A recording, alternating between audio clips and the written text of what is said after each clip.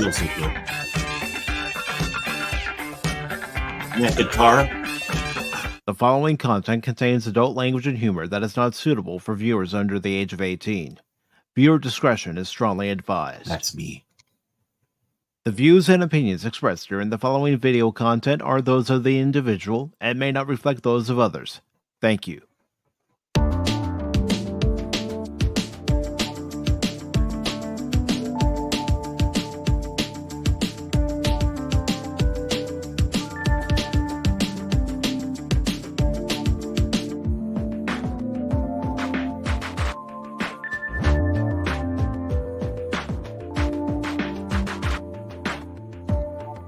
The fastest growing channel right there. Right, Cash? Oh, speaking of Cash. Yeah, man.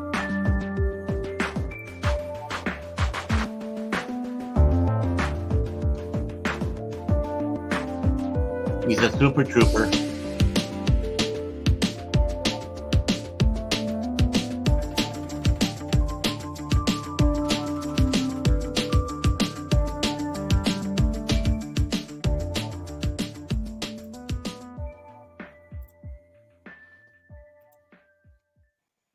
Good morning, good afternoon, good evening, and welcome one and all to this edition of Pacific414 Pop Talk here on this Mother's Day Sunday, along with Cashmoney007 and Baron Orman Tagge. I am your host, Mike, and this afternoon we have several stories that we are going to discuss, and one of them comes from Bounty in the Comics, and it's about Wizards of the Coast. Purposefully and clearly gender swaps warrior featured on Dungeons and Dragons red box cover art. That's by Spencer McCooley. It was posted on May 8th. And the next story we'll talk about this afternoon is from Superhero Hype. And Ernie Hudson reveals why Rick Moranis, I was about to say Mick, but it's Rick. Come on, Mike, you know that. Rick Moranis turned down Frozen Empire appearance. Then we'll talk about an article from Fandom Pulse where it says, after upsetting their fan base with female custodies, Games Workshop announces Warhammer 40k price increases. Yeah, that's doubling down. That's filling upward. Yeah.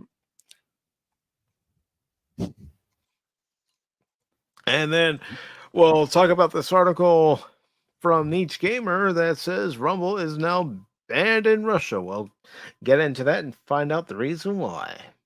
I don't a really deep reason. I think there's stuff that's absolutely specific.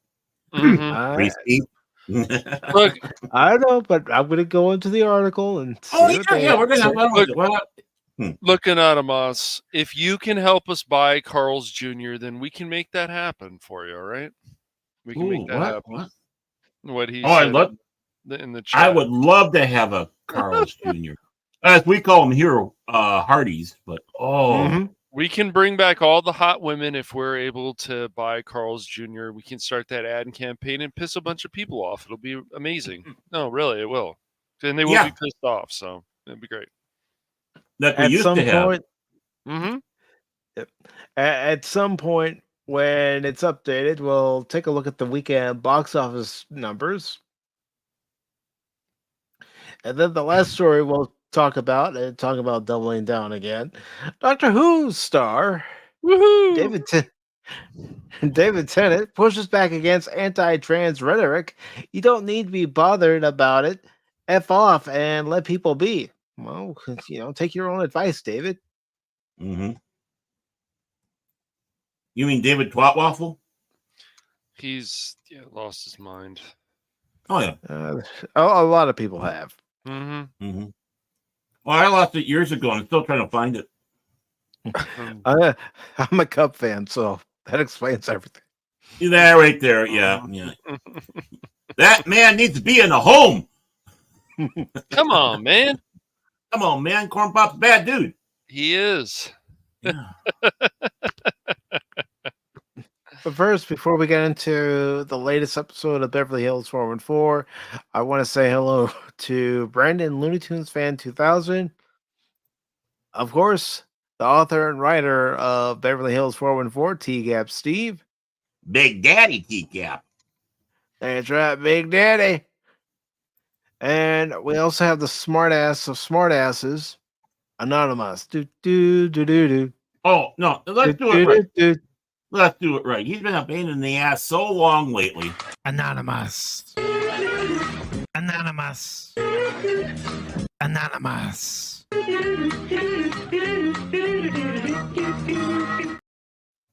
That's for you, buddy. Because we know you love it. Oh, yeah, of course he loves it. You know, I don't want my pain taken away. I need my pain. that's it in a nutshell.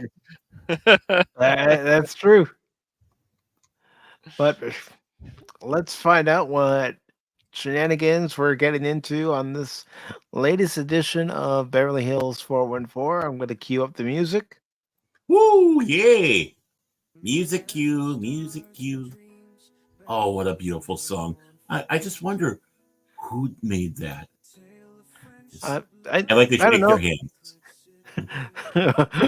Don't you shake the hands every time you wash your hands? And other things. I don't need to know about that. What, peeling potatoes?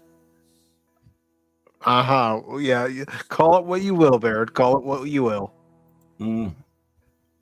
So, previously on Beverly Hills 414. Mike had spent a good bit in the morning just relaxing. Dinner had been wonderful last night with the most enjoyable company. And the next morning was always better with a hot breakfast. He had a long shower and was just lounging about his place with his hot coffee, and even the news he was pursuing seemed to be nothing but fluff pieces intended to share feel-good stories.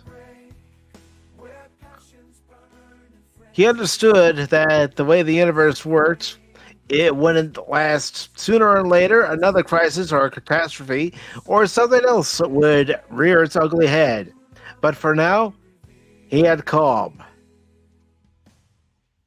Another fresh mug of coffee in hand, and he had just took a sip as if that were the cue. The rapid fire knocking on his door had him sigh just a bit. He could tell by the sound it had to be Baron. He barely had the door unlocked before Baron was already in the door and talking. Mike knew he should be listening, but he kept being distracted by Baron's beard. Baron and Anime Jace had defeated the Ikami, something involving compression and yet another dimension, despite Prismatics falling asleep at the return controls. He knows as soon as he was able, he headed over to Mike's place, starting off on a rapid fire retelling with a little embellishment. It's the truth, I swear, of his adventure that he had to have lasted all week. And this is where you can take it, Baron. Oh, I didn't realize I was working today. Well, in fact, I didn't even know there's... We're all reading this episode of Beverly Hills 414. Well, I didn't even know it was a show. I just thought we were having a nice conversation backstage and, chatting. But it's like, what? Show? Okay. Mine. Okay. And that's when I drew the bead on the big ugly and blam. Turn him into Swiss cheese. Or is it Japanese Swiss cheese? Does Japan make Swiss cheese? Or does it have to be Swiss? Anyways, whatever he was doing, Jace, not asshole Jace, but anime Jace, if that were clear and and we only had like a minute to get clear. I don't talk that way. And then it was a race to the wire. Oh, and as a side these e-commie were tied to technology stuff. So if you had anything electrical go haywire in the past, wow. It's not only been one day. Baron Pause says there was a knock on Mike's door. And by the way, that's probably why we've been having problems with hill divers. Noticing Mike had been looking at him strangely, Baron tilted his head as Crypto came bursting in. What is he, Cosmo Kramer? Cosmo, yeah. Well, Cosmo Cash. Oh my God, Mike, you won't believe this. Mm-hmm. Bob Berdisman of Fandom Whack Job said, it should be surprising, though. If Baron hadn't been there, he might not believe it. Crypto had spent most of the night contacting many of his past nemesis, at least those he had numbers for, and sharing stories of the old days, even those that happened last year. Well, they're still old days, right? Right? Doesn't matter. Yeah, it had been refreshing to recount stories and tales of the dire pearl and narrow escapes, reminding him that Phil was just an anomaly in the manner of respectable foes. Respectable? It happens. He had headed directly over to Mike's place since he had to share the news, and he had this brilliant idea on how they can recycle those decommissioned helicopters. Baron won in a poker game. Wait a moment. I've got helicopters? And nobody told me? Cash, take it away. Hi, Cash. All right. Seeing both men there, he grinned. Guess what, guys? I'm still an amazing nemesis and worthy opponent.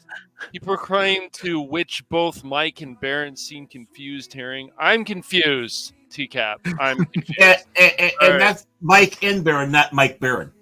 Yes, Mike and Baron, yes. So I was starting to wonder, since it seems only really Phil has been trying to harness me of late, and he's kind of, really lame, and I called up my old little black book last night. Okay. Wow, he's got a black book on his enemies, not girls. Suspicious. That sounds suspicious. Very suspicious. It does. Yeah. Crypto paused as something caught his eye, and he tilted his head. Baron, are you trying to impersonate Bluebeard the pirate? What? Right. Yeah. He asked, well, you two do say that you're pirates, especially when I'm not around. That's true. In fact, I got a background for you when we do take over. Oh, Cash liked it. Yeah. Very good. Yes. He asked, noting the blue smeared into Baron's beard. Okay. Must be frosting. I think so. I was wondering if he had spent the night with someone cosplaying as a Smurf. Mike said, starting to laugh. Baron looked down to see the blue from his adventure still there. I thought it might have been an Andorian woman. There we go. Just a Smurf, or are we hoping that it's someone cosplaying as Smurfette? Crypto laughed as well. Baron frumped a little and then smirked. Better than having blue balls, right? Oh, for fuck's sakes. Baron joined in the laughter, and they all just enjoyed a nice, rare moment of levity. A bit of calm enjoyment in the eye of the storm, which is life in Beverly Hills 414. The production staff at Beverly Hills 414 would like to apologize for the lack of large, dramatic fight scenes and flashbacks in this episode. Many were planned. They were epic. We then remembered that effects and extras and sets and such cost money, that our eyes had exceeded our budget, and we were stuck only making the reference instead. Beverly Hills 414 returns soon for the start of a new season. Please be advised that we do not do reruns. We only recycle interns and plot hooks, not footage. Well, that's better than most shows. I mean, Yeah, that's heck, true. everybody remembers a certain episode of Next Generation. All it was a clip show. Right. Oh, God, horrible. Thank you, loyal viewer, and stay tuned and enjoy the blooper reels, which will be coming soon. Yeah, That's us live. That's us Yeah. live. Bravo, Steve. That was a great Thank you, outro Steve. there. And that was so Monty Python-ish in points.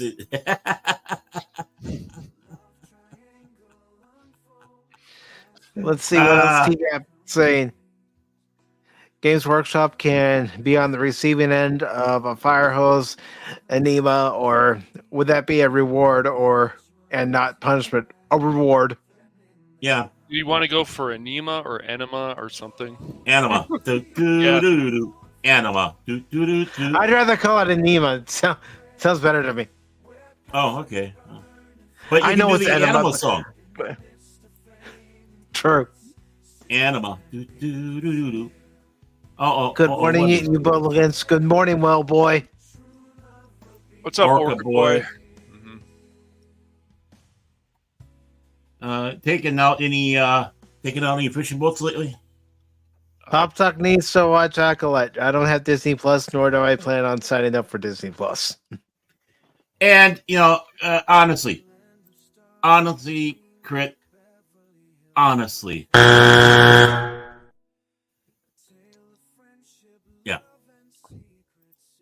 Yes, Crit. Let us watch another yet potential Star Wars show that has what is it? This time the villains is the underdogs, and yeah, it's gonna be great.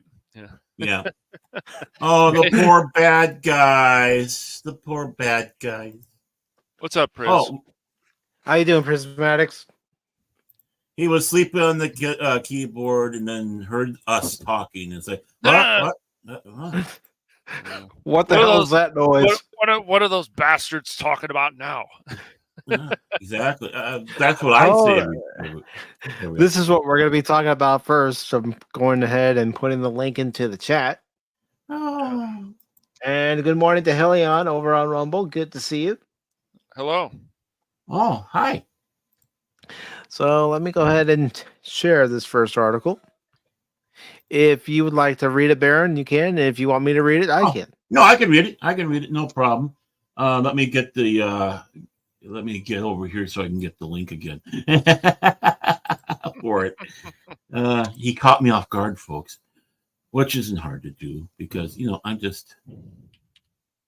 Wow, it took a while, but there it is. Me. So this, of course, like you said, Spencer Bakuli from Bounty in the Comics Dateline, May 8th, 2024. Wizard of the Coast purposefully and clearly gender swaps warrior featured on Dungeons and Dragons red box art cover. Now, there we go. Look at that. That's the original Larry Elmore right there. Great. One of the great. Hold on. Prismatics, what do you mean by you people? Come on, if you see Tropic Thunder, you get the reference. Yeah. Actually, I've only seen that once. Oh, by the way, you know what? The sun's over the yard arm, isn't it? Just a second. I gotta get ready to read this story. Yeah. There we go. Oh yeah. Baron's sitting back with a cold one. He's like, I'm doing Pop Talk. I might as well drink a few brewskis. Yeah, a little old Milwaukee, or as we call it, old swill. Okay. I think now I'm ready for the shit show. So, hello, pop culture mechanic. Got something Good for see you you, to Pop. fix. Yeah, you're a pop culture mechanic. We got something for you to fix. Watsy, listen on. You'll find out what the problem is. So, of course, here's that classic art.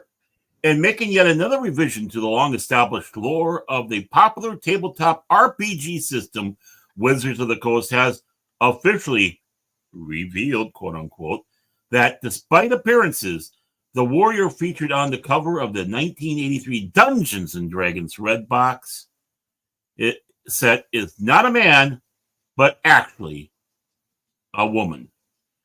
Can we say? Hold on. I've got a clip to play. It's our favorite. Play that clip. Yeah. Okay. The hell you say? Mm-hmm. Those of us in the know that this is BS. First of all, Larry Elmore draws the most beautiful women. And you can tell if it's a woman from the back, the front, the side, especially the side. It doesn't matter. This is not a woman. That does not look like a woman. That's a dude. It's a guy. That is a classic Larry Elmore man doing this. And I love the fact that it's a mystery. You don't see the face. It's good. Really good, actually. I mean, this art is beautiful, actually. I'm not going to just say it's good. It's beautiful. It is. And it gives that sense that you're going into this magical realm and you're going to be taking this on. Now, obviously, it's a man because back then, who was mostly playing it? Young boys, and such. So this is you looking at the adventure, which is why you don't see the face. You can place whatever face you want on there. It's that, it's supposed to be ambiguous like that. Yes, but and no. What are you talking about, Phil? Go look in the books of TSR. I mean, the TSR art is beautiful. It was beautiful for more than 10 years, I would say, at least. Oh yeah, more. I mean, when you had Elmore, you had I hate when I have mental blocks on these people's names, but yeah, all the way across the board. And yes, they put women in prominent positions. And I'm not talking about, bent over giving the cheesecake look. No, positions in there that you could tell that these aren't no shrieking violets. No. These women are strong women. Oh my God. We had strong women back in the 80s in Dungeons and Dragons. No, man. Right, come on, man. Especially if you look at a lot of the Dragonlance books covers, and even supplements and modules and such. Yep. All the detail. Yep. The detail exactly. is amazing. Yes. And Larry Elmore. I mean, obviously this is an early one of Larry Elmore, but and definitely got better as he's gone along. You can tell the detail that he has, which makes him one of the greats. So we shall continue here. One of the most iconic images in the entirety of the franchise, the red box artwork, made its debut in 1983. 83. It's epic scene. 41 years. 41 years ago. Mm-hmm. It's it's epic scene adorning the front of the game's 3rd edition release. Painted by noted fantasy artist Larry Elmore, the cover art depicts a faceless warrior seen from behind with a blade in hand and a horned helm adorning his head, lunging into battle against a roaring crimson dragon, red dragon, and all in all, the perfect piece to quickly and efficiently communicate the game's identity to any potential customer who sees it on the shelf. And absolutely. I mean, look at that. Boom. It's just like, given their rippling and stocky physique for the last 40 years, an assumption has persisted among D&D players that the battle-locked warrior was a man.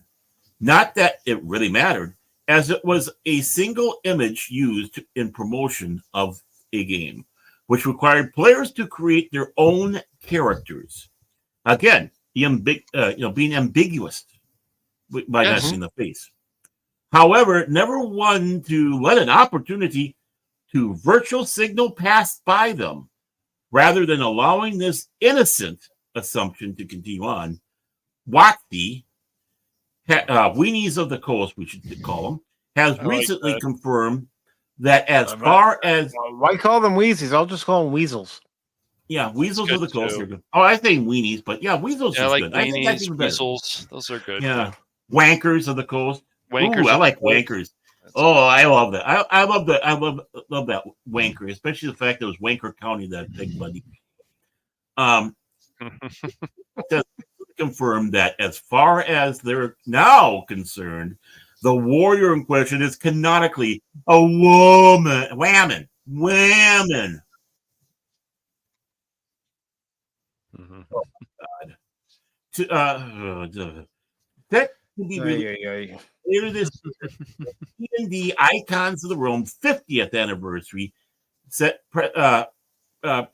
presents players with a total of 70 new game miniatures, 60 standing figures, and 10 secret chase figures for use in their respective tabletop campaigns. To this end, one of the 10 secret chase figures will be none other than the Red Box Warrior themselves, their specific miniature recreating the original pose, swinging sword and all. However, in a move the publisher himself admitted to comicbook.com was done purposefully and clearly. Rather than a man, the miniature very clearly depicts the warrior as a woman. No. I mean, yeah, there's titties, but no, that is not a woman. Notably, following this gender reveal, Elmore himself took to his personal Facebook, the man who did the original painting, right? To clarify that while Wankers of the Coast were free to interpret the warrior as a member of the fairer sex, he had, in reality, always considered them to be male. I recently was asked a question about the ancient red painting I did for the box cover of the Red Box edition. Wrote Elmore on May 7th.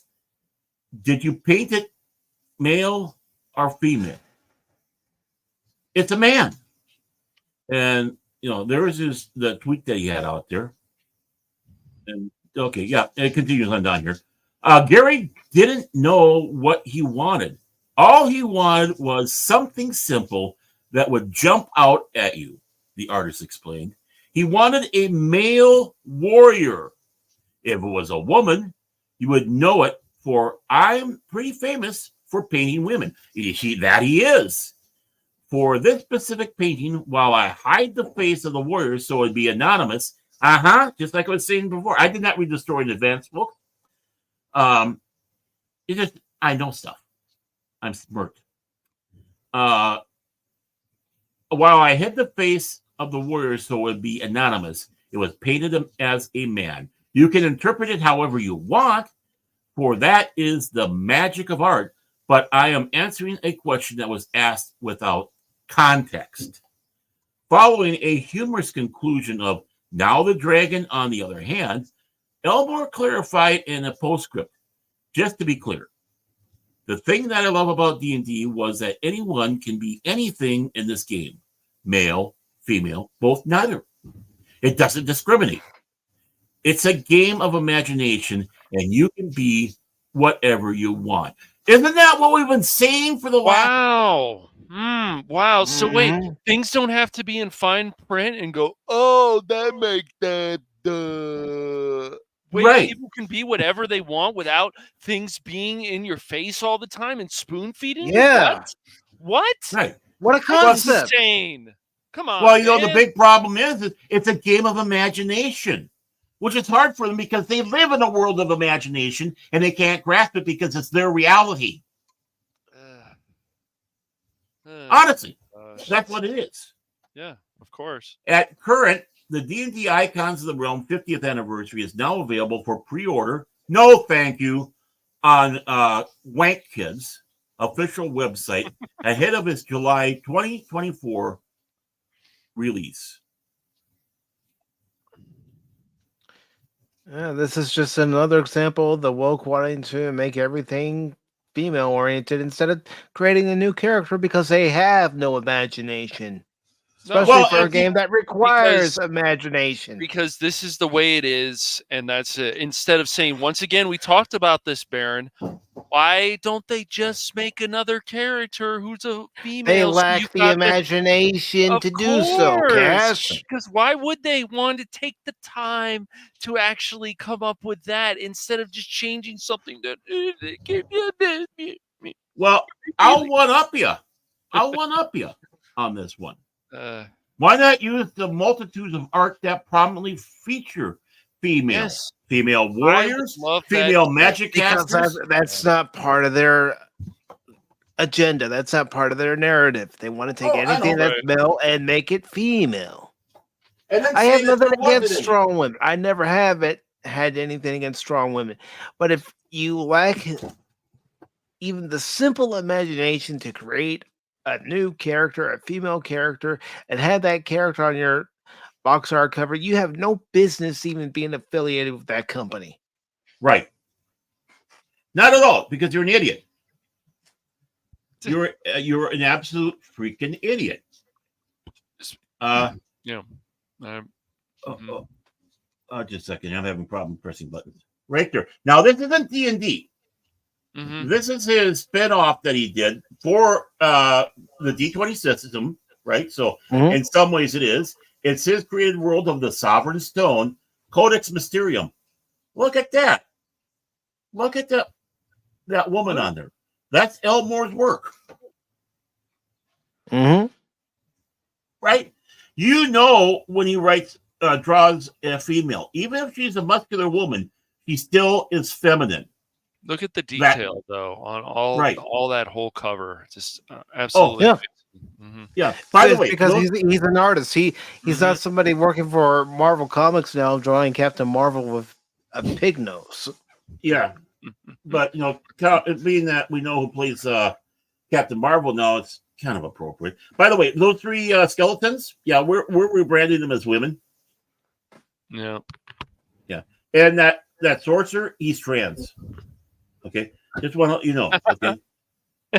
No. I mean, this is Larry Elmore's art. This is, obviously later. This is 2000, 2001, 2002 art that he had.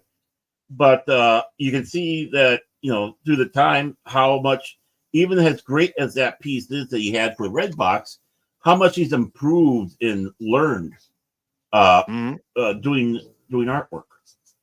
Mm-hmm. That's what happens. You do something, repetition, you improve, you get better. Yes. Right. You have to. Mm-hmm. I mean, that's slightly D&D because it's even though it's its own thing, it's set in the D20 system, which was the generic that they had. But women were prominent in D&D artwork, and we're not talking about as little sex bombs or anything. You had the proper maiden dresses that he did, so they'd be standing there. And look, do I have? I might not even have it near me, sadly, but the Snarf Quest series that he did, which had a warrior that was prominent in there, and she, she was toned and all that, but she wasn't this burly creature that's on that box. And you run over on Rumble says just dump Wizards of the Coast. It's a thriving independent RPG. Come on, Mike, say it right. Role-playing game. Yeah, you're good. Yeah. If you have to play D&D, Basic Fantasy is a free alternative. You're right. You're wrong.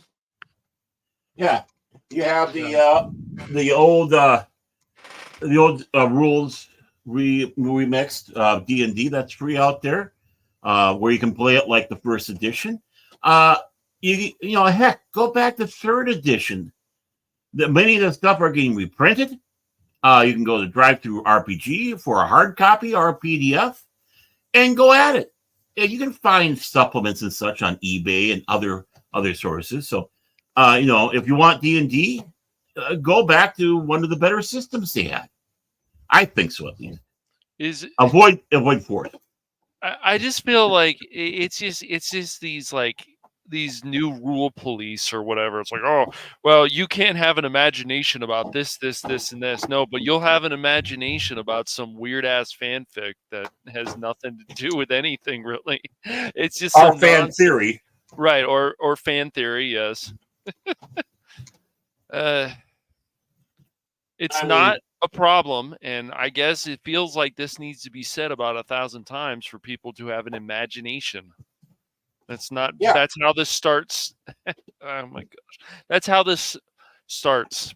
This is a good thing. It's not a bad thing, but well, they always encourage that. Use your imagination. This is your world. Do as you please. Yes. Especially in the early days, it was kind of open world. You want to make your own world, and you can still do that, especially when you got to the third 3.5 system of D&D. That was encouraged. Yeah, you want to make your own world? No problem.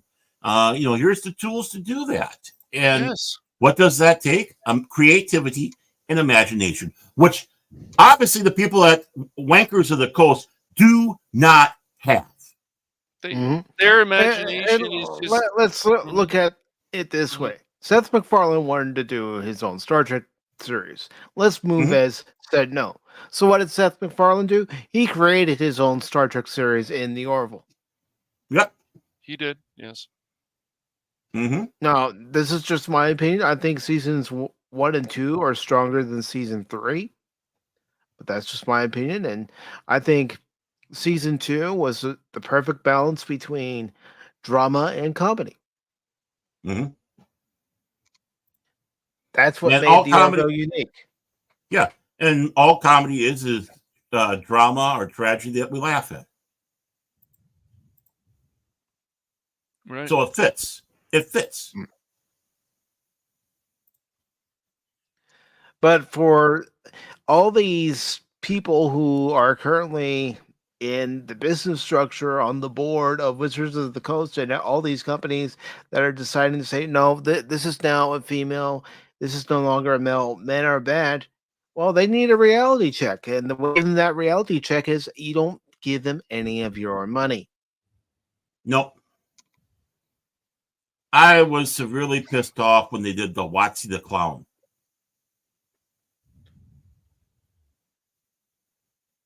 When they did Watsy the Clown, where it was basically a full-fledged insult to the old-time gamers. Let's make him an ugly, obese, slobbish-looking creature. Zacko is, Zacko the Clown. Zacko was the two-hit formula that you had. So that's directly aimed at first, second edition players, particularly second edition. So you're going to go out there, put this in an official game. Not fanfic, not a fan game, not something where a bunch of idiots are sitting around going, those old people, they don't know anything, as they pick their butts and belly buttons. Oh, everyone's favorite penguin besides Punk Waddle. We'll pick Linux laptop. Penguin Dome, 2 penguins in it, 1 penguin leaves.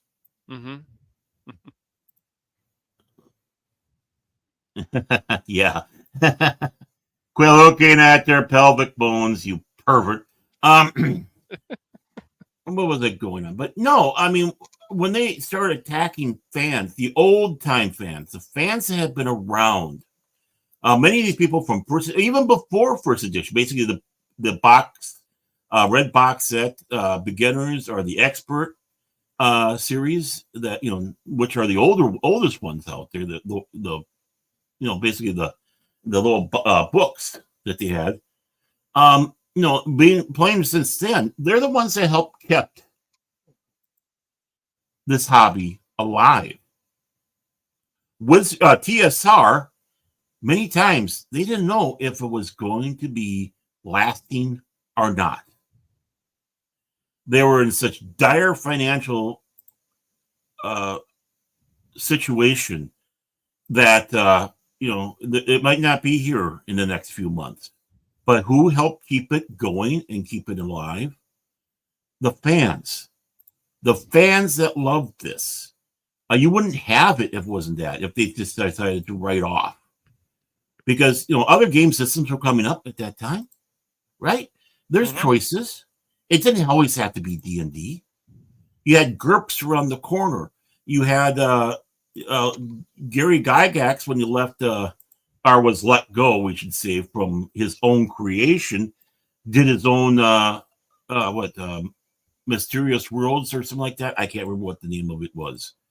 That TSR didn't like because they thought it was too D&D-ish. Well, just because you're in a dungeon and all that doesn't mean you don't have full claim to it. But we hung by there. We hung by there with the big devil scare, the slandering, the lies, the hit pieces, like 60 Minutes, right? Oh my, these people are respectable, aren't they? Okay, let's go out with something that's specifically going to be a hit job with lies. Mm-hmm. They were lying through the whole fucking thing. Mm-hmm. Of course. Mirroring us players. Yeah. Mirroring us young players, because many of us were preteen, going in, teenagers, and that stuff. So that's what they were attacking. They were attacking us kids. They're calling us Satanists and all other things for being part of this game. That is imagination. I gotta get that clip from it. But we were there. We were there for every struggle that TSR had, and then following through, of course, West End Games had some issues too, but we still hung in there. And this is the reward we get.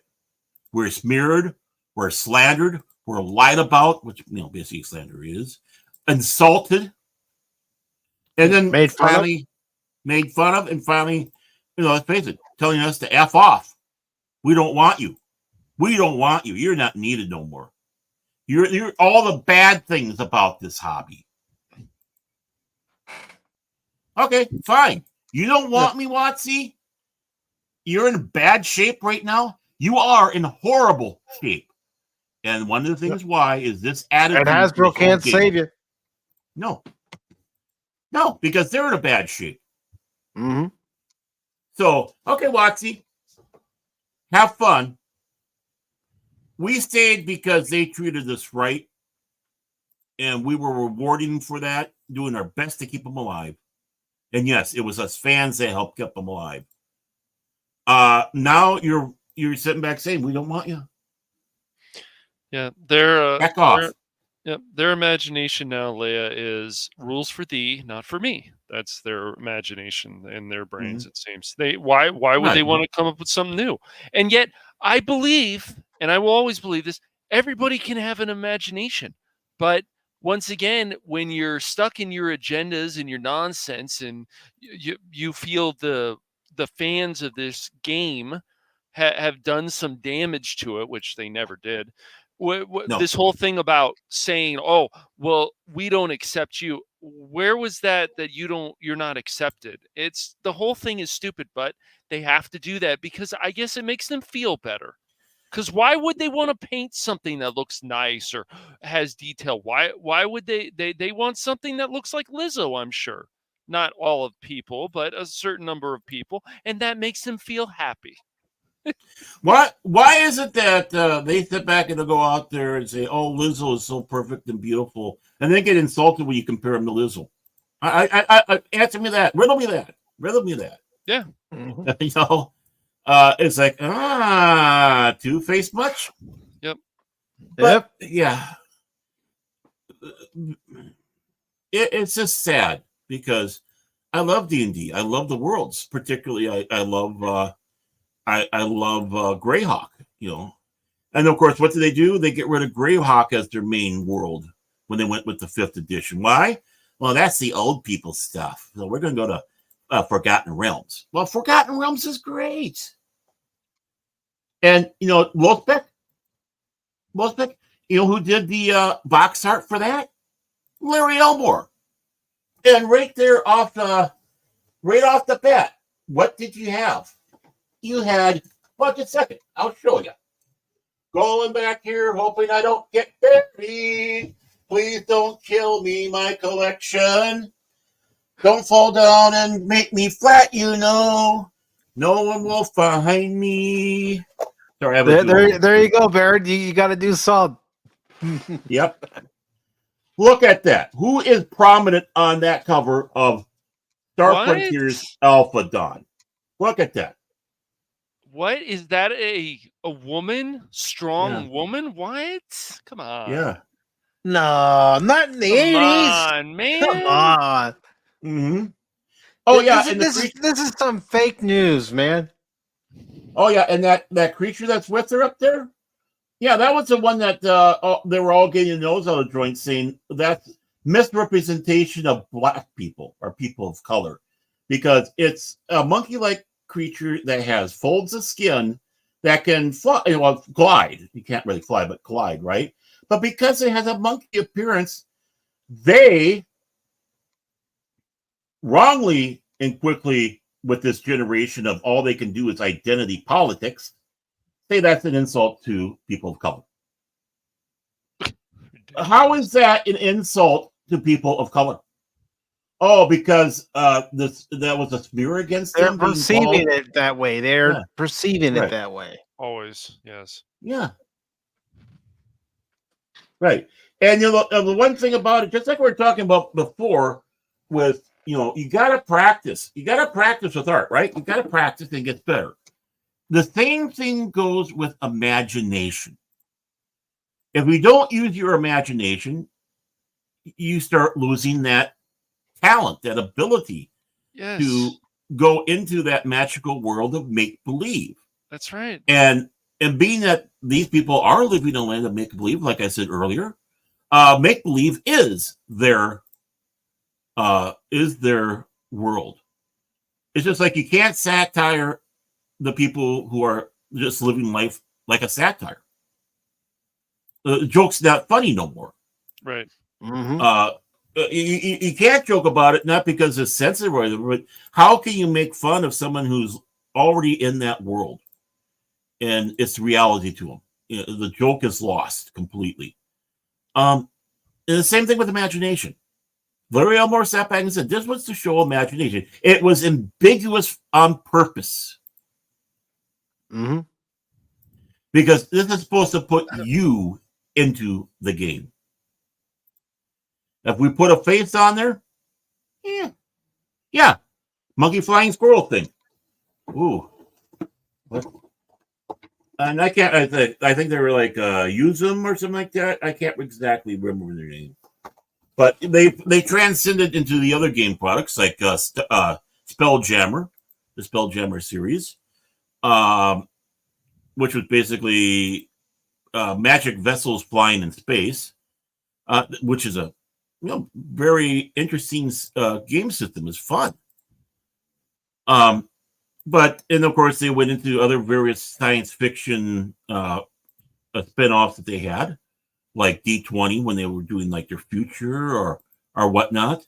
So they've been kind of prominent in the background, but they see that and automatically the racists that they are, they're the ones that are. Mm-hmm.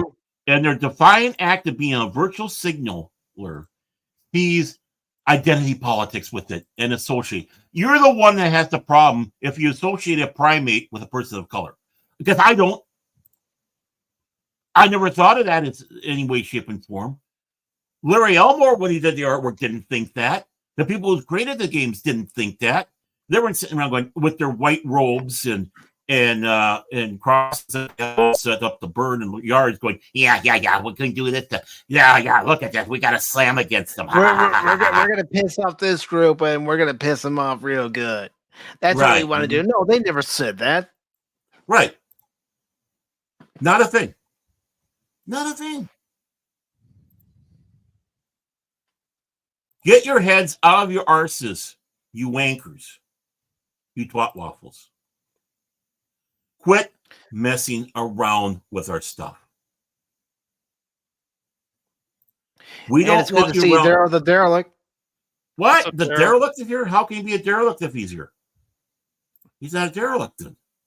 He's in the coolest place on YouTube right now, where everybody knows your name. You know, they should make a TV show about that, where everyone knows your name. What we call it? Which of you two is going to be Cliff, and who's going to be Norm? I'll be Norm. Well, you know, yeah. See, I'm fat enough to be Norm, but you know, I'm really a Cliff. You know that the average postal carrier, when he's out there, can walk. You know.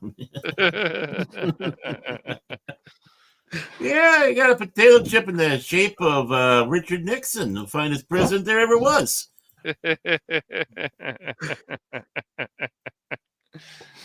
No, it's like, this is what we don't like about you.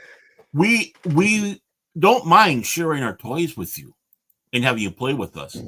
But when the first thing you do is start taking our toys and breaking them, and we say, stop it, and they say, no, I'm only making them better. They weren't right. We don't want you to play with you no more. Well, Yep. Okay. You just did it now. I mean, for me, it was Watsy the Clown. But this is like double, tripling, quadrupling failure. You didn't feck it up enough the first time. Let's do it again and again and again. Eventually we're going to destroy this property. Yeah. And I don't care. And this whole notion about how you look at something and you're like, that's racist, that's sexist, that's this, whatever. It's like, I just want to see what I consider beautiful art. I don't care what color skin the characters are. I know these people think that we do. We don't. We just don't. I just want to see beautiful art. And all you have been doing, especially to minority characters recently, and if you don't think it's true, you can look at stuff like Forspoken, you can look at other things. They don't look that good. So you guys are disrespecting these characters that you say you care so much about. Right. I mean, for crying out loud, they're the ones that put, I'm sorry, I'm going to say it, primate looks on Doc, not Doc. Look at what Marvel did. Samuel J. Character's character. Mm-hmm. Samuel J. Character's character. Look at Go ahead. I always get a mailbox and thing, but I saw some artwork where no, it was Samuel J. Jackson as Mace Windu, and it's like you look at it, it's like it's like my God, you just did a racist piece of art here. You're the ones that made him look primate. You're the one that's slapping and insulting here on him. Right. I am rightly offended by that because he doesn't deserve it. No. And you're proving that you're the ones that have racial issues. You want to talk the talk, but you certainly don't walk the walk. No, they don't. They never do want to walk the walk. No. How dare they?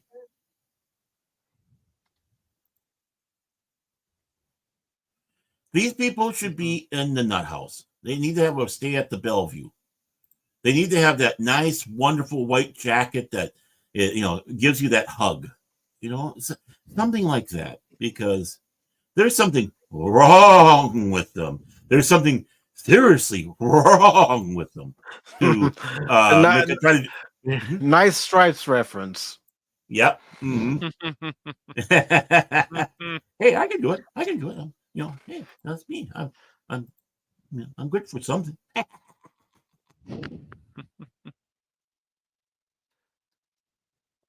But, so, anything else you guys want to say about this? I know I'm not going to go out there and proclaim a full-fledged what would you call it, ban or cancellation or whatever. I leave it up to the individual. If this pisses you off, don't feed the trolls. If you like it and you think this is cool, fine, go ahead. I don't care, right? Me personally, I'm doing my own form of culture canceling, and that means I'm not going to open my wallet book and get anything from them. That's me personally. If you don't like it and wish to do the same thing, fine. If you don't like it but want to continue, what's wrong with you? Don't go against your beliefs, right? And if you think this is the greatest thing in the world, blah blah, go ahead, keep on supporting them. There's not enough of you though to keep it alive. That's all I wanted to say. I'm not calling for cancel culture or boycotts or anything like that. No, I believe it should be on a personal level. that's right. So you reflect upon yourself. Do I really want that new Wankers of the Coast book or not? Is it going to be worth my while? Am I going to burst the aneurysm going through this? Well, if you're fearful for that, then don't. That's all. Now to bring something positive, and the reason why I say this is something positive is because I bought this game when it was on Epic Games. It still is on Epic Games, but that's where I first played it last year. And I had one heck of a fun time playing this game. And if you're familiar with Telltale games or any type of point and click game, I think you're gonna have fun with this too, because at the end of the day, after I played this, I felt like I had just seen a genuine Star Trek episode, genuine Star Trek movie. Not the new stuff that's out now with Alex Kurtzman and Secret Hideout, but I mean real Star Trek. And guess what's coming to Steam next Thursday, gentlemen? What? So Yes. so you're trying to say that this game on Epic Games is an epic game, and you had to have a cigarette after the game was done. Okay. Well, I remember, Baron, part 2 of the gameplay. I kept saying, Oh, yeah. I did here. And I'm still I kept mad at going. you. I'm still mad at you. I know you are. I know you are. I know you are. And I kept going. Kept going. You want to know Kept why? going. The story sucked me in. Like I Mhm. said, I felt like I was watching a genuine Star Trek episode, genuine Star Trek movie. That's how good it was for me. That's how good my experiences, part 1 and part 2 of the gameplay were for me. Mhm. So I'm going to go ahead and play this trailer. Ooh.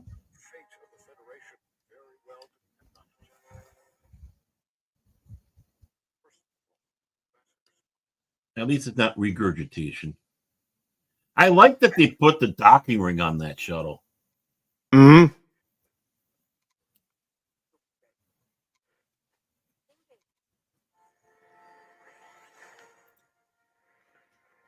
Look at that. So you're trying to say that this epic game is an epic game? Yeah. Mhm.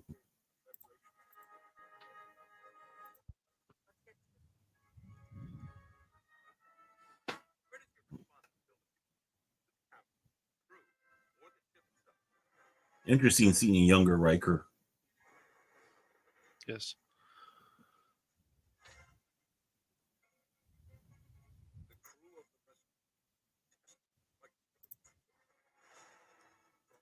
We're running. We're running.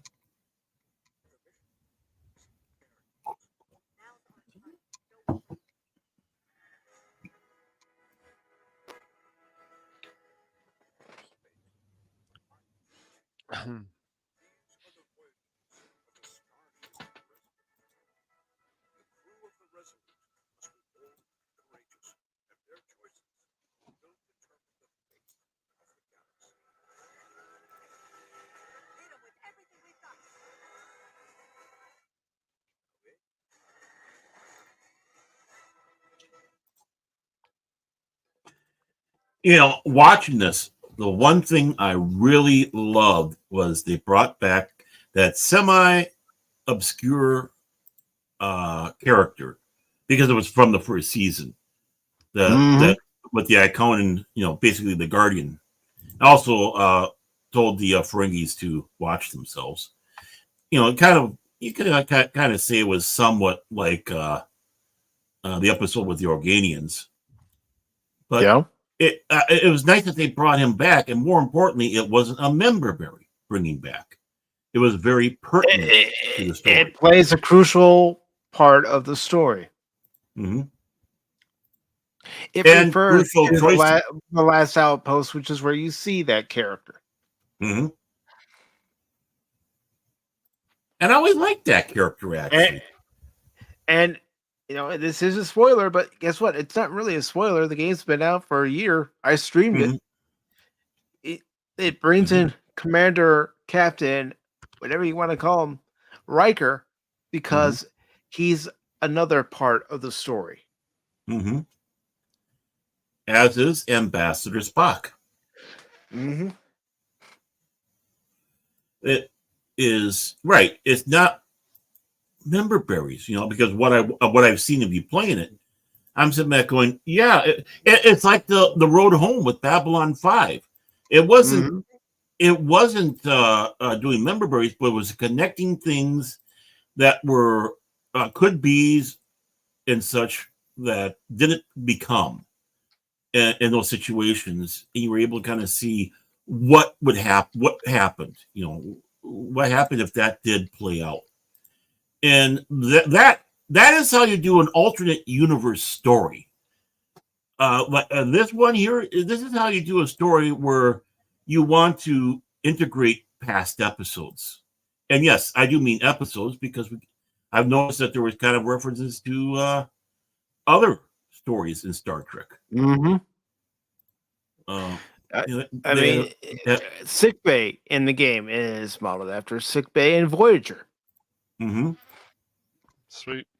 The bridge is more of an homage to the Excelsior Bridge from Star Trek VI, The Undiscovered Country. Mm-hmm. Yeah, they kept the aesthetics.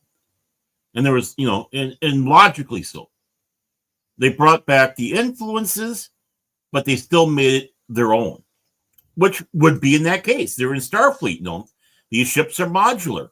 These ships, have certain the same looks and such, which is great. They didn't go nuts going, oh yeah, we need to redo everything for a modern audience because they wouldn't like these sets back then, and they'd laugh, and they just only look like cardboard and look like they're about to fall down and were cheaply made. All the bullshit, which it is. They were well-made sets in the original series.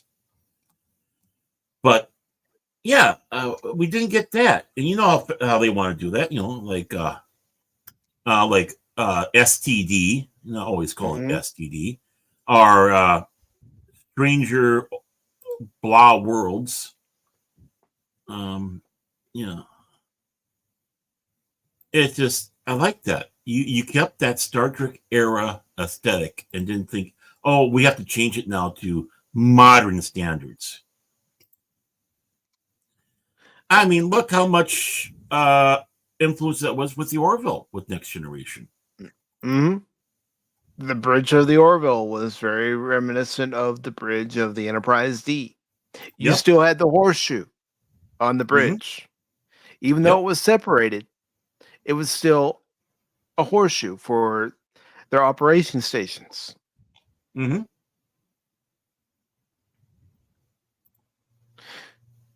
And I'm going to keep pushing games like Star Trek Resurgence because, again, it's a good game. Yeah. It was fun watching. If I can sit there for 8 hours when I can, because I'm able to enjoy a game that's brought me in because of its story and its gameplay, then I'm going to praise it to high heavens. Well, yeah, I mean, imagine how numb Mike's butt was after playing that game. I can't feel my rump. No, I had to, push myself to motivate myself out my chair because I'd been sitting there for 8 hours. And you did better than me. Usually have to make myself fall off the chair and then I crawl someplace. Even the interaction I got from folks who were watching both streams, they were like, "This is Star Trek." Yep. I don't know how many times I said that during the stream. Keep saying it, Baron, because one of the things I do like about games like Star Trek Resurgence, the Batman game, the Back to the Future game that came out, and the Walking Dead game that came out by those at Telltale, and of course those who are from Telltale who worked on Star Trek Resurgence, is that your choices do determine the rest of the game. Right. And sometimes those choices have both a good and a negative impact. Mm-hmm. I'm not going to say which ones are that. I don't want to, you can watch it. You can watch the stream, but I'm not going to say it because I still don't want to. There's people who haven't played or watched it yet. So I don't want to spoil anything. But yeah, it's just like Star Trek. It's just like Star Trek. You have decisions. What I'll go ahead and do for those of you watching on YouTube and Rumbles, I'll go ahead and pull up that live stream, both parts of it, and post the links for them in the chat. And if you want to watch the gameplay, go ahead. If you want to wait and experience the game for yourself, hey, why not? You should break it up into chapters so people can, have little short views, because 8 hours of watching a game sometimes. I gotta go to dinner, but I can't move. It's sucking me in, because it does. We're so hungry for this. We, the fans, are so hungry for this. Real Star Trek. Yes. Yeah. Am I saying that STD and strange, stupid new worlds are not Star Trek? Yeah. Not real Star Trek. I'm sorry. It's not. Here you are, somebody's like going, geez, when is Patrick Stewart going to show up? We got Riker. Because this feels just like an episode. It's like, this is what they should have done if they wanted a new series. Quit going into the past. Mm-hmm. And yeah, the big problem for me, I'm going to sound like a wimp, but I'll probably be emotional when I start playing this game. For real, not one of these show things, because it's like, finally, I'm in there. This is something that not even STO can recreate for us.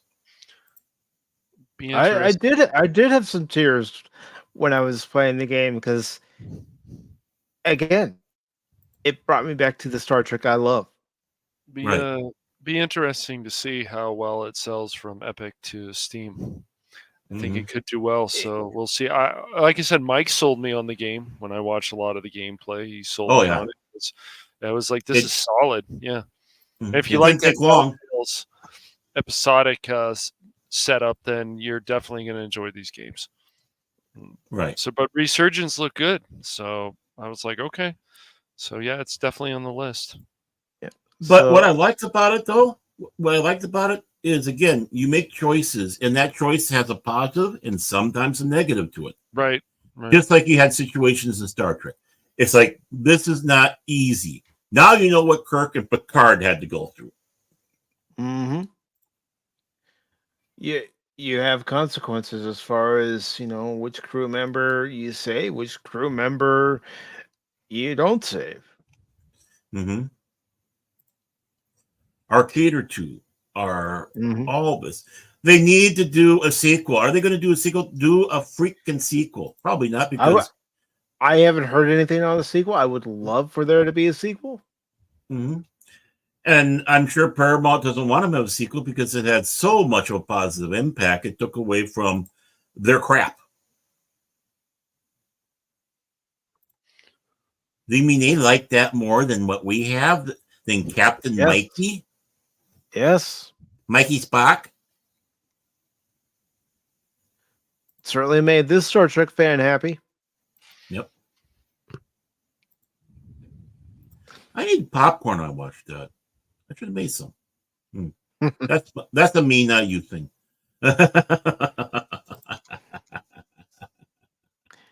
So, shifting gears to our next story here on Pacific414 Pop Talk for this Sunday, comes from Superhero Hype.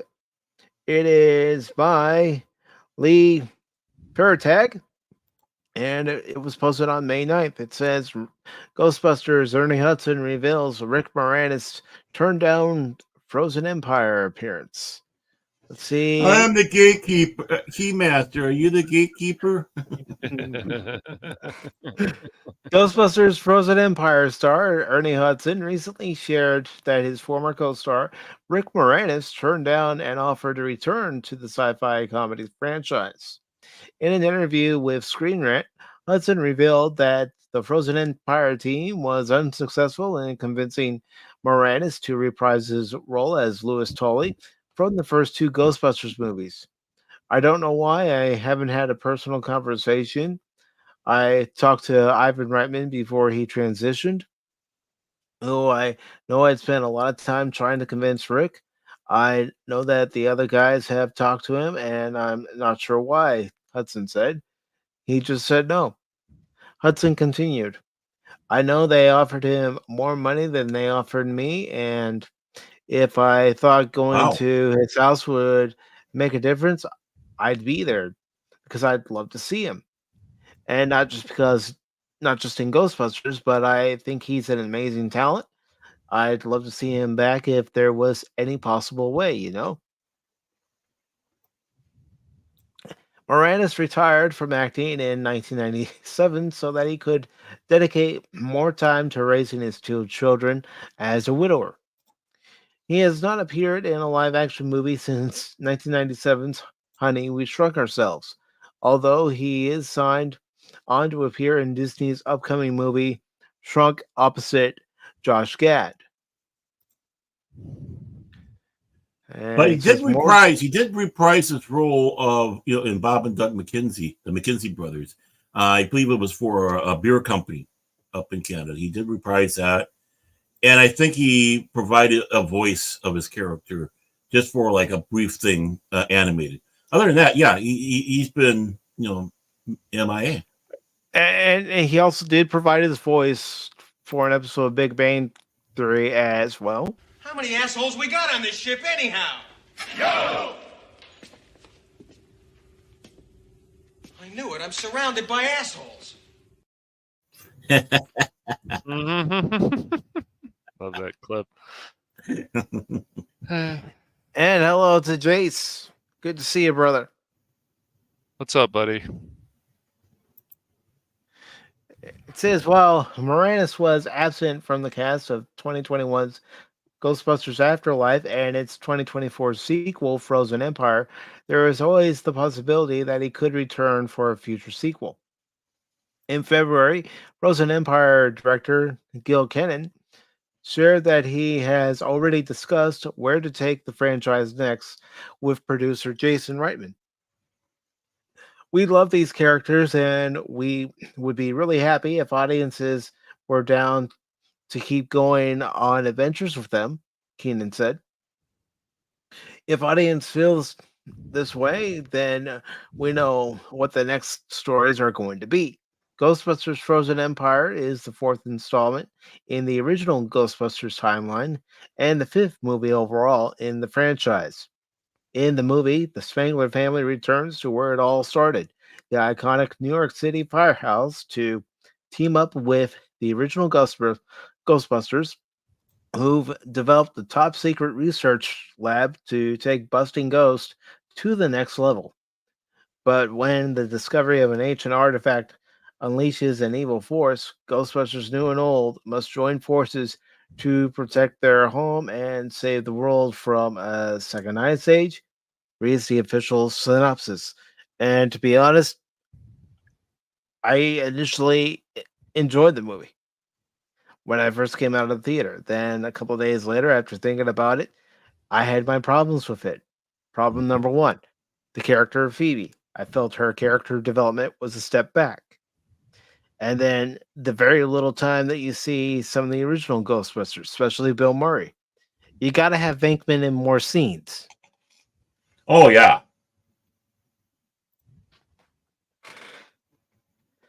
And some of the story choices like this, and yeah, this is a spoiler, so I'll go ahead and bring up the spoiler card.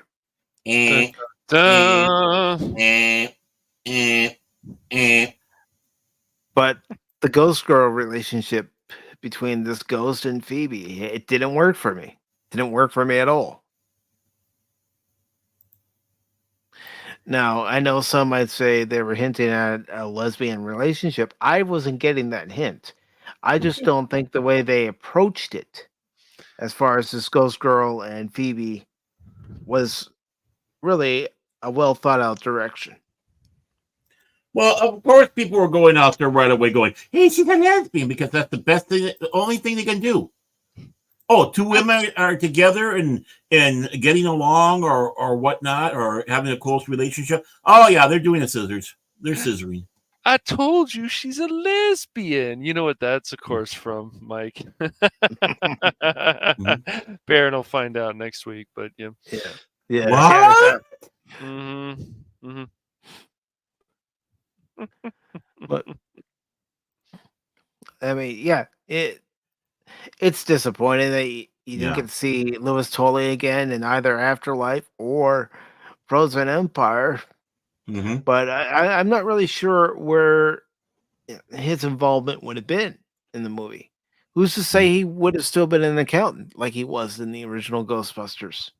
Well, I was thinking, since they got that top secret lab and all that, they need to have an accountant to be able to shuffle funds and stuff like that to make sure it stays secret. And can you imagine his kibitzing about the whole thing? It's like we spent so much here, so much. Yeah. I can imagine that, but I would have also have wondered if after his experience in Ghostbusters 2, if he would have hung up the calculator and put on the proton pack. Interesting point. Maybe so. Oh yeah. Well, maybe he does a little side work like that too. He does both. He's multitasking. Multitasking, I tell you. Oh, I don't know, guys. Are we really sure we want to carry these heavy proton packs? I mean, they cost a lot of money. Did you realize that you're in the red because of the last proton pack repair? I can see that. And he's as he's putting one on. I can see that. Yeah, that'd be funny, because that would be the character of Louis Tully. That is 100% the character, and the rest address animas, not anima. Whenever he goes out in public, he gets hit. Well, he only was assaulted that one time, and to be truthful, I think that was random, because you have that problem in New York, the lawless city and the lawless state of New York, living his dream as the full embodiment of escape from New York, except we don't have the two towers. But yeah, you had people going out there and just randomly hitting people and attacking them for no reason except for the fact that person is there. It's a problem. It still is. They just don't want to talk about it because everything is all fine and dandy there. But unfortunately, he was a victim of one of those schmucks. And I hope they found him, and I hope, drawn and quartered. Maybe do a little Vlad Tepes on him. Just put him in the ghost trap. It'll be fine.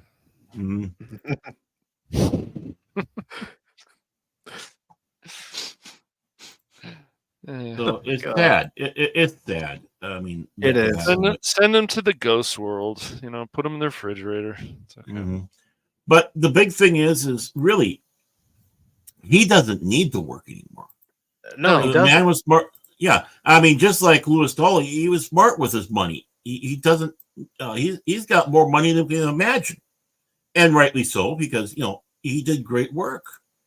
And the thing is we all love him. I think he knows that, but why does he need to work? Maybe he does not like how Hollywood's gone. He doesn't like how movies are done now.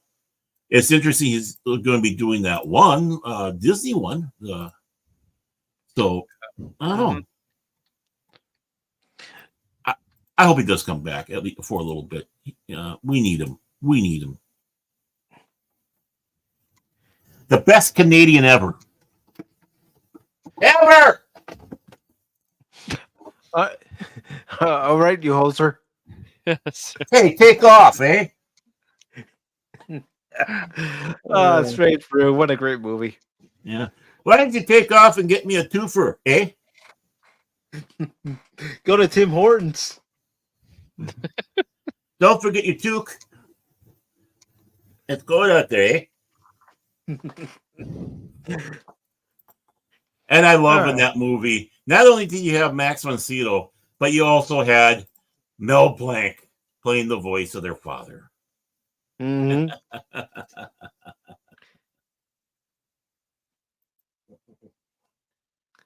I mean, look at how good he was in Little Shop of Horrors. I mean, you can just go down the line. It's just Spaceballs, of course. You know, just yeah. Honey, I Shrunk the Kids, the first one. The second one, the first one though was good. And the third one, honey, we blew up the kid. It's like, really? But no, and people don't realize it. A lot of his lines he does in there, just like Bill Murray and some others, Rodney Dangerfield, he drops in ad-libs. Because that's how good Bill Murray, Rodney Dangerfield, even Richard Pryor. Yep. Yes. That's how good they were. They were able to ad-lib lines. If the line that they read in the script wasn't quite working, well, guess what? We're going to ad-lib. Right. Or even add to the joke, take it one step further. And that's because, well, he was Second City,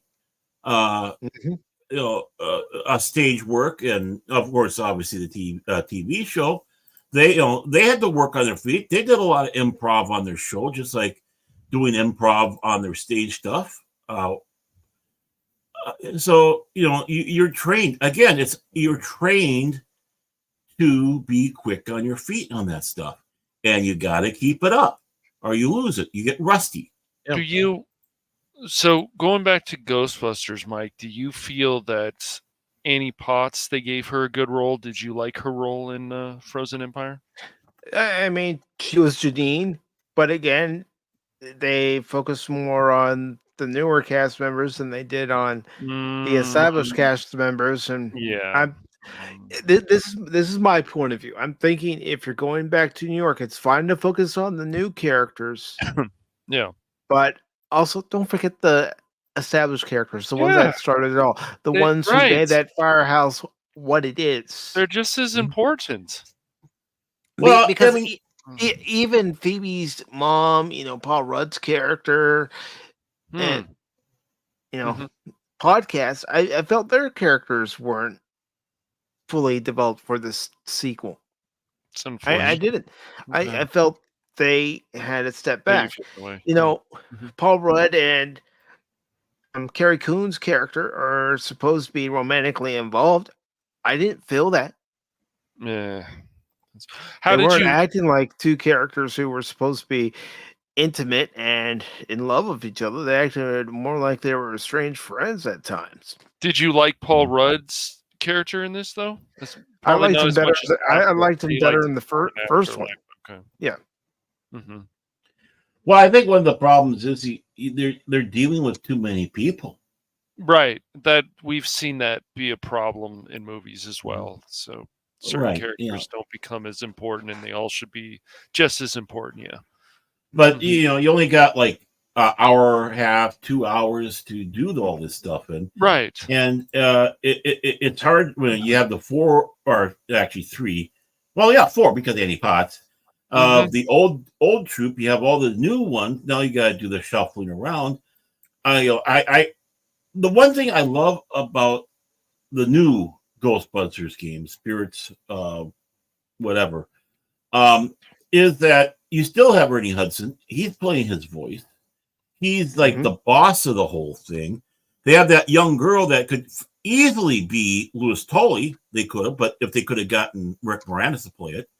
But you have all this new team, and you got Dan Aykroyd in the ghost shop next door, the bookshop next door, and providing advice and such like that. That's how you do it. They're still prominent. They're still in there, but they can't do everything anymore because they're older.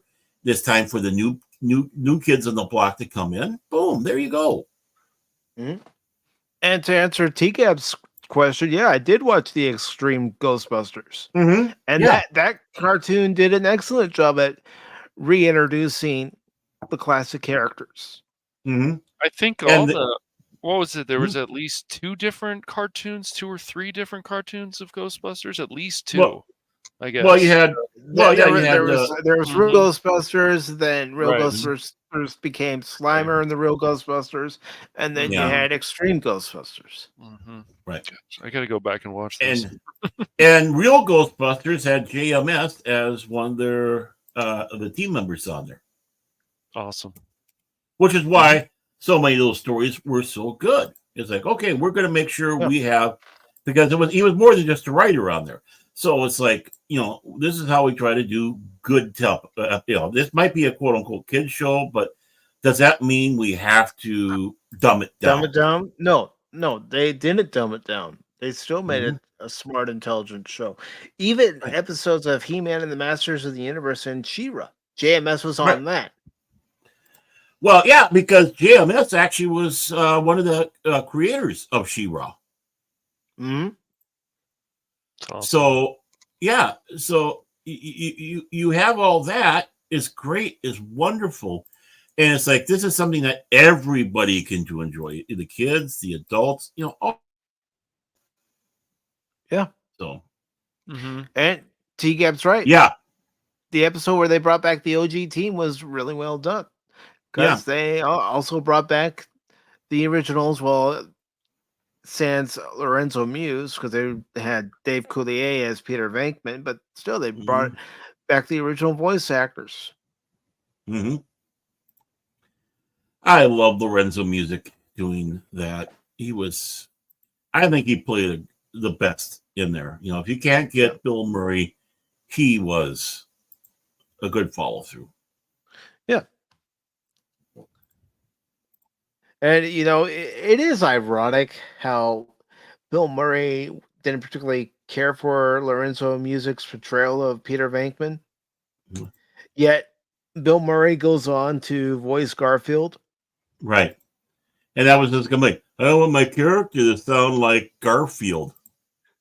And then he plays Garfield. Mm-hmm.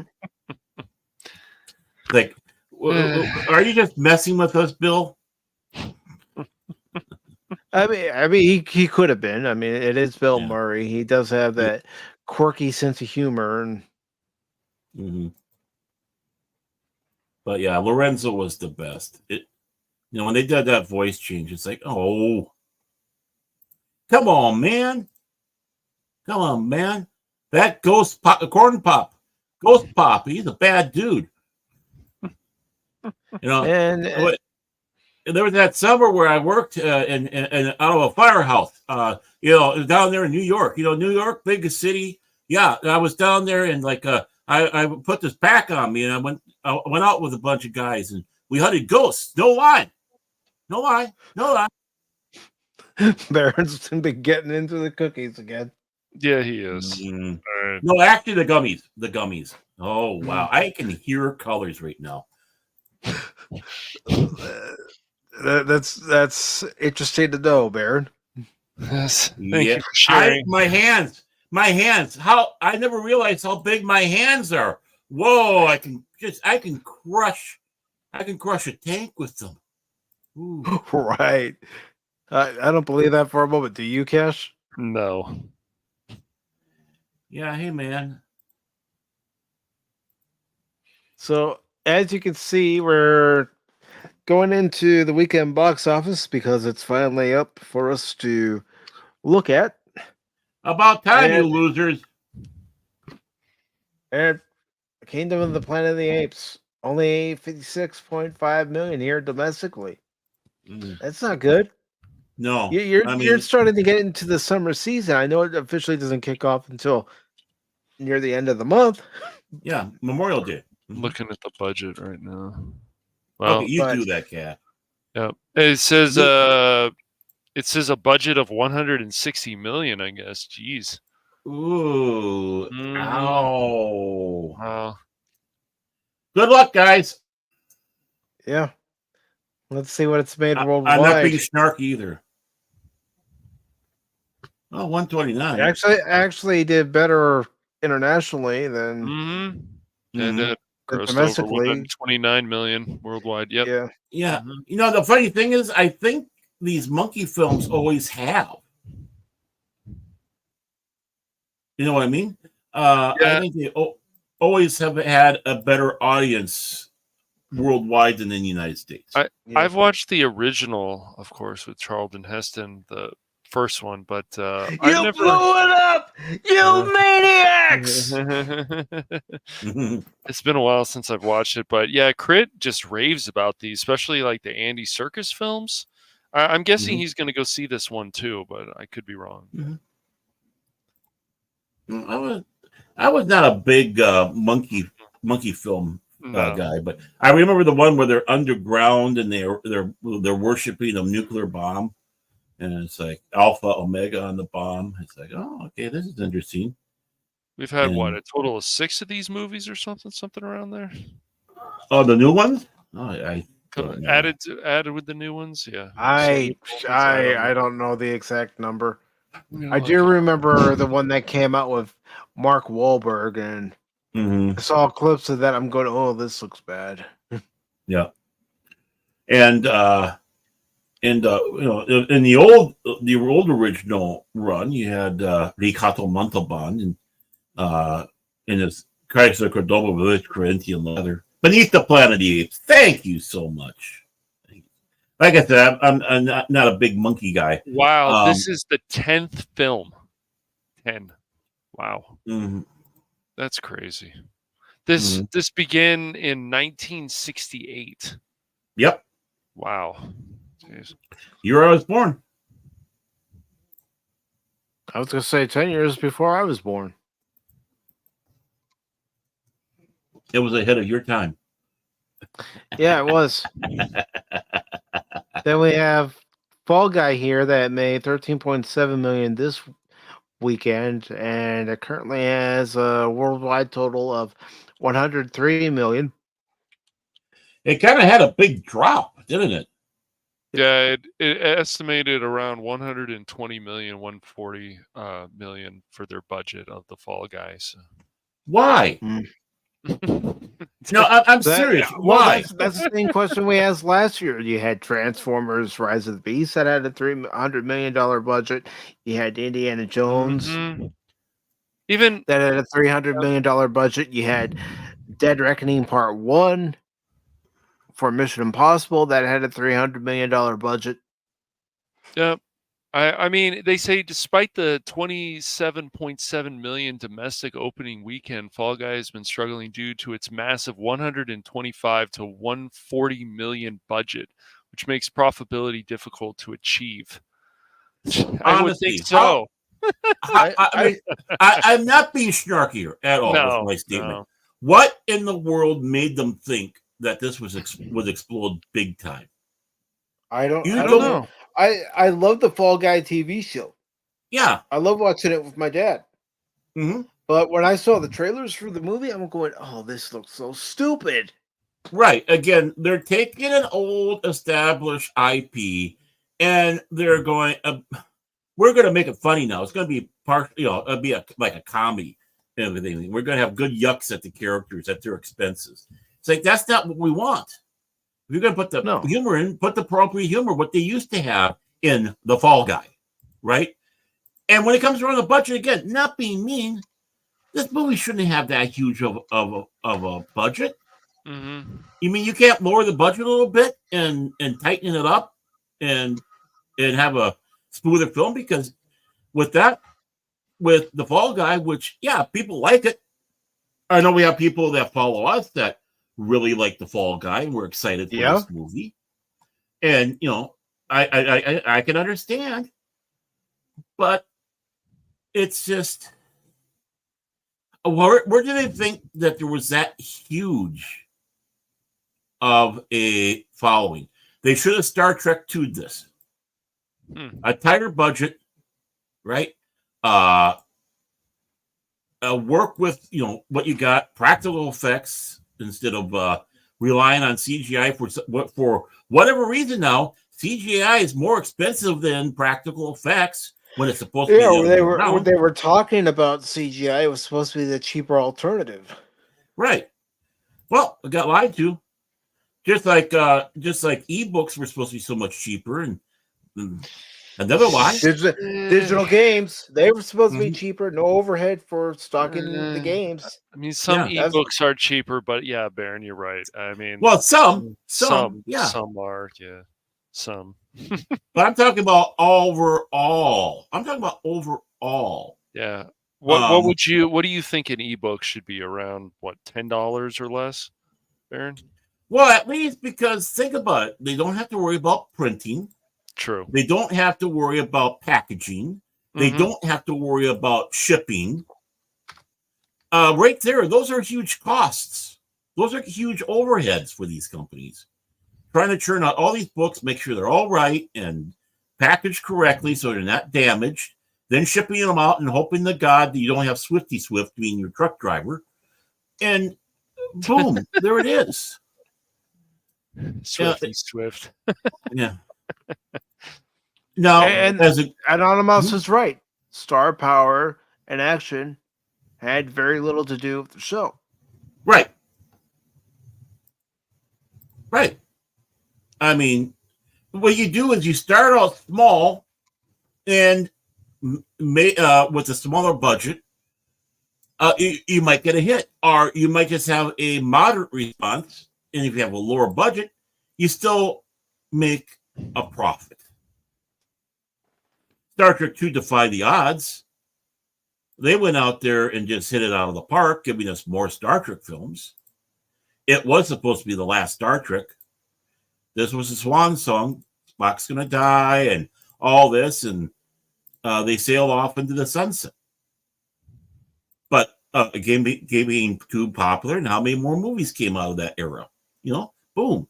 That's true. And of course, leading on to another TV series and another TV series. On and on. And another. Right. And that's because Star Trek The Motion Picture's budget got so bloated and it went out as an incomplete film. It was hard for them to, and it was a success, but not as big a success as they wanted. Why? The budget was too big. They spent too much money, which was one of the reasons why Gene Roddenberry got kicked out of the center chair. And real quick, I want to say hello to Cool Frog over on Rumble. Good to see you. Oh, Cool Frog. Ribbit. So, do we have turtles? No, we don't have turtles. We don't have guinea pigs, but now we got frogs. Nothing wrong with a good frog. Hey. That depends on how you mean it, Baron. Oh, and knowing you, I think I know exactly where you're going with that. Okay, got my knife, got my fork. Yum, frog legs. Oh, I mean, I wasn't going anywhere with that. I was thinking about like in Huckleberry Finn and all that, where they talk about the where they have the competition, the jumping competition, which they still have today. But I mean, it could also be one of those South African frogs where you lick it and you go, "Wow, man." Baron, Just what have grab we the right told you? frog. Don't just go touching anything. But speaking of turtles, he's here. We do have frogs and turtles with us today on Pop Talk. DJ Ronnie G. Right. On 3, guys. 1, 2, 3. Nerd!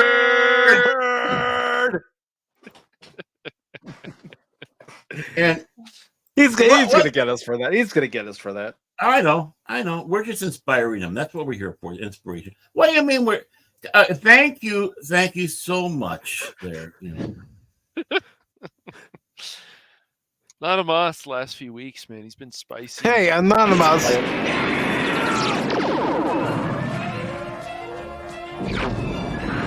Extinction to all traitors! I tell you. Who does he think is? Should we call him Alex Moss? Maybe. And Anonymous, really, this is really my response. Yeah, well, that's just like your opinion, man. Pop Talk is turning the friggin' frogs gay. Oh, I'm sorry. I should have changed. Somebody, please don't clip that. Please don't.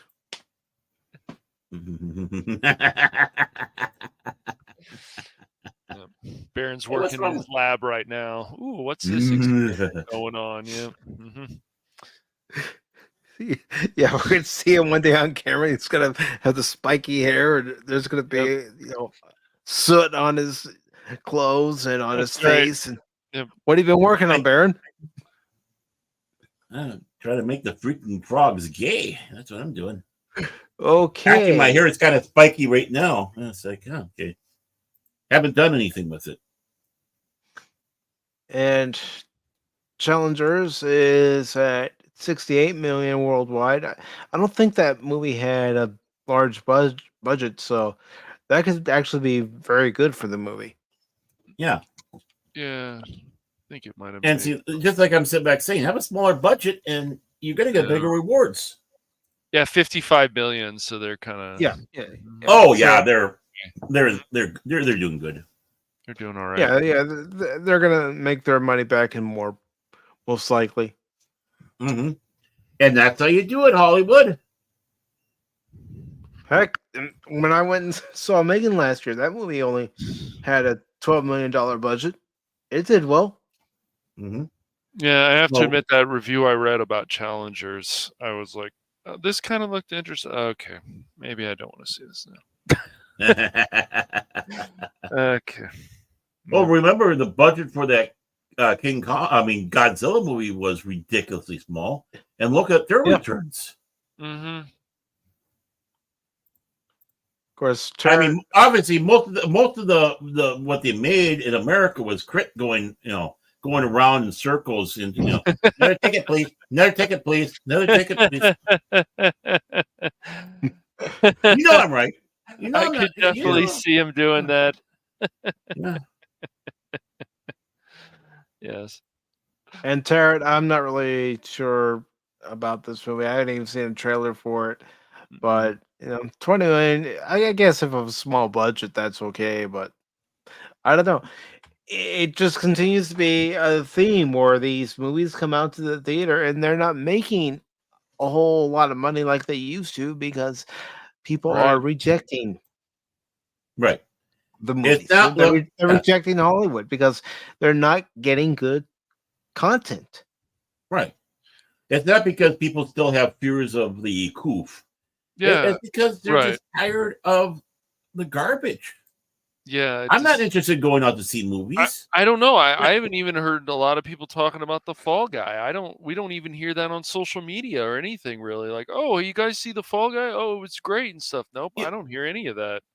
You want to know something? I didn't even know it was coming out until a couple weeks ago.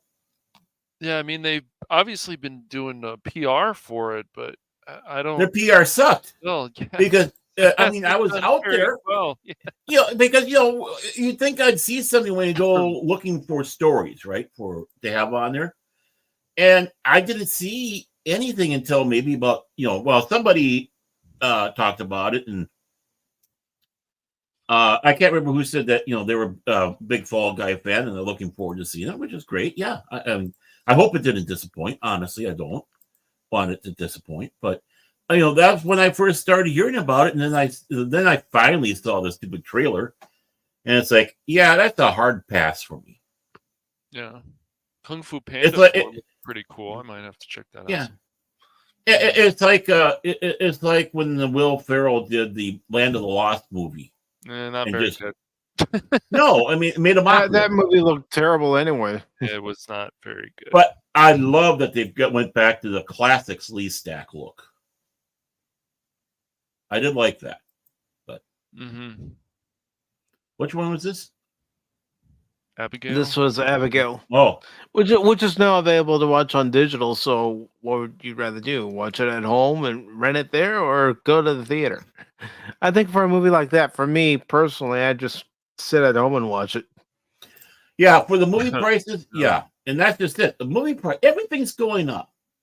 People are having to pick and choose what they do now, right? So, again, talking about WotC. Well, a lot of people got torqued off, and you couldn't find a Pathfinder book for the longest time. But again, that's where they were choosing where they wanted to go and go with their money. other times it's like, well, stuff has been nothing but a festering pit of crap. I don't want to. I'll wait for basically, in this sense, our version of cable. Yeah. Yeah. It's. I don't know what they're thinking. Well, speaking of cable, I mean, I don't know if everybody's heard about this, but Disney and Warner Brothers thinking of working together for Disney Plus and Max. It is like cable all over again. Yeah. Remember the campaigns 10 years ago? Cut the Cut cord. the wire. Cut the cord. Now, of all these streaming services, it's like, okay, I might as well just stick with cable. Yeah, it's just it's funny. I don't know. I don't really understand it. Once again, like Disney Plus, if you have it with Spectrum and you have a certain package, for sure you get it free. It's with ads. I don't know exactly you want to call that free, but I guess it is. You're still giving the advertisement. But once again, a lot of these streaming services, Netflix, Disney Plus, Max, you're gonna probably end up watching just old content. You're not gonna watch a lot of this new stuff. And I just, and they all have to have some kind of fucking agenda shit on there, whatever it is, some month of something, and you're just like, whatever, you know. Well, Make it lame and make it gay. That's what I like about Tubi. You can still find the old stuff on there to watch. Yeah, there's some new stuff on there too, but there's some good stuff on Tubi. Yeah, it's just if you're gonna go with a streaming service, go with you're probably going to end up watching the older content. Sure, there's some new content to watch on there, but still, it's like, you know, and it's going to also be interesting to see if something like Deadpool and Wolverine actually breaks 1 billion worldwide. I don't think it will, but we'll see. I don't think it will. Well, I think there's. Well, the thing kind of goes off to the fact that, you know, they don't, they're already rejecting the new stuff, so they don't care. Right. If there's like a lot of new stuff, unless there was something that was really good that came out. And as it goes for me, I have no cable service. I do. The only cable service I have is for my internet. I'm sure if I dug into my thing, there is something where they say, "Yeah, you got so many channels." You know what? I do not care. I don't want it. Right. Why? And that's fine. It wouldn't get used. Right. There's nothing that interests me with all this. All you're doing is coming out with agenda-driven drivel and virtual signaling. I don't care to see that. And I'm glad that Anna Moss gets Prime through his job. Yeah, I mean, I really am. Just like Netflix, Prime, there's new things to watch. There's some new things, but mostly it's like, why do I want to watch this? You know, I have this for the old content. The old content can keep you happy for years and years and years and years. Yeah, well, it's like I've told you guys, I signed up for Peacock when they had a $20 for a whole year deal, and that expires next month. I'm not renewing at their regular price. Now, I will confess, we do subscribe to Peacock, and yes, it does get used basically for one channel, Reels, you know, On Patrol Live, or Jail, or the sheriffs of El Dorado County. I think I saw Cash on that one. You went up north and did a trip up there. You caused some issues. I was looking for this guy Baron and stuff. Yeah, he's on my list. I don't live there. I don't. That's all right. That's where I was planning to then go to Minnesota. Yeah. Well, yeah, I'm living in a van down by the river. Okay. Okay. But you know, the thing is, everybody. He's living in a van down by the river. Hey, that's not bad, Farley. That's pretty good. There's that little under they had that Mike did pretty good. If you practice on that, you probably would do a great impersonation of the late, great Chris Farley. But you know, I just got to practice on it, like he said. Yeah, It's just this stuff just turns into a mess, and it's like you tell people a few years ago, this streaming service is just going to turn into greed, and which ones are going to fall apart. Well, is Paramount Plus doing that well? I doubt it, but maybe they're doing okay. But I don't think they're doing very well overall. Well, if Sony's wanting to buy them for so much, no, they're not doing well. Yeah, you know, so. That their streaming service should be helping them stay alive. Staying alive, staying alive. But when it comes to it, yeah, there's nothing that interests me at all about these streaming services. I got Tubi. Yeah. You know, I'm trying to catch up on Transformers so I can sound somewhat capable when Mike has a show. You're and doesn't fine. go and doesn't do, you know, Baron. Yeah, I'm sorry, I can't have you on. You're just too much of a GoBots guy, like Phil. And it's like my feelings will be hurt. I'll cry a little bit. Yeah, I won't deny it, but I still got to get up to do it. But yeah, I mean, watching that and some of the other shows that they have on Tubi. Tubi got, of course, Babylon 5. Anybody who wants to watch, I forgot to mention that last night. But you got Babylon 5. You have the classic Doctor Who, and what's great is they offer more Doctor Who content. I'm talking about the original series, Right? than the BritBox, which I find absolutely baffling because they put the animated ones on the on Tubi.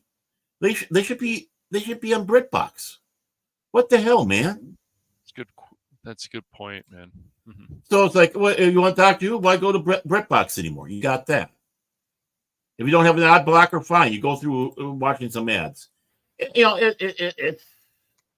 it's a sacrifice I'm willing to make. And of course, you got Pluto TV. You know, if you want something that's like cable, right there. Right, exactly. And they don't overdo the commercials. So why do we need cable?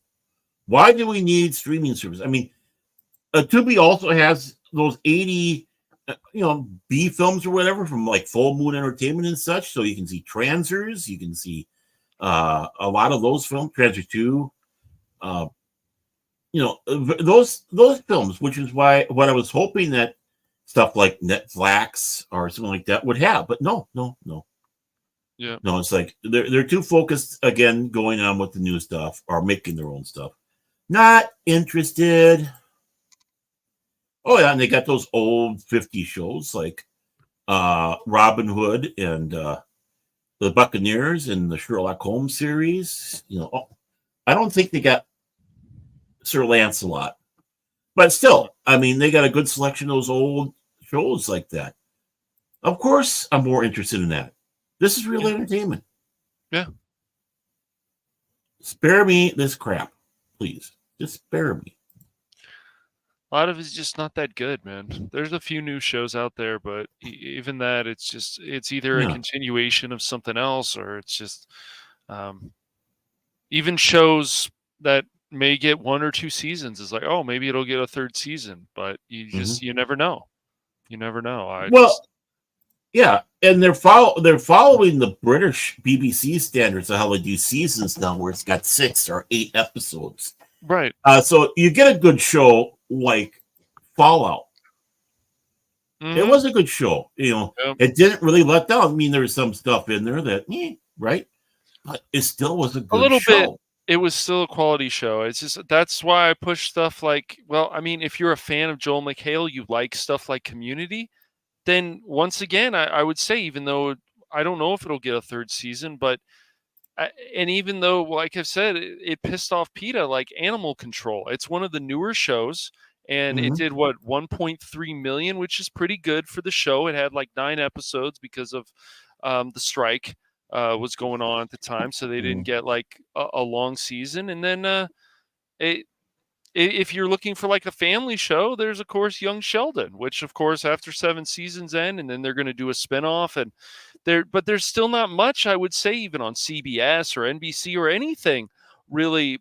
Even Fox, there's to watch. There's not much anymore. It's like, oh, there's not this must see TV anymore, Baron, which is really unfortunate. Right. And I understand things expand and change, but it's very unfortunate that this has happened. Like, you'll find a few shows here and there, and then she's like we found Fallout. That was like, okay. And even when the director said, when Nolan said, his brother, Jonathan, well, we're not going to care about the fans. It's like, well, that doesn't sound good, but the show still felt a lot like the games. So I think what they were seeing on there is one, a little bit of a red herring they were just throwing out there, and two, when he's saying that, how many fans out there have wacky notions of that game? No, again, they're living in the fanfic or mods of Fallout, right? And so, what I think what he was sitting back saying is, no, we're going back to the core. We're going to what Fallout was. Don't expect these mods that people throw on. Don't expect, or your head canon or anything like that. We got the guy who developed the game on the team, so that should be good enough. Yeah, they did, and there was a few little bullshit in there, but nothing that killed the show, hurt the show all that much. It was just a really good show. Yeah. Are you trying to kill me, Mike? Mike, damn it! Are you trying to kill me? I was thinking Cash could read this. Save your blood pressure. No, I'm gonna. No, this is all for Baron. No. He's the guy. He's the guy because he's the Warhammer. He's the biggest Warhammer fan out of all of us. So he can talk about it after you've read it. You can talk about it after you've read it. I find your lack of faith disturbing. Let me see while you're reading the story so you can have an epic blow up. How's that sound? Okay. I'll go full Alex Jones. How's that sound? I'll go full Alex Jones. Yeah. So this is Baron Orman Jones. There we go. Oh, if that's the case, I got to do this. Where are you? Where are you? I know you're still. There we go. There. I got him ready. So. All right. Okay, so let's see. So Baron's blood pressure doesn't go crazy then. It'll go crazy afterwards. After upsetting their fan base with female custodies, Games Workshop announces Warhammer 40K price increases. I found this article and I was like, what the fuck is going on now? All right, so we'll read most of this. Some of this stuff is just gobbledygook. I'm just okay. Read up until a certain point if you don't want to read the whole article because of the gobbledygook. Yep. All right. So let's see. Read until you hit the desk because that's when I had that aneurysm. All right. So I guess this is. I hope I'm pronouncing this name right. So it's John. The person who did this article is John Del Araz. I think it's Araz. Yeah. I think it is. John Del Araz. Yeah. Okay, so Games Workshop has been on a downward spiral the last month. Many longtime war gamers are outraged at their bungling, I like that word, of the Warhammer 40K lore, lying about it, and then blocking several players who criticize the company. That's always good for business. Hey, I don't like what you're saying. What the hell you saying? Exactly. Many players are threatening to boycott Warhammer, but now Games Workshop has made matters worse by announcing price increases in the midst of controversy. There have been rumblings about the direction of Warhammer 40K ever since the 10th edition came out. Revising, the game and trying to change too much of what made the game great in the first place. What the hell you say? Play it again. Come on. Oh, you want me to do it? Okay, fine. What the hell you say? That's going to be used a lot right now. This is now become Pop Talk. The hell you say edition. There we go. I like that. Okay. A lot has been done to take gender out of the lore in many situations, including the Adeptus Custodes, which have always been male in the settings. Once again, let's hear it again, Baron. You got it there, Cam. What the hell you say? Okay. This took place in both the Codex and in online posts, but once they received pushback, the official Warhammer account gaslit players saying they have always been that way. Oh, for fuck's sakes, of course. Right. Okay. What the hell you say? Keep going. Okay. What the hell you say? This is perfect. Okay. Worse for the company is recent additions to the Black Library have been written by woke authors inserting identity politics agendas into their works, including the use of made-up pronouns, and most famously adding the cultural commentator Sargon, Akid into the game as a slaver character to make a political point and try a gotcha Carl Benjamin. I don't, by the way, Baron, I don't know that much about some of these people. So if you want he's a British politician that they Okay. don't like. So they did a joke on him and came up with that character. And then after a while, they made it official. And the guy that they were taking a swipe at was saying, "Oh, I can't wait for the miniature to come out because I want one." Okay. Yeah. That's What a perfect comeback. What a perfect Right. comeback. You know what? I'm the same way. I'd want one too. It's like Jordan Peterson going, "Hail Lobster." You know? Yeah. Right. After all the controversy, fans have been posting about how they would only be playing with the old rule sets and would be 3D printing figures from this point forward. 3D printer go brrr has been a common meme and comment seen around Warhammer circles. Yeah, it has. It has. I've seen many of those. Now Games Workshop has shown its tone deafness once again by posting an update to its page titled 2024 Pricing Update. Most of these companies are tone deaf nowadays. They are. Oh, yeah. Let's see. So this is just the bullshit about the in the update they talk about the miniatures. If you want to give a and how brief summary of it, you can. It's just basically that the prices have gone up. The Necron Warriors go up from 50 to 52. And then that's of course in pounds, or local equivalent currency equivalent. The prices of some of our products aren't changing, such as paint pots and paint sets, White Dwarf and Black Library products. Black Library products, I don't know, Baron. That sounds a little suspicious. That sounds a little Yeah. racist. Well, the thing that the dark Eldari, Drukari. So yeah, I mean, yeah, maybe there is a little racism, like having the Drow in D&D. Wait a minute. Dark Chikari? Dark Chikar? No, Jakar. He's always the same. He never changes. So War never arrogant. changes. let's read what Mr. Chainsword has to say. Gaslight Workshop, I like that, is so unhinged that they decide to raise prices even more. Maybe they just want to squeeze the remaining whales before everything goes to hell. Not that I plan to buy from them anyway, but it's insane they are so out of touch with reality. With the reality, yeah, right. And other fans commented with similar sentiments of how they feel Games Workshop has been treating them poorly as customers as of late. What do you think of Games Workshop increasing their Warhammer 40K miniature prices in the midst of controversy? Oh, I wonder. My calculations are correct. When this baby hits 88 miles per hour, you're going to see some serious shit.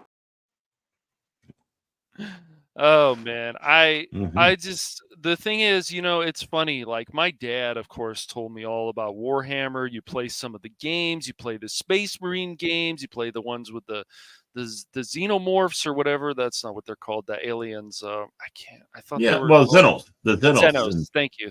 Yeah. The Xenos. I want to make sure I get these names right. It could be like Tyranids. If you're talking about Deathwing or the Dark, I think they're going up against the Tyranids or the Nids. They're similar to what we battle in Helldivers.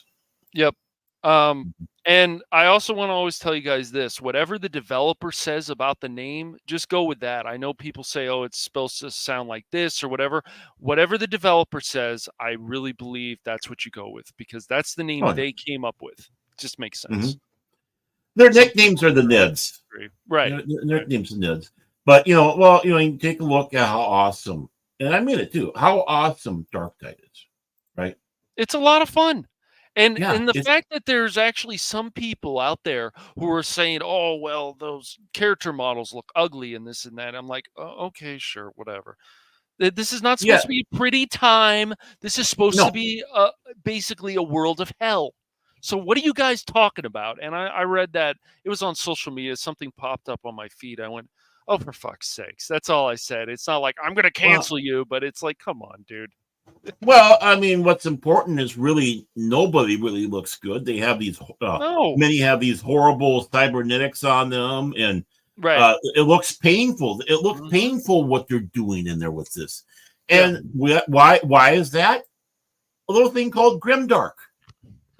Yeah, you're not going to have a lot of beautiful people because, as it comes, especially in the people in Dark Tide, they're not eating the best food. They're eating maybe corpse starches, which is a form of cannibalism, and such. I mean, it's recycled people and other stuff.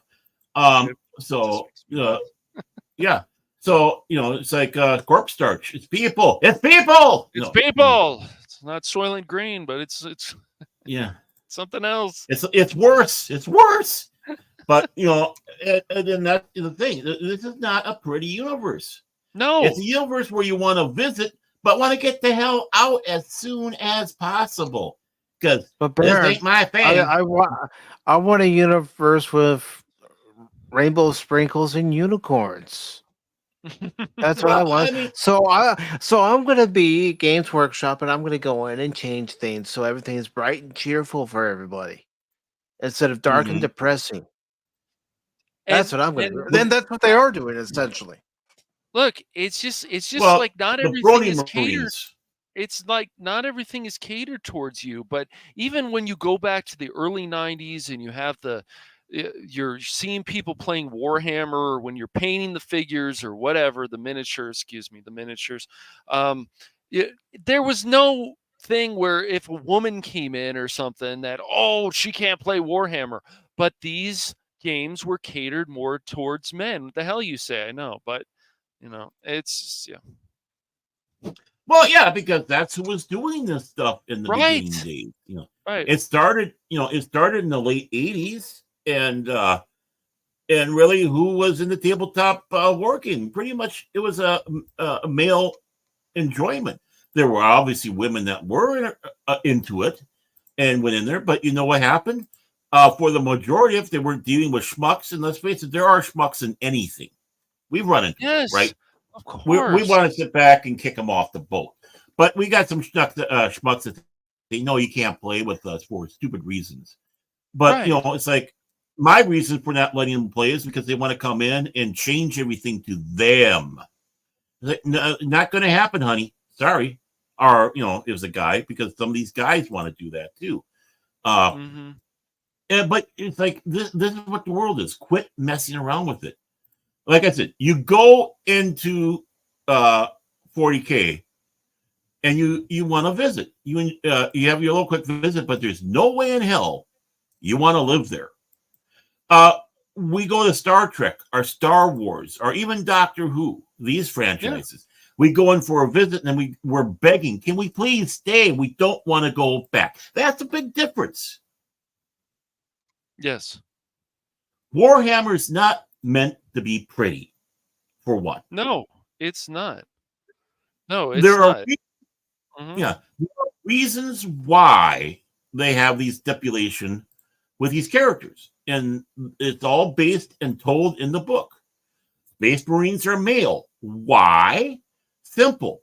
It's because they are the genes, the glands, all that stuff is made for men because it's coming from the Emperor down to his Primarchs and then from his Primarchs. In a sense, you're getting a piece of the Emperor in you through the Primarchs, in the genes that you get put in. It doesn't work for women because, again, this is a male situation.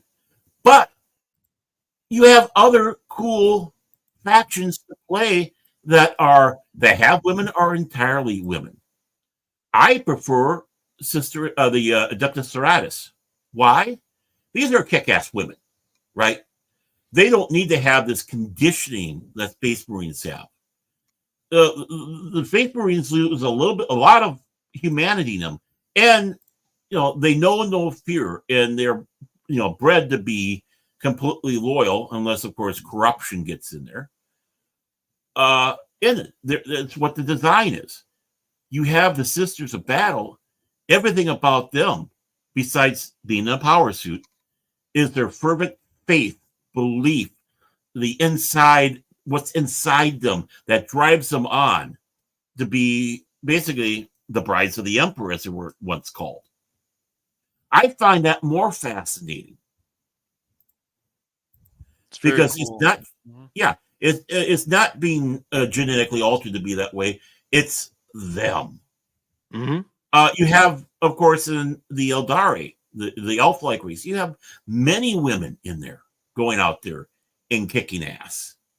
The same thing with Drukhari. Some of the meanest people you have in the Drukhari are the female ones. It's like pain is pleasure with them, but watch out. You won't let the pain they'll give you for their pleasure. Right. And then you got the Tau. You got the miserable Tau, the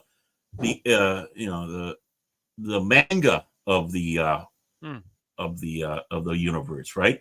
And they got women in there, and again in high up positions. Yeah, they're aliens.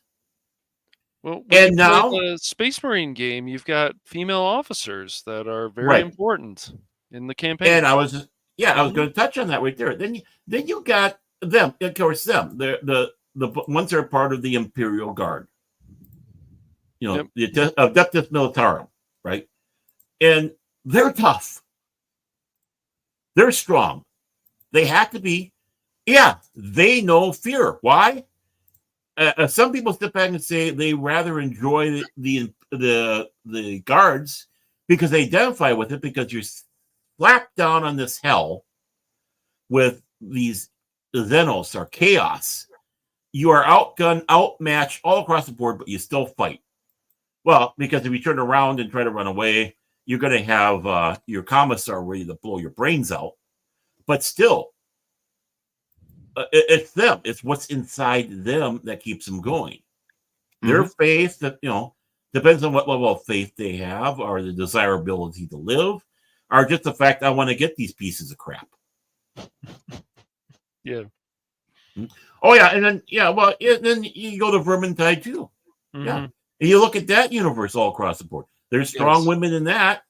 Yes. There's strong women in the game. And the important Let's go, part is, Mayflies. Yeah, that's right. I have called the two of you Mayflies. Let's go. Okay, bye.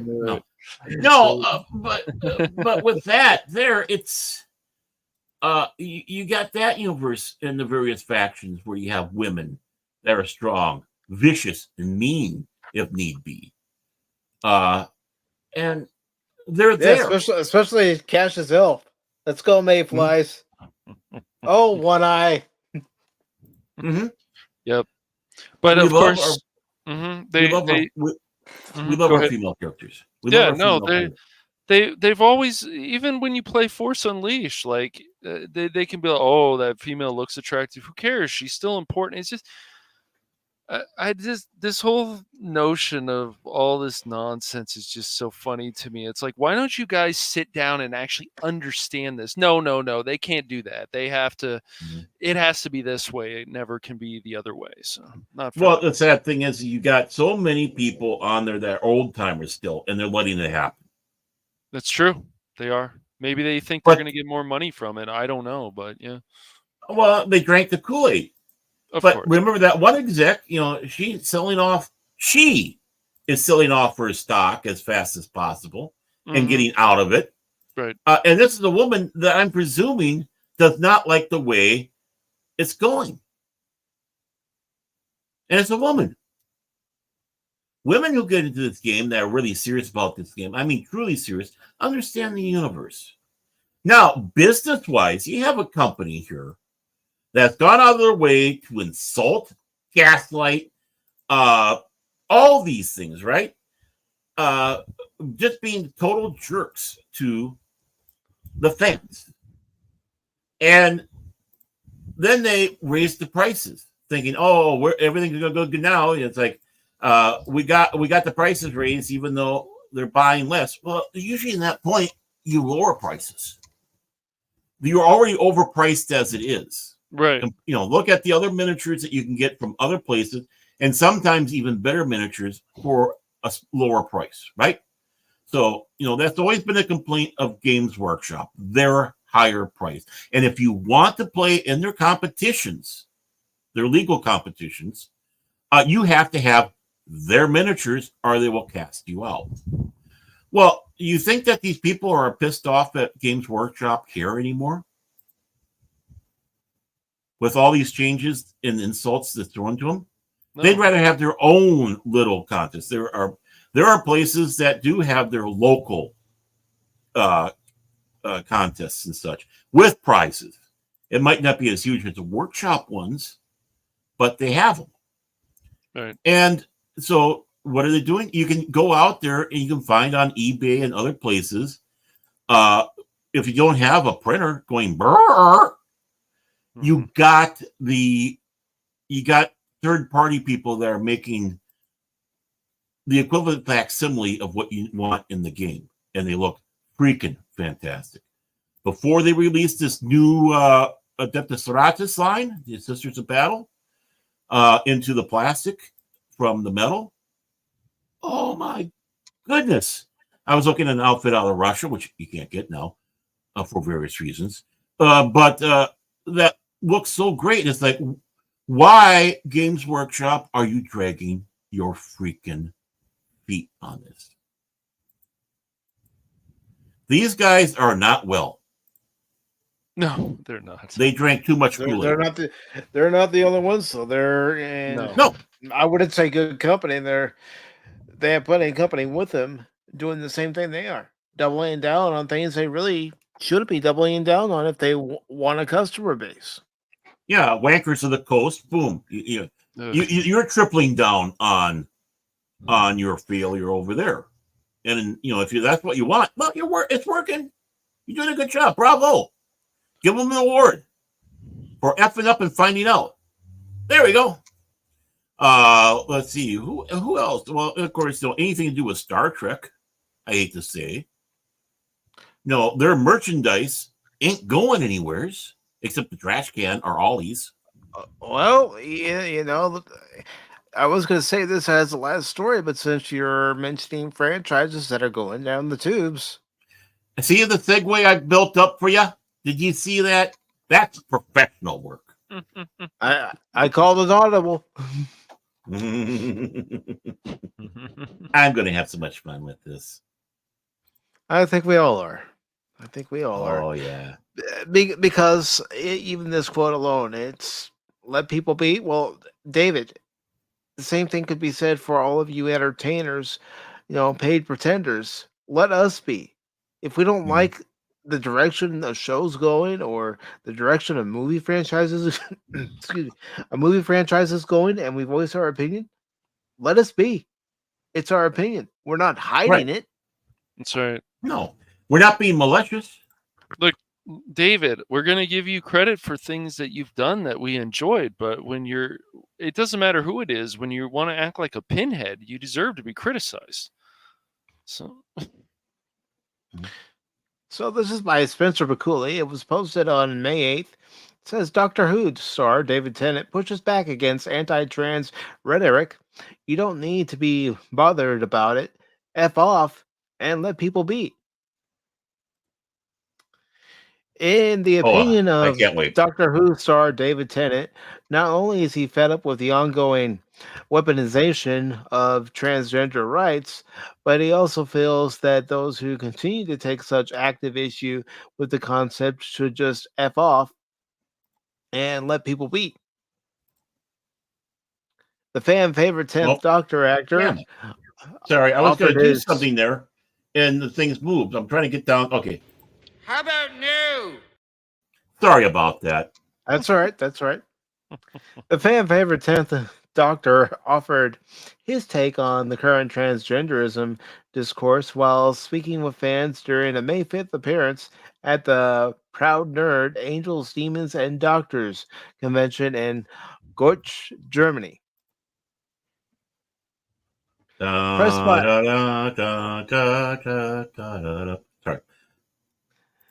by a fan who themselves identify as transgender, whether his relationship with gender expression, masculinity, and femininity has changed over the years, Tennant recalled, "When I was a kid, the idea of being non-binary wasn't something that existed." He's right about that. Right. It wasn't a concept, he added, as seen in a TikTok video provided by the fan who asked the question. Metal Boogie. I don't know if I'm saying that right. I've seen that emerge, and people are able to express themselves through that. It only ever seems positive as far as I can see. To this end, Tennant then recalled, "When I was a teenager, I remember gay rights being weaponized politically. That always felt ugly and nasty. We look back at that 30 years later, and those people are clearly on the wrong side of history."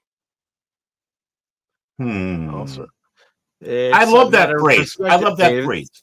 It's a matter of perspective, David. It's Yeah. a certain point of view. From a certain point of view, as Obi-Wan Kenobi. Right. So We famously can't say said. that now. We can't say that now. Why? Because we're living amongst it. It hasn't been drawn out. It's going to be people in the future that determine who is on the right, are wrong, are indifferent of history. That's right. You know what? You want to know something? I don't want to be that, because if you're involved in that, it's the old Chinese saying that a curse. May you live in interesting times. I don't want to. And you're making it interesting None of times. us do. Yeah. Now and you want us to live in it. Now there's a similar weaponization of these topics being taken by mostly the right wing or certain sections of society to create friction and conflict and division where it needn't be. David, if you haven't noticed, all sides are pushing their own ideals. Right. All sides are pushing a certain narrative. We Yes. just happen to see it more from one side than the other. Right. Because I'll say this, you're on the wrong side of history because you're not allowing the debate and discussion to go out there. You want to silence people. Jesus, it reminds me of a little German incident back in the 30s and the 40s, or our 70 years of Russia, kind of reminds me of that. Or even North Korea. Yeah. Try going out there and have that. No, you're being told what to believe and getting in everybody's face. Yes. And that's what you want. Right. And even when you do these trans characters and gay characters, they become another stereotype. Oh, they don't. They become a victim. They're not well-rounded, especially the last few years. It's ridiculous. But sure, David, whatever you say. And since you have that character up there, Baron, I need my privacy. I need my privacy. I need my privacy. And see, one of the issues that I'm sure we've all noticed in recent years is nobody's able to step back and look at it from a neutral perspective. No. Right. Of course not. And they want all or nothing. Mm-hmm. They cannot come to terms that there are people who are really, honestly, mentally ill or self-offense enough that they come out and play the game. Are narcissistic because they want attention. Yeah, there are people that go out and do that. You know what they do? They hurt you. Right. And you have to man, woman them up. She themselves up and realize that there are people in there, and don't give them the spotlight because that's what they want. Yep. I mean, I know there, and that again, this is that neutral point that Mike's talking about, right?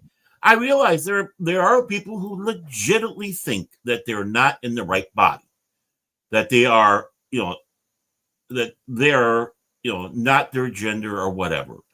And these people now don't necessarily go out there with all these crazy pronouns, right? And you have many homosexuals out there just sitting back saying, just shut up. Just shut up. They don't want the flag. They don't want the marches now because they're virtually X-rated shows, a lot on public streets, that if we did a parade like that, we'd be behind the bars. Mm-hmm. And the sad thing is this is the face that you're giving the homosexual group out there to the average person. And they see it's nasty, and they don't like it. And you got to get rid of that. You do. So David Tennant continued, it's just about people being themselves. You don't need to be bothered about it. F off and let people be. Again, like I said before, follow your own advice, David, and let people be. People have opinions, differing opinions. We're not always going to agree. You think Baron, Cash, and I, Anonymous, anybody in the chat, always agree? No. That's why you have discourse. We have discourse on Discord. How's that? Ooh, I like that one. You have discourse. You present your point of view. They present their point of view. And at the end of the day, there are going to be times where you don't even meet down the middle. You might still be at odds, but you might actually come away with a better understanding of where the other person's coming from if you actually take the time to zip your lip and listen. Mm-hmm. Well, it's two things come to mind. We agree to disagree, and I am not looking. I'm looking for clarity. I'm getting your side. I'm looking for clarity over. Try more than anything else is an understanding where you're coming from, and that's the important thing. And that's what this. Even talking about television shows, fandom, stuff like that. Yeah, not every Star Trek fan agrees with what you thought this episode was about or where it was going. But you can discuss it, you debate it, which is what it's about. Well, last night we were talking Babylon 5. We were talking about Bester's focused episode. Not everybody saw it the same way. Right. And you know what's great about that? That's where people can talk and discuss it, and maybe you can get someone else's viewpoint on it. I mean, me and Phil disagreed, but how respectful were we with each other? Very respectful. You weren't tearing each other apart. You weren't calling each other names. Right. I mean, Phil is our classic troll, but when it comes around to stuff like that, it becomes serious. It gets dropped, the facades and all that. And it's like, this is how things, I see how things were in this. And, and you say that important thing. I respectfully disagree with you on some points. Mm-hmm. Because you are being respectful. It's not an entree to being, I'm going to be an asshole after I say that, which a lot of people use. Yeah, and, some people, that's what they want to resort to is, you don't agree with me? Well, then I'm going to call you every name under the sun. Because you're not agreeing with me. You're not following in line with my beliefs, my point of view. No, we're all different. Mm-hmm. And I do want to say hello to Killy Chow. Roll Tide, Killy Chow. He asks, Roll Tide. What's going on? We're talking about David Tennant and Doctor Who. You said his name wrong. I'm sorry, Mike. I'm going to have to correct you. It's David Twaddet. David Twaddet. You've been mispronouncing his name this whole story. So I just want to clarify that. See, I'm letting my hostility vent out slowly, so I don't bust the blood vessel at the end of this. Please don't burst a blood vessel. Yeah, well, I've bursted many on our shows. Yeah.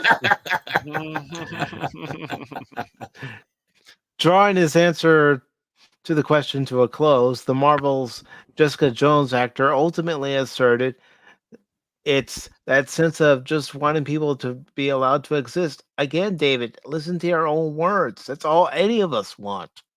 Mm-hmm. And I think there are now ways of expressing gender, identity, sexuality that are more nuanced than they once were, and that only seems to be positive. Again, David, listen to your own words. Imagination. Sorry, I didn't do that. Let people be who they are. Let people exist how they want to exist, and leave them be. If it's not bothering you, why should it? Right. If that helps people to know who they are, say who they are, and communicate to the world who they are, it's just common sense, really, he concluded. Except when you drop an F bomb telling people to F off because you don't agree with their point of view. Why don't you open dialogue with those people Right. and find out where they're coming from, David? Mm-hmm. We know where you guys are coming from because we're constantly fed it. We constantly have it in our face. We have it constantly assaulting our senses with all these shows that are coming out, all these web pages, tweets, TikTok, all that stuff. We turn around, you can't open up a browser without this dribble. And yeah, I'm calling it dribble. We know what your side is. We who disagree with you know what your side is because we're constantly told and reminded what your side is. But you do not have the same courtesy to people who have a disagreeing stance on stuff. And it might not be entirely. It might be a couple things. But even then, if we don't lockstep with us, you're our enemy. Even if you agree 90% of everything we've been saying, you're still our enemy because you're not one of us. Go take the pill and join us. No, you're not part of the Borg. You're not part of the Borg collective. Right. Sorry, I have a mind. I can think for myself.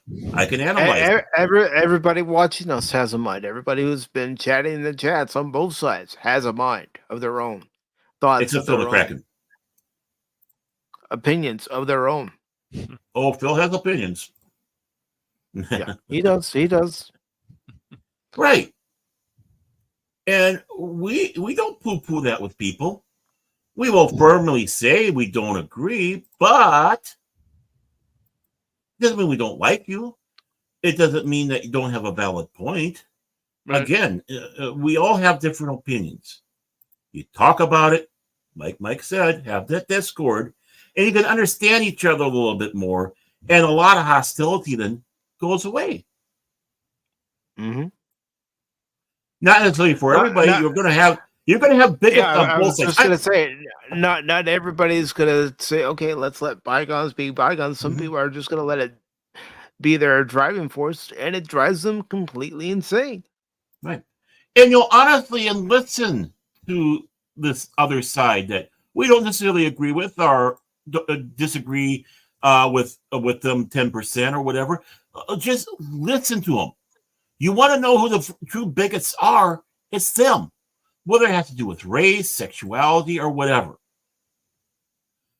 They come instantaneously assuming that you're this horrible person, that you're on the wrong side of history. I know I said that Ted is on the wrong side of history, but right there, shutting people down is always the wrong side of history, no matter what. Mm-hmm.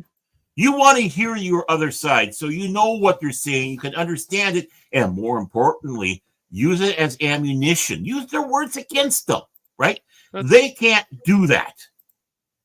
I was going through and seeing twats about this on the old Twix, and one person, and legitimately this one person is going, ha, ha, ha, ha. Oh, David Tennant just shut them down big time, mic drop, by saying, fuck you. Really? No, he didn't. Really? How is that shutting us down? That's being an obnoxious jerk. Now, I will tell you, I never really liked David Tennant as a doctor, especially after seeing Chris Eccleston. He came on, and I really, honestly, shut up, baby. I honestly, truly tried to get into it. But he lost me. It's like, something's missing here. This doesn't. I know he's a big Davison fan and trying to model a lot of stuff off of Davison, and of course, eventually, in his own way, screwed Davidson by marrying his daughter. So kind of like when Nicolas Cage married Lisa Marie. But honestly, nothing. There's something about him I never liked, and of course, now you got this crap. And I suppose he got a big happy, stiffy when he did that scene with Shitty Katya, where our penises are touching. Our penises are touching. Yay!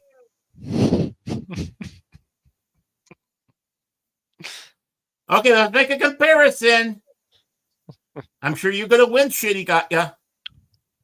My, that's kind of racist, isn't it? Yeah. No, I exactly, Anonymous, and that's the thing. It's like, from Scrooge McDuck, did a very good job to the bad guy on Jessica Jones. I mean, it's just he is a really good actor, but the things that come out of his mouth, and once again, if you're on that panel and they want to shun you, you say, okay, all right. Then you're going to tell me all these trans characters and these gay characters recently have been so inspirational. All right. Then why do they become different stereotypes? Tell me that. And they would probably just escort you out if you said that. It's like, why do they become a different stereotypes? Why don't you guys actually make a whole show again, and you want it just gay and trans characters, and why don't you build relationships? Why don't you build anger? Why don't you build things that happen in their life? Then you might get and make people say, look, these characters are always more than their race, sexuality, and they just, for whatever reason, it always usually becomes, I'm a victim. That never makes a good character ever. It's been proven time and time again. Well, what is that article I dropped in, I believe, this morning? Oh yeah. I mean, do we have time? We can just bring it up quickly because I can. Yeah, put it in the private chat, and I'll read this last paragraph here. And And to finish off this article, it says, notably, this is not the first time Tennant has publicly declared his support for transgender individuals and their rights. In 2023, during a London stop on his press tour for Amazon's adaptation of Neil Gaiman's Good Omens, the actor not only wore a non-binary pride pin on his jacket's lapel, but underneath sported a shirt that read, "Leave trans kids alone, you absolute freaks." You should look in the mirror. And I'm going to sit back and say one thing. There's a little bit of an insult there. Terry Pratchett was also a co-writer on the book. So let's give Terry Pratchett a little. I know everyone loves to put their nose up Neil Gaiman's butt and think he's the greatest, but Terry Pratchett, great satirical writer, comedy, fantasy, contributed to that as a co-writer. So I just want to bring that point up. Okay, and I am bringing up the story that you have because it's still related to what we're talking it's very about much here. related. Yeah, very much related. And I thought it was too much of an opening here with this story. Again, read what these twat waffles are saying. This is a legitimate paper, the Metro over there, right? This isn't a fan mag. This isn't some, twit or post on Facebook. This is from an established true media outlet. And this is some of the biggest gobbledygook crap written by such an ignorant twat waffle. I almost said something else, but I held it back. I don't want to be Jace. Don't be like Jace. Not here, at least. Don't be like Jace. I love you, man. I love you, Jace, but there's certain things I won't even say here. Do you want me to read it? You can if you'd like. Okay, sure. I'll be more than happy to do that. Let me get that pulled up. Because just to let you know real quick, the last story, all three of us are going to read sections of it. Oh. Okay. I thought that we had the last story here, but okay. Yeah, no problem. Right, exactly. So, okay, I got it up here. Let me move it over to the other screen so I can still have look at chats and stuff like that while I'm doing this. Come on, get over it. Be nice. So, this is from, like I said. And real quick, I just want to say hello to Spock. How logical you be here, Spock.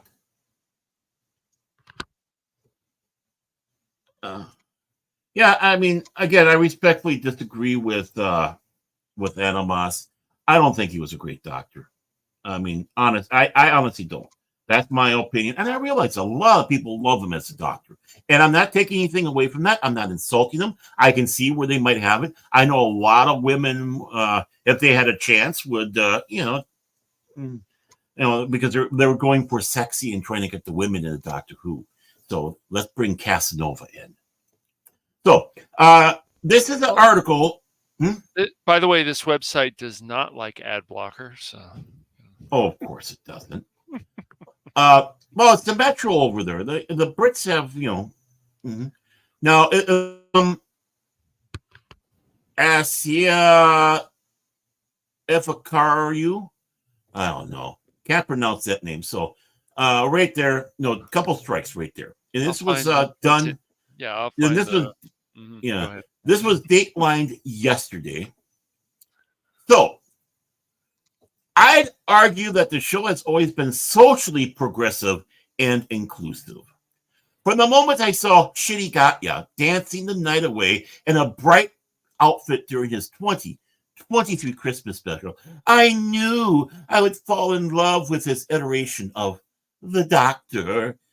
Not everyone was excited by such an unapologetically queer Black Doctor who, though, a vocal contingent of keyboard warriors took to social media to claim that the show had gone too woke. Well, excuse me, Twat Waffle, you're a keyboard warrior too. Shove it up your...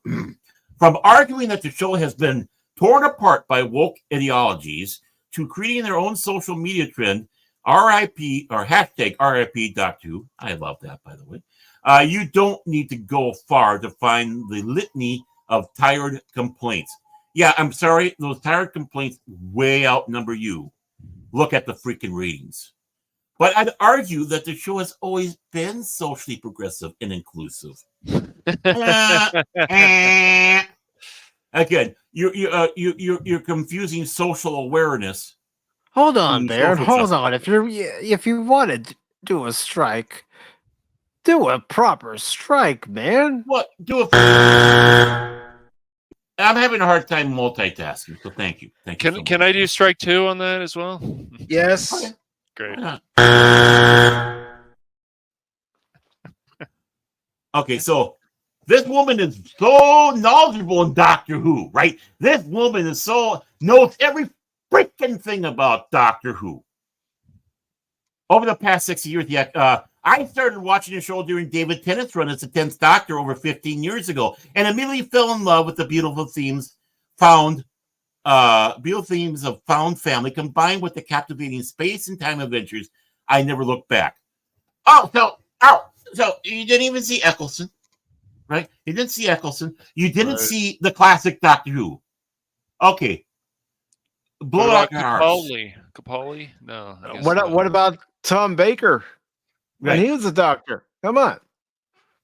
William Hartnell, Patrick Troughton, John Pertwee, Tom Baker, Peter Davison, Colin Baker, and Sylvester McCoy.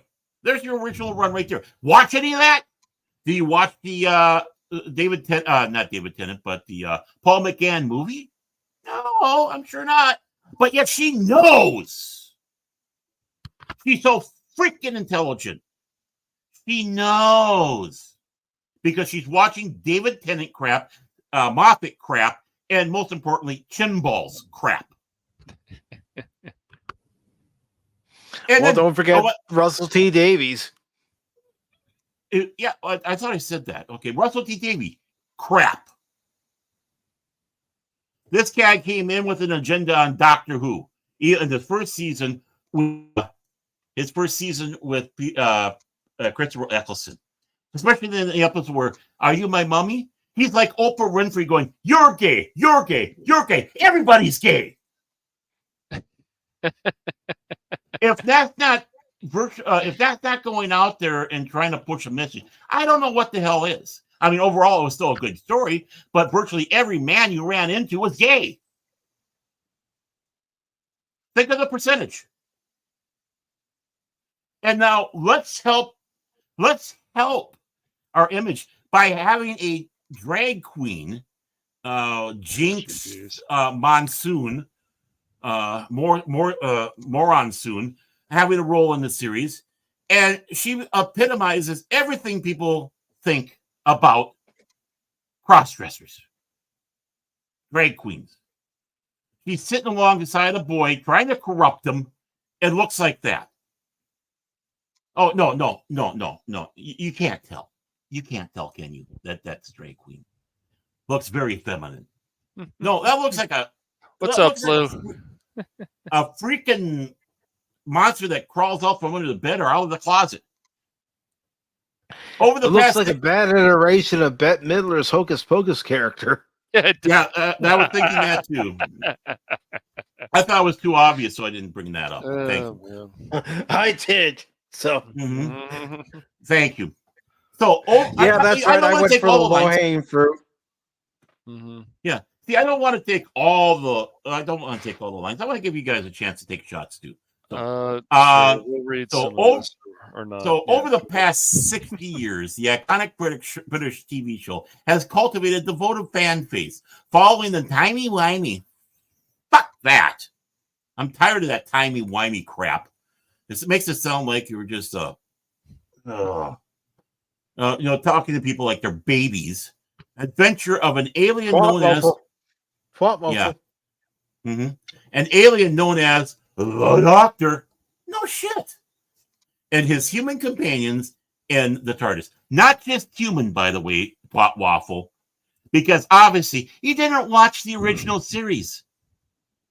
There were robots and there were aliens also part of his team. Nyssa, Adric, Romana 1, Romana 2. Yeah.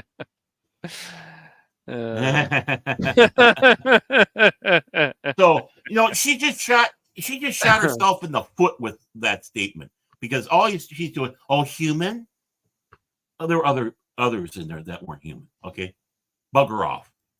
In a nutshell, there is no world too crazy, time too far, or creature too strange. Not even the end of the universe is the limit.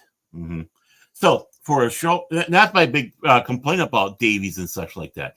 Let's have everything basically centered around Earth with our bad wolf for the first season. No, go out there. I want to see alien worlds. You're supposed to have all this wonderful special effects. I want to see other worlds, not aliens coming to Earth. Okay? It took a while, but they finally got off the Earth. So for a show so versatile and with fluidity, so naturally imbibed. Oh, God help me.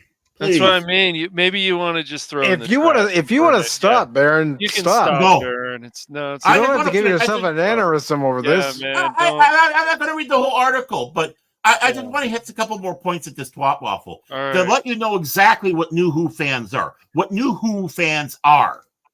Well, they're no different than new Star Trek fans or Star Wars fans or any other franchise. Right. They're not Whovians. Whovians are true fans. And yes, Whovians do like the new show, but they also like the old show. Yeah. So they brought in. But all these people I've been with for 15 years when David Twaddett became the Doctor, and I was so lost into it. She wants to bang his bones. Okay. Really, honestly, that's what he was for. So with all this woke, I don't know what you call it, buzzwords here, into bones. It's truly baffling that a non-straight, non-white doctor feels so unbelievable to many people. It's not the first time this woke accusation has been leveled. Shitty's predecessor, Jodie Whittaker, battled intense public scrutiny as the first woman to take over the beloved role. Angry viewers simply accused the show of pandering to woke time, causing Jodie to tell the press it's terrifying that a woman being given a particular job can cause so much rain. Now, it has been forced to justify his place in the sci-fi series since the news of his casting. Now, I'm just going to head back because now we start getting back with all, Russell T Davies being gay and doing queer as folk, and bringing in Captain Jack as being, he'll bang anything, all that fun stuff. And of course, they got to bring in the magnificent first Doctor. Jack Harkness, yes. He's not more than just being bi. He was a very interesting character. Torchwood is a very interesting show. So I know the Twat Waffle wouldn't be listening to us, but she is a Twat Waffle. You're an idiot. You're a moron. You don't know anything about freaking Doctor Who. Right. From 1963 to 1989, do you know what one of the rules was? No hanky-panky in the TARDIS. No hanky-panky. We're not dealing with sexuality. Boom! There it is. You just got shot in the ass with one of your little points. Yeah. Doctor Who fans have always been welcoming of women in the show. Mm-hmm. I mean, Sarah Jane Smith is so revered. She's like the patron saint of Doctor Who. As a woman, it's Saint Sarah. Saint Sarah. We like the characters of Nyssa and Tegan. Oh, who, by the way, they brought freaking fan fiction into making it canon that now they're lesbian lovers. Yeah. Leave shit alone. Yeah, this woman just goes on and on about this stuff. Well, this character was queer and this character was this. It's like, look, there's more to the sexuality of a character. If you're only focusing on one more than their sexual preferences. Yes, always. Characters are much deeper than that, but unfortunately nowadays with folks, they only see one thing. They only want to push one thing instead of making sure that their characters are multi-dimensional. They want to make them one-dimensional, even though they think they're making them one-dimensional. Now, again, Doctor Who was not SJW, not social justice warriors, because social justice warriors are morons, right? It was social awareness. Exactly. Just like Star Trek. Just like Star Trek. The second episode storyline of Doctor Who dealt with the Daleks. And what was one of the major themes about it? Nuclear war. Then you had Planet I was going to say Planet of the Giant, but I can't remember the exact name, where they're shrunk down because of chemicals. Again, you have an environmental story in 1964. Black and white, William Hartnell, Doctor Who. Of course, you were also dealing with racism, even with the Daleks. The Dals and the Thals. Right? Which, of course, caused the nuclear war. So, again, many layers of that episode of the Daleks. No wonder why these pepper pots became popular. Yeah. It brought out more fear. You had the Green Death with John Pertwee. Again, environmental matters. Like, there's still more bullshit in here. I gotta read some of this. If anything, there's still a long way to go to make Doctor Who diverse, both in front and behind the camera. The upcoming season only features one episode from female writers and none from writers of color. There's also yet to be a modern era showrunner who isn't a white man. Oh, for fuck's sakes. Hold on, Cash. Hold on. I think I've got the perfect clip to play for what she's basically saying. Let me just get down to it. There it is. That's it, man. Game over, man. It's game over. Gentlemen, please get relax. No. It's so funny to me. Listen, I don't care who you hire. You can hire somebody who identifies as a dinosaur. Okay? Do they understand the property? Don't let it out that I identified as a dinosaur off stream. Come on, Cash. I thought it was between us. No, it's Grimlock. You identified. But gentlemen, come on. Oh, Baron, you ruined it. You ruined it, man. Yeah, I know. You ruined it. I was going to switch my avatar to Grimlock. That's because I want my privacy. So yeah, there we go. Grim. Yeah. So, gentlemen, Me identify as Grimlock. Me identify as Grimlock all the time. I'm going to turn the camera on for this. Gentlemen, please sit back, relax. It's Baron time, and enjoy the conversation. All right. That really is a tagline for. That really is a tagline for Pop Talk. Look at the description anytime. Enjoy the rant here. Okay. I'm going to prove that this twat waffle knows nothing about Doctor Who. This twat waffle is saying about women and sexuality and different races involved, right? Let's go back to the very first episode of Doctor Who, An Unearthly Child. The director was Indian, from India, dots not feathers, and he was gay. He's still alive, so he still is gay. The first real producer of Doctor Who besides Sidney Newman, who created the show, Verdi Lambert. She was in charge of the whole freaking thing.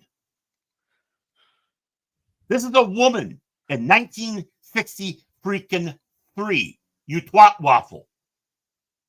When you're talking about producers, well, John Nathan Turner. Again, he was gay. But you know what? You want to know something? Twat waffle? He didn't focus on it.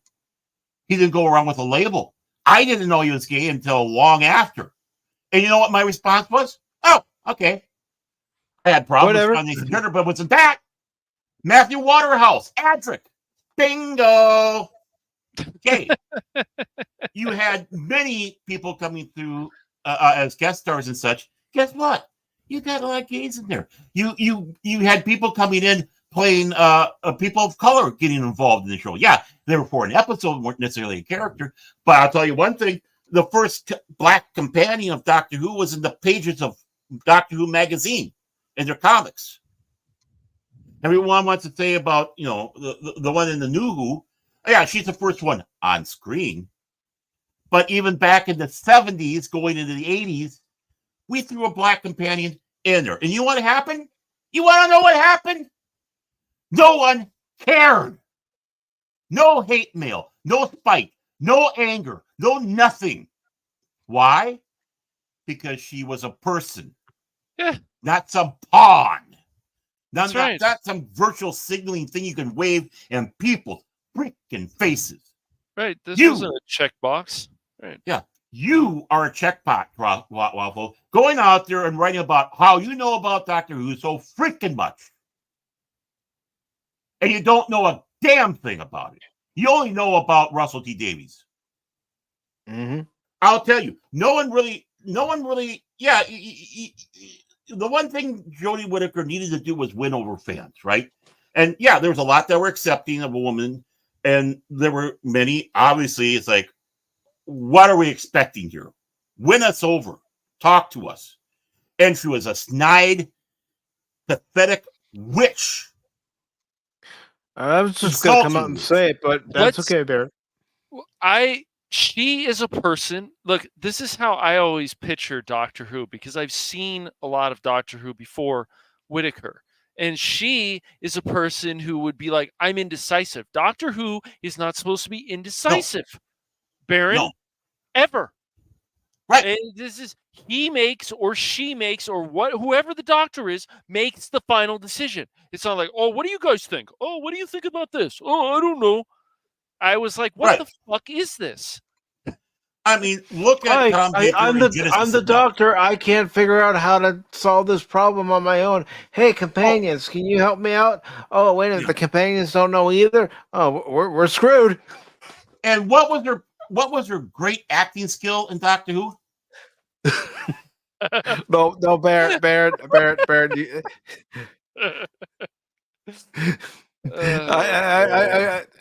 I believe you need to have a more dumbfounded look on your face. Oh, sorry. There you go. You gotta get the nose in there. It's like, oh, you put the tampon in the wrong hole. Okay. Oh, and then we need to bring in some of the episodes real world politics because it has to be there. Some fucking bullshit that has nothing to do with the. See, now Baron got me fired up. Nothing to do, right? Exactly. Nothing to do with how Doctor Who is supposed to go. And I agree with you. Real quick, guys, because you're fired up. Do you see what happens, Larry, when you fuck a stranger in the ass? What happens? You know what really grinds my gears? Yes, both of those. And this is for the story. That's the dumbest thing I've ever heard. Right. The Doctor. And, having a man of color play the Doctor, he's not African-American because he's not in America. He's black. They go straight for it. We're people of color or we're black. So in your face, all the ones that are just gasped that I didn't say African-American because that would be an insult, right? So the fact that you had it. Now, Lenny Henry had a bit on his show, the Lenny Henry show, where he regenerated the Doctor. And guess what? Lenny Henry is black. And we all had a great time laughing because it was a comedy sketch. But no one got mad that, Lenny Henry's now the Doctor. Oh, let's not forget the Curse of the Fatal Death for Children in Need, right? The final regeneration that went from Rowan Atkinson to various other people, and it ended with what's her name from French and Saunders? Dawn French? I think it's Dawn French. And it's with her. Did we get upset? No. One, it's a funny bit. But, when she came in, it's like, I can see her as the Doctor. She's got the right attitude, the right stature, the right poise on it. This is the Doctor. He could be the Doctor. They claim to do so much research, Baron, and they usually make themselves look like fools. They didn't talk to me. Right, exactly. Yeah. I mean, I'm not trying to be arrogant here, folks. No. But, I mean, look at what you just heard. I haven't even scratched it. They don't want to talk to someone like you. They don't want to talk to someone like me. They don't want to talk to someone like Cash, Jet Sparks, Anonymous, Spock, Killy Chow. No. Or anyone else who has knowledge on different properties, different canon. Right. And, I know for a fact that when he comes in here, if they came in here to talk to me, they do a bite it in their pants, seeing all the reference books and going, yeah, maybe we don't want to talk it to you because you know things, don't you? I'm a Whovian. Not a new Who fan. I am a Whovian. There's your answer. And the thing is, exactly, I don't care if the actor is gay. I don't care that he's black. No. I don't care about it. But the thing is he's going out there and insulting fans already and people out there and shoving everything down our throats. Yes. I'm fabulous. And no, you know what? We don't be flamboyant. The Doctor isn't necessarily flamboyant in that way. He's more of he's got his outfit that he wears. And that's his flamboyancy, whether it's the old Edwardian, whether it's looking like a clown like Charlie Chaplin, whether it's elegant or bohemian with a long scarf. I was going to mention Tom Baker's Doctor wearing a scarf. Yeah, right. And of course, Colin Baker's horrible coat that he even didn't like, are the big question mark sweater on good old Sylvester McCoy, right? They all have their look, right? That's one thing, but to go out there and try to shove this fabulous crap. No, that's not the Doctor. He's eccentric. Each time he has a different personality, but it's still the Doctor. Mm-hmm. So you, sir, I'm sorry. I'm not being mean here. I honestly not, but it's going to sound mean. You're not the Doctor. You have a lot of work to research to be a Doctor. And Russell T Davies is not helping because what's he doing? He's pushing a new agenda. This is season 1. Yeah. This is season 1 now. It's a restart again off of the failed Jodie Whittaker. And you want to talk about gay agenda? He's going to go full out, including that cross dresser, drag queen. Well, the problem I see, not just with Doctor Who, but with so many of our entertainment nowadays, is there is nobody currently in Hollywood or anywhere that has humility. Yeah. And is gracious for the fact that they're getting this opportunity to portray an iconic character, be on an iconic show, be part of an iconic movie franchise. Right. That also has TV shows. I'm referring to Star Wars. Mm-hmm. And say, I'm grateful for this opportunity given to me by X this, X that, and also the opportunity to meet all of you fans. Right. It's like, it's an honor and a joy to continue on the voyages of Captain Kirk and going into his legacy. He did such good work, and he was an inspiration for me, as is Picard, as is Siskel, as is Janeway, as is Archer. It's humbling to be in their footsteps. And I can only try to be, just be. I'll do the best that I'm going to do the best that I can possibly can do. Right. I can't feel their It's like anyone who's portraying a Vulcan, even if it is another version of Spock. I'm grateful to continue on the legacy of Leonard Nimoy. Mm-hmm. Yes. No, who's the one from the movie? I think he kind of said that. Yeah, he did. Zachary Quinto did. Yes, he did. Yeah. Yes, he did. And I thought that was nice. And but yeah, you didn't really hear many others. No. Right? You didn't hear any others? A lot of them don't. They don't care. It's all about them. Character better. I'm gonna do this. I'm gonna do that. Yes, every fucking time. Yeah. I'm not gonna watch the old show. No, not at all. Because I'm gonna turn this into my character. That's right. No, you got to make it into James T. Kirk. Obviously, yeah, a little bit of your personality is going to be in there because you're a human being. You're a different person, right? But overall, I'm going to try to be James T. Kirk, not William Shatner, right? Not James Cawley, not Vic Mignogna, because each one had their different takes on how to play it. No, Yep. I'm going to be the character, and yeah, there's going to be parts of me that comes out, but I'm going to try as hard to be it, just like Cawley tried so hard to do it, just like Vic Mignogna tried very hard, and I thought was probably the best. No offense to James Cawley. Real quick, I just want to ask Phil this: what are you going on about, Phil? Seriously, what are you going on about? Me.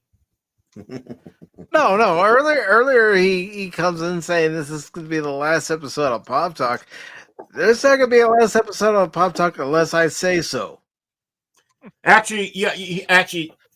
You're holding off on the secret. Let's have it out. Yeah, this is the last episode of Pop Talk. Starting Wednesday, it's going to be Phil Talk. Oh my God, Baron, we've had a good show all stream. Don't make me hit the button right now. Oh shit! But yeah, but going to the reality of the things here is Jodie Whittaker didn't have it. This twat waffle who knows so much about Doctor Who, she might know who Sarah Jane Smith is because she made an appearance on the New Who and had her own show. He might know who Joe Grant is because she visited on the episode of Sarah Jane. Right? Oh, wait a moment. We don't like the female characters? Well, geez. Who's one of the most beloved companions? Sarah Jane Smith. And unfortunately, he had what would you say? Attempted for another show, Canine and Company, but unfortunately it didn't take. It would have been interesting to see her in action back then. But she had Sarah Jane. It was popular and was watched. It was. Yeah. And I think it basically came to an end because she was, her health, and sadly, after that she died. and it still hurts me. Just like Mira Furlan, Sarah Jane, I view both of them on kind of the same plane where they have that spark, the humanity, that caring on there. Mm-hmm. And she was a strong woman, and she was made to be a strong woman, but not a virtual signaling flag. Very true. And Phil, I hate to tell you this, but neither you nor Bear can declare themselves king of Pop Talk because this will happen to you. Disrupts my coronation! Coronation, Starscream? This is bad comedy. Megatron? Is that you? Here's a hint.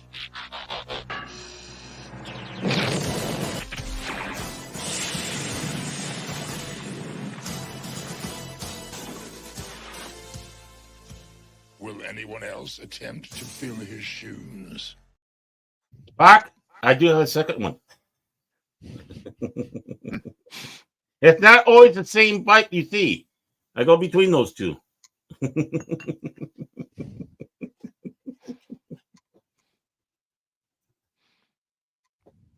Yeah, I agree with you, Spock.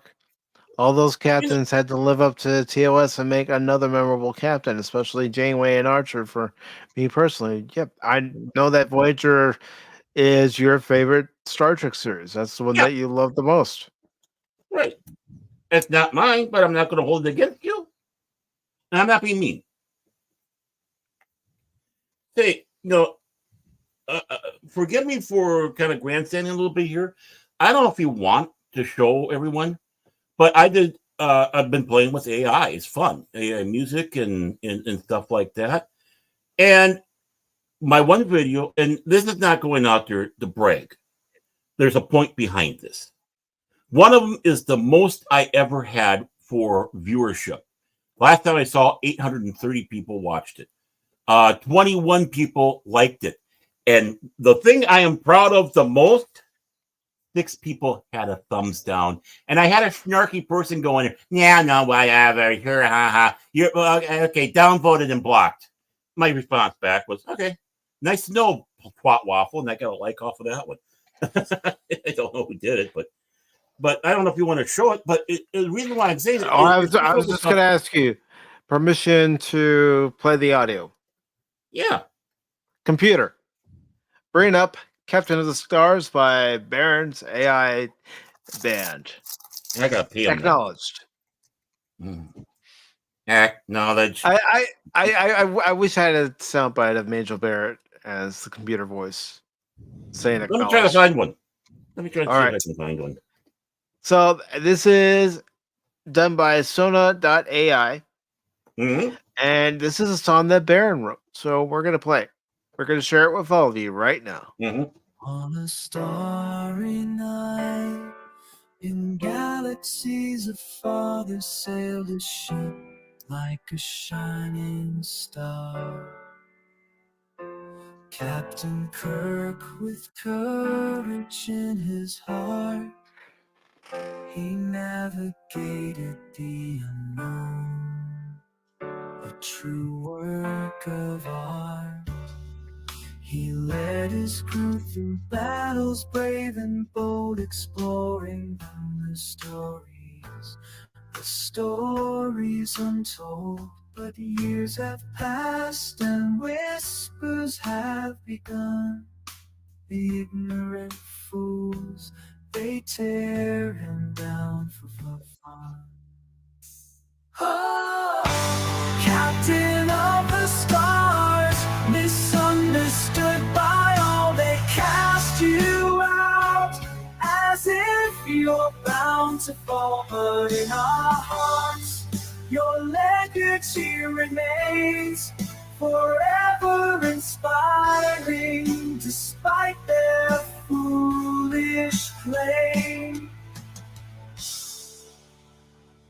So ever inspiring, despite their foolish claim.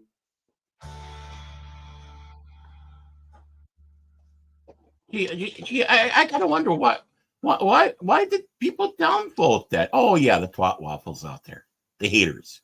Because Captain Kirk is infamous in their minds because that's what Paramount and StarTrek.com have told them about Captain James Tiberius Kirk. Yeah, and all the other, twat waffles out there screaming and yelling about how bad his character was. Yep. I hope you guys liked it out there. And there's more music on there, but I don't mean to plug me. Sorry, but I just wanted to point that song out, and that has the highest. It awes and amazes me that so many people watched that, and I had so far 21 likes, and of course what I was kind of going for those downvotes because you know what I know I hit a nerve. Part of it was to hit nerve. But also the large part is to celebrate James T. Kirk and William Shatner for bringing us this great saga, this great mythos. And see, they get upset over that. They get upset over that. Of course, it doesn't help that in there they have ignorant, put the line ignorant fools is in there. But yeah, they are. Well, I think it's also pretty sad that they can't hold on to something that's near and dear to them. They always have to knock down something that's near and dear to someone else. Right. I knew it, Anonymous. You were one of those downvotes where I know. Dang it, Anonymous! I told you, dude. Do. I mean, normally I don't plug things like that, but because it's on topic of what we're talking about. The disrespect and the pseudo intellectualism and pseudo knowledge of a franchise. You only go back 15 years. Oh, we don't like diversity in our cast or anything. Even though he was born in England, in fact, he says he was born close enough to hear the bells, so he's a true Cockney. Roger Delgado, very Hispanic looking. Family coming from Spain. And you know what? We loved him. And, when he died, many people's hearts were destroyed on that because he did a great job. You loved watching him. He was a Spaniard in a sense, right? So no, we didn't like that. No. That we don't want that, do we? No. There have been many people of color or ethnicities not lost, or white, or anything like that, or even men that contributed to Doctor Who in the day. The big thing is just like I said, sexuality was not on the board because this was viewed as a kid show, but truly a family show. No hanky panky in the TARDIS. The closest they got was okay. You do that, but the only time in the original series really that the Doctor had any kind of romantic thing, and it was more on her than him because he didn't know. And the Aztecs, the episode The Aztecs, and he's kind of flirting with one of these women, and before he knows it, he's wanting to marry him. That's the closest he got. But the thing is, it's all for fun and having a joke. Oh, what do I do now? And William Hartnell acting that out. Doctor Who is socially aware. I mean, yeah, towards the end of the show, they started getting a little bit more, but when the politics came into it, again, it was allegories. Yeah. And to go back to David Tennant being a twat waffle that he is, you know who one of the big people that is helping end the law of homosexuality being illegal in Britain? Oh. One of the champions for that? The Iron Lady herself, Margaret Thatcher. But they don't want to talk about that because they hate her. But she fought to make that law about, if you're homosexual, you can be imprisoned. She helped come to the end of that. Oh my, a woman and a conservative, a Tory. Oh my God, but you don't like it because they're not what you want. In some ways, she shamed a lot of your people by doing so. She walked the walk. So that's when she was an MP, just a regular minister in there. Yeah. But of course, Doctor Who did foreshadow her becoming PM when they identified in an episode of Doctor Who in the early Tom Baker years. He has to call the Prime Minister, and not more than inferring that it's a woman. Oh, you think we all go through the ceiling about that back in the day? This is the 70s. A woman's place is in the kitchen. No. That's what a lot of misinformed folks would think. Mm-hmm. We in the last season, I think it was the last season, the old brigadier comes back to action. One last fun ride there, and guess who took over unit? A black woman. Did we get upset? This is 88, 89. This is 89. Oh my God. How could that be? A black woman. That can't happen. This is unit. It's got to be a white male. No.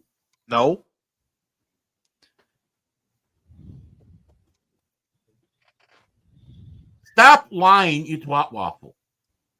Expand your range of knowledge about the show and shut up until then. Honestly. Back at you, David Tennant, and towards you, twat waffle. F you. There, two can do that game.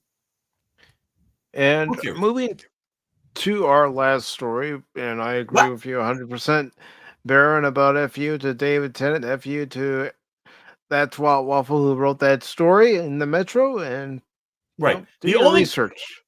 And the only people that can have a name that's utterly impossible to figure out what it is the Welsh. You think I'm kidding? I know you're not kidding. That's why I'm laughing. So we have this last article from Niche Gamer. It was posted on the 9th. It's by Jonathan White. And it says, Rumble now banned in Russia. Da! According to new reports, it seems that YouTube alternative video site, Rumble has been banned in Russia. The new ban of the video platform has been confirmed by some users on Reddit and anti-censorship site Reclaim the Net, as well as by Rumble CEO himself, Chris Pavlovsky. Come on, Mike. Pavlovsky. Yes. I know. Russia has officially blocked Rumble because we refuse to comply with their censorship demands, the Rumble CEO said. Ironically, YouTube is still operating in Russia, and everyone needs to ask what Russian demands Google and YouTube are complying with. And it is very interesting. Very interesting indeed. But what exactly were these supposed demands that Russia made?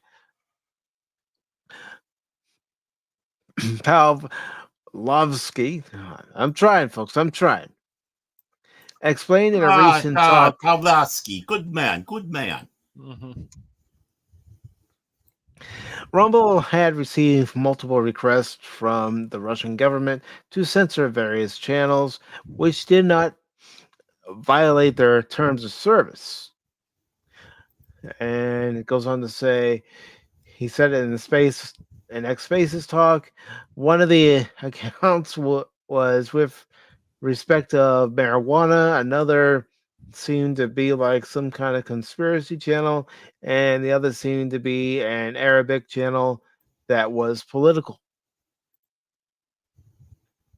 The hell you say? While Rumble famously cut access to the entire country of France a few years ago when France threatened to ban their service for refusing to block Russian feeds due to the Ukraine invasion, Russia cutting off Rumble first seems to be a new precedent for the site. What's more concerning is the lack of coverage of this incident by the American news media. Well, of course, you're not going to get the coverage of that. They're going to ignore it. When Rumble blocked France for refusing to bow to the French government, sites like The Atlantic refused to hide their bias, rushing to cover the event with insightful headlines such as alt-right website caters to Russia and excuse me, other such libel that has since been taken down. CEO Chris Pavlovsky has also noticed this, and he's voiced quite a concern about the lack of coverage in another statement. Not a single mainstream news source has covered the fact that Russia has blocked Rumble, and it's been over 24 hours at the time of the statement, at least. He said, Rumble is a public company trading with a market cap near $2 billion under the ticker symbol dollar rump. And corporate media doesn't think this is important. No, of course they don't. They only want to push their own propaganda. Oh, you did it. You did it. You did it, man. This has to be done, whether you like it or not. This has to be done. The hell you say? Rumble continues to hold true to their word by refusing to kowtow to any government request. So we'll see if that stance changes somewhere down the line. For now, Russian users are having to seek out VPN services in order to access content on Rumble.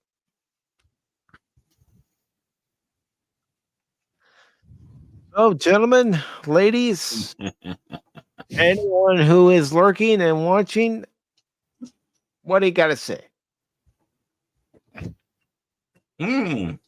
Interesting. What do we have to say? Well, first of all, let's start off with this. Still happening. I call bullshit. Still happening in many countries. Yep. This isn't just a Russia thing. This is other countries. But, of course, with Russia, I mean, obviously they're in the middle of a war, right? Mm-hmm. They didn't have any problems with all this until, of course, you were involved in this little disagreement. Age-old, by the way, disagreement. So this is nothing new. Oh, Russia and Ukraine are fighting again? Oh my. How could that be? That would never happen. The hell you say? There we go. And, really, Putin is making himself to be in that office for life. By the end of this current run of being the president or whatever they call it, he had served in there longer than Stalin. Mm-hmm. And what do we call that? Would that be a dictatorship? Yes. Want to be monopoly, or I mean monarchy? He wants to be Tsar Putin, Tsar Vlad the First. Well, I mean, this is just another example of Rumble just not backing down. They're not going to put up with this stuff. So if you want to, nor should they. No, you're going to do what we say. Fuck you. It gives me a lot more faith in Rumble than yes. Oh, by the way, I'm going to say this: Rumble, than a certain platform we also like to use. That's right. No, listen, you would never imagine that. I'm not going to stop using YouTube. I'm not going to stop using Rumble, Twitch, or Kick. I'm going to use any platform that gets the word out about the gaming, about Pop Talk, whatever content I happen to produce. I'm going to get it out there. Right. There should be. I mean, You don't like what we have to say? Fine, downvote us. Great, no problem. That's right. But that's fine. Sometimes the more downvotes we get, the more we feel that we've accomplished something. That's right. Go ahead and downvote the videos. Mm-hmm. I'm doing that right now. Downvote. Okay. All right. Thank you. You're welcome. I just want to help you out, man. Just want to help you out.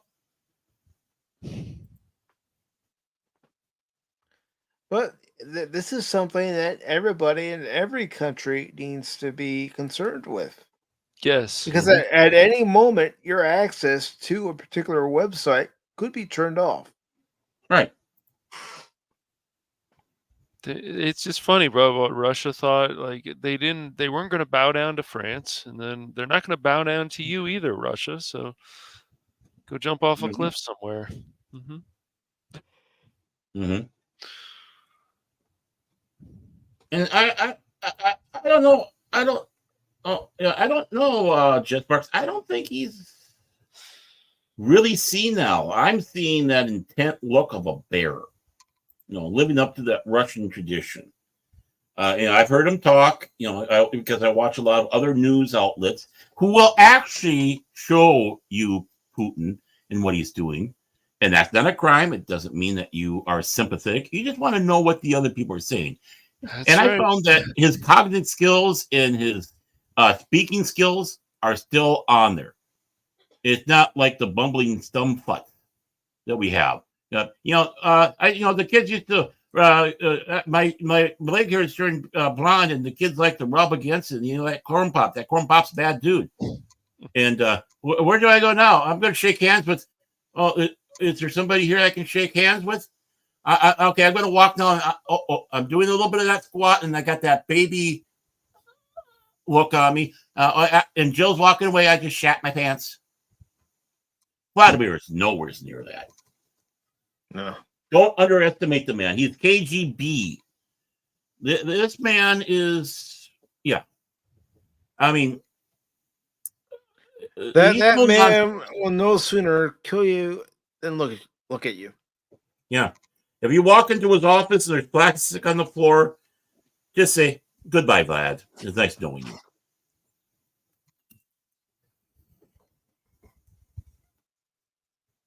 For that matter, if you walk into Hillary's office and you see plastic on the floor, that's your perfect opportunity to flip her off. Your party message. Yeah.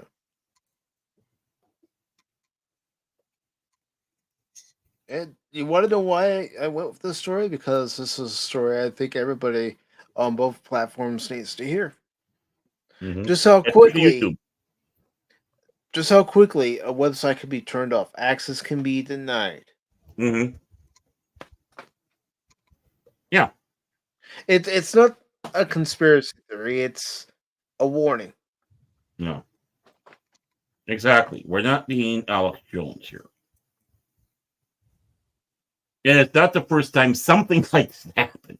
Whether it's television, whether it's a newspaper or a book. When you talk about book bannings, these are the places that have real ones. This is where the government sits back and totally says, you can't have this book, and if we catch you having this book, you're going to up to a gulag in Siberia. Mm-hmm. Where political opposition people go to, and and they go out cold. They're never heard from again. Mm-hmm. It's like again, it's like North Korea. If they catch you able to listen to a station, if you're up by China or even South Korea, and you're able to bring in for somehow shortwave or something like that, again, off to the camps with you. Mm-hmm. You watch K-pop. They smuggle in K-pop to you, right? So you know what they do for that? They kill you. You are executed because you have the K-dramas and the K-shows, right? You're done for. You have a radio in your place that's constantly on, that's playing patriotic music, and messages and such, you can't turn it off. You have to have it on. Mm-hmm. If you want to know about true book burnings and bannings and stopping of information, it's not the United States. They're not officially banning these books. You have local school districts and such that are banning them out of the schools because they are freaking inappropriate. No kid needs to know how a man can give another man a BJ. Nope. And yes, that's the stuff that the parents are upset about. And rightly so. Mm-hmm. But again, that's on a local level. And the book's still available. Look it up on Amazon. I can buy it on Amazon. I can go down to Borders or whatever, Barnes and Noble. Oh, it's on the shelf. They're good. You know, it's about that time of the month. So, hey, it's available. There you go. So it's not banned. It's not officially banned or quote unquote burned as these lying sycophants say. Yep. You want the real stuff? Here it is. There it is. And yes, they even tried to censor American internet, even back in the day. Oh, we got to torn off, and we have these special things. So you're putting them breast. It's like, yeah, you can't go there. But they're looking up for breast cancer.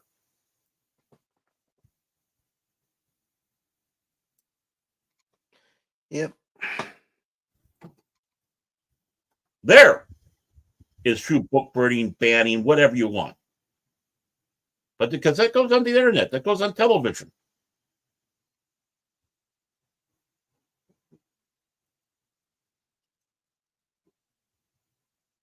Enjoy, folks. You're living in interesting times. We let the inmates run the asylum. George Orwell. Yep. 1984, Animal Farm. I think Animal Farm is the better of the two that really hits that example, the build up to what we're going through here. And of course, the natural sequel would be 1984. Yeah. And yeah, we're getting to that point. We have cameras all over the place. Again, this is not conspiracy theory. How often do you go out there? You see cameras on by the stoplights, or you see cameras on the street. I mean, England, London, England.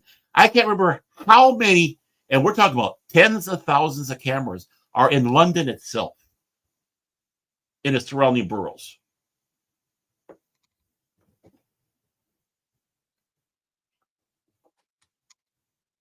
We got to keep an eye on you. We got to make sure you're doing everything right. Mm-hmm. We're looking for real criminals. Be a model citizen is what they want. Yeah. Well, right. We're looking for criminals, not the real ones. We don't care about that. You can have a guy going out there with a machete, banging on cars, and then trying to hit on the side of the building. And then, of course, some guys come out and beat the absolute crap out of him and makes him pee his pants because they're tired of that crap. Wait a minute. I thought knives were illegal. That you, if you're underage, quote unquote, can't go out and help mama by picking up some plastic knives for a picnic or a gathering. They're that ridiculous over there. Mm-hmm. But you have a guy, and I'm sorry, it's going to sound bad, but it's true. An immigrant going out there, swinging a machete, damaging people's cars, yelling your BS, and trying to damage buildings and vandalizing. And that happens all the time in England.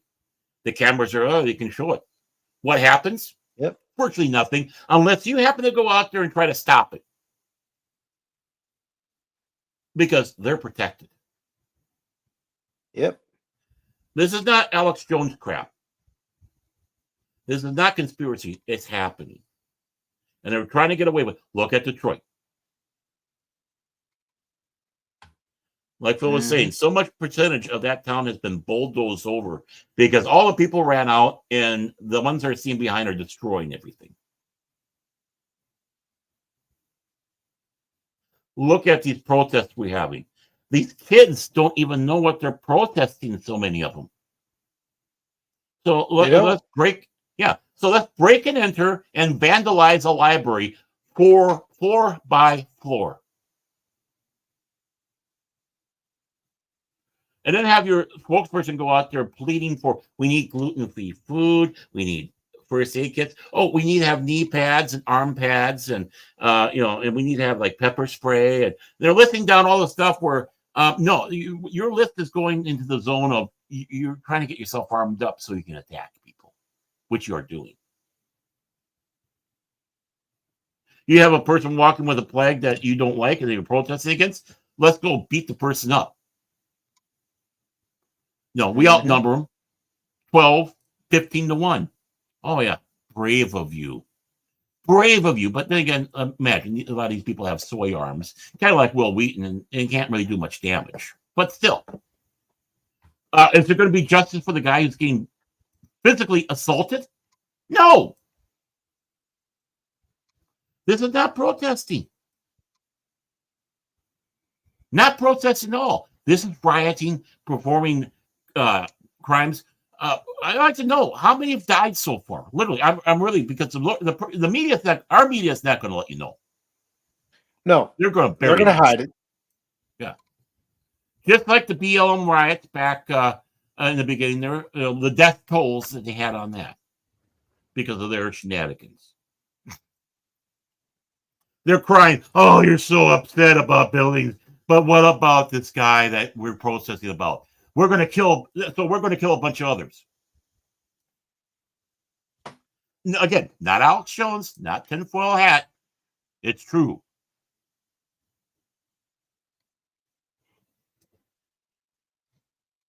Bravo, Rumble.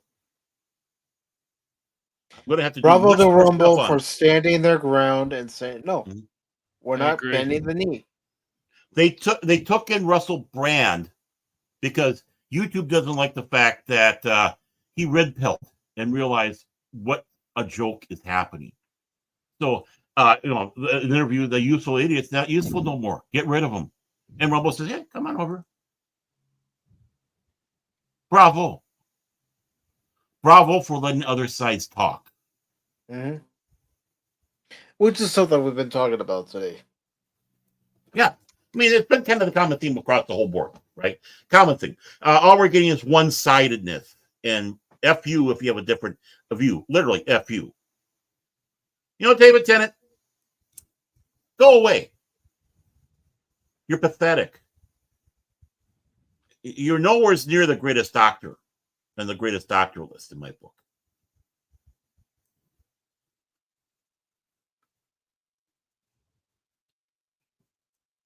I'm not saying you're a bad actor, but no, I don't think you were a good doctor.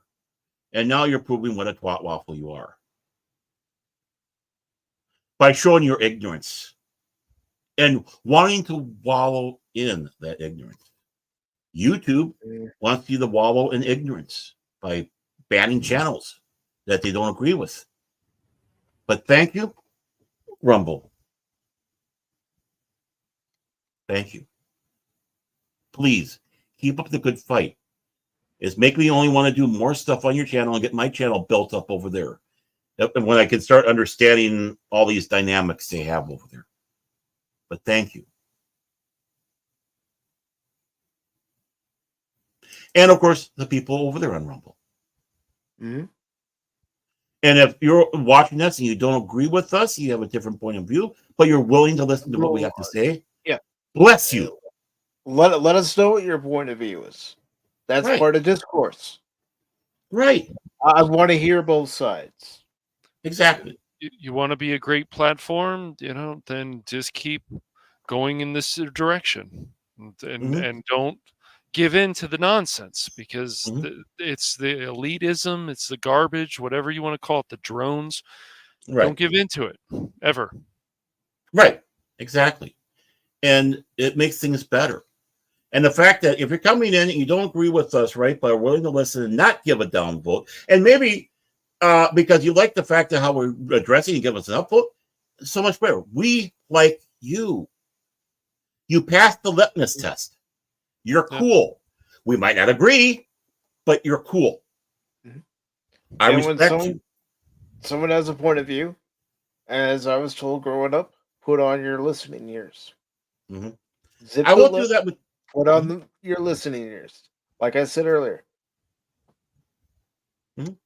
And I will never, I would never give that consideration to DJ Ronnie G. But rest of you, yeah, even Phil. I will give that consideration to DJ Ronnie G.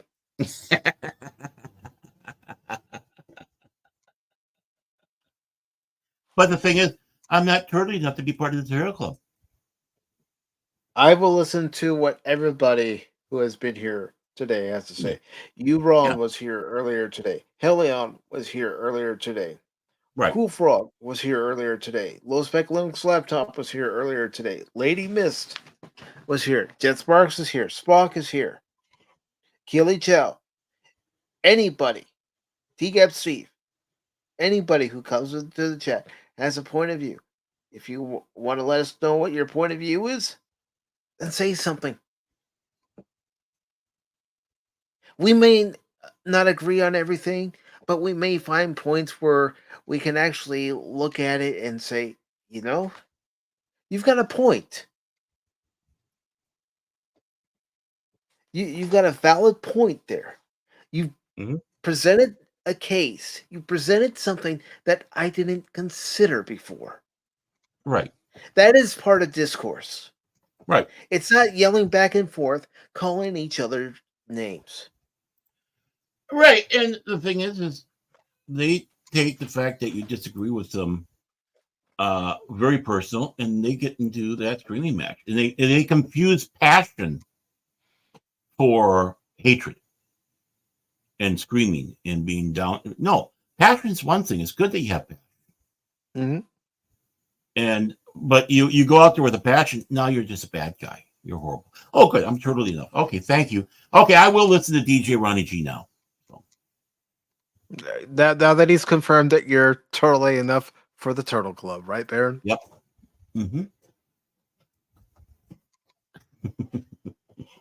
But I'm not shaving my head and beard. No, I don't want to see Baron on camera one day and go, "Oh my God, what the hell did you do?" I'm being a turtle. This is for DJ. He's my pal. Turtle Club. Well, and of course, it goes to the fact that you have David Tennant, who is obviously wanting to be an ignorant fool, 100% ignorant fool.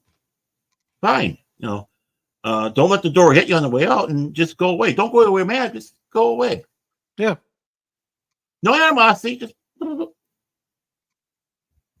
you're not contributing.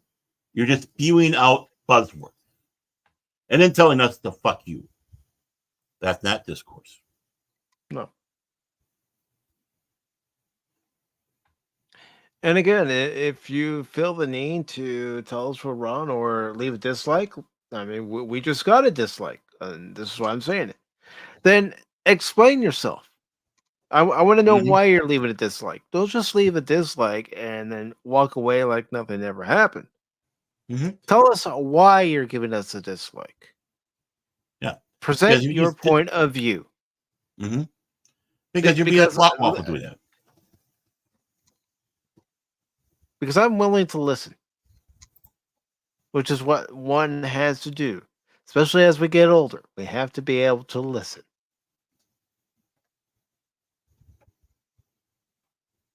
So. See, I'm taking this serious because I didn't go, what? Can't hear ya. I'm old. That's how much respect. No, and another reason I'm bringing this up, and yes, I am calling somebody out. I don't know who it is, but we had 16 likes. And then because we get into this conversation, that like goes away and we get a dislike. Come on, explain yourself. Let us know. Right. There's the chat. I'm sure you know how to type. I am sure you can spell. I am sure you can write out sentences, even paragraphs. No problem. But you're being a twat waffle. Why is it that because we get into this conversation, it may be a conversation you're uncomfortable with? I'm not always comfortable with certain topics, but guess what? I have to be open-minded and actually listen to what's being said. Not come to some preconceived notion, oh, it's because of reason A, B, C, or D. Mm-hmm. Present your point. I want to know. Mm-hmm. Because whoever you are, you doing this, you've proven one thing to me. You're a coward. Yeah. You are. I agree.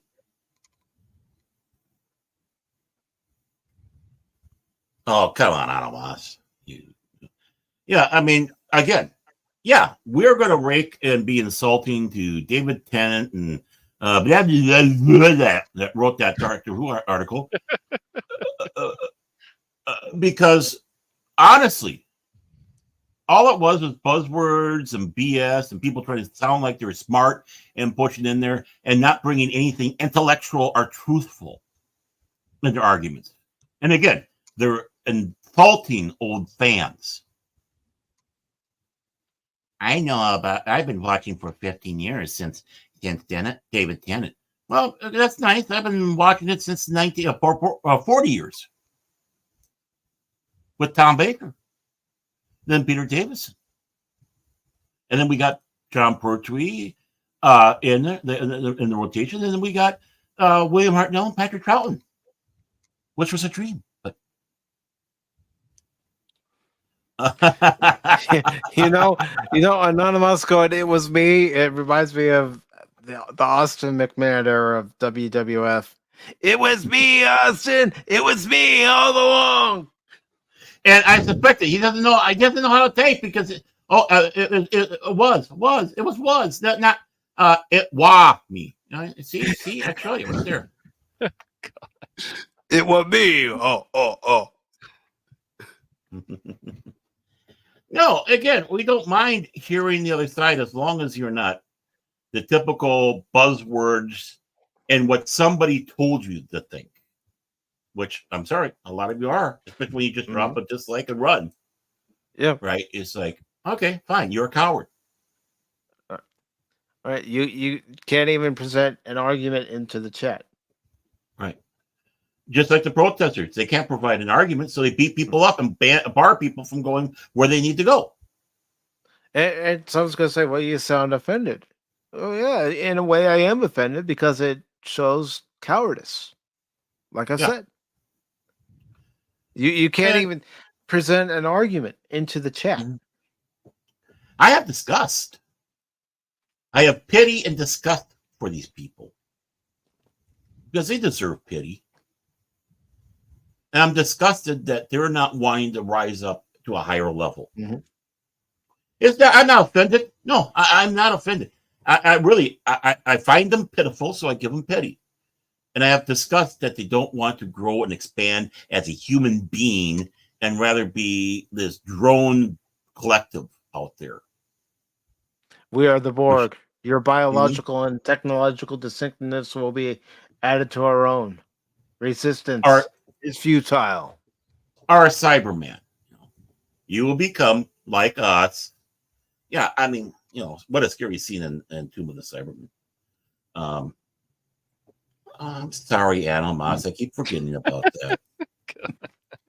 Just make sure your wife is there to help you. That's all I gotta say. And this is the key. Kind of like Dr. Jill is with the shitter in chief.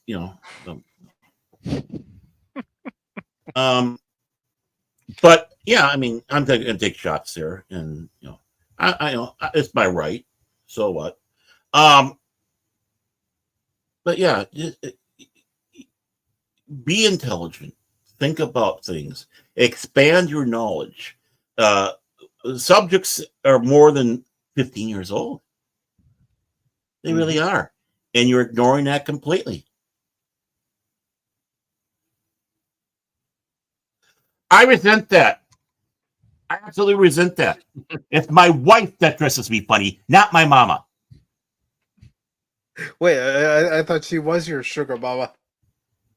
Well, that too. She's my sugar mama, and then she makes sure I'm dressed, and then she goes out.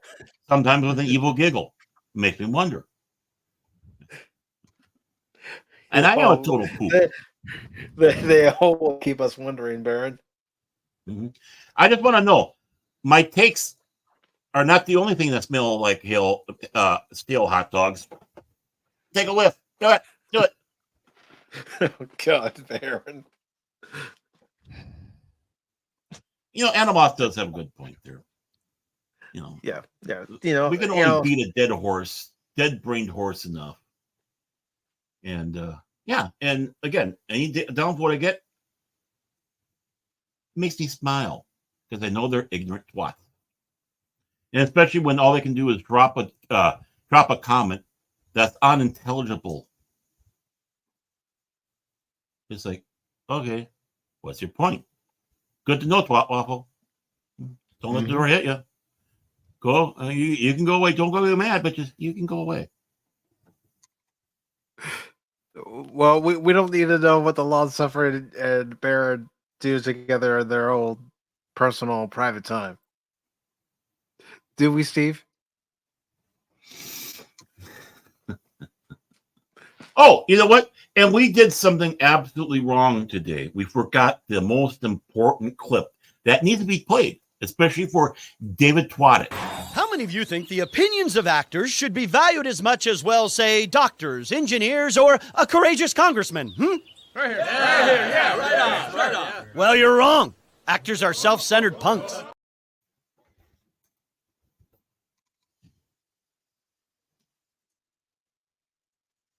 That's true. That's true. So, of course, we got to follow up with this.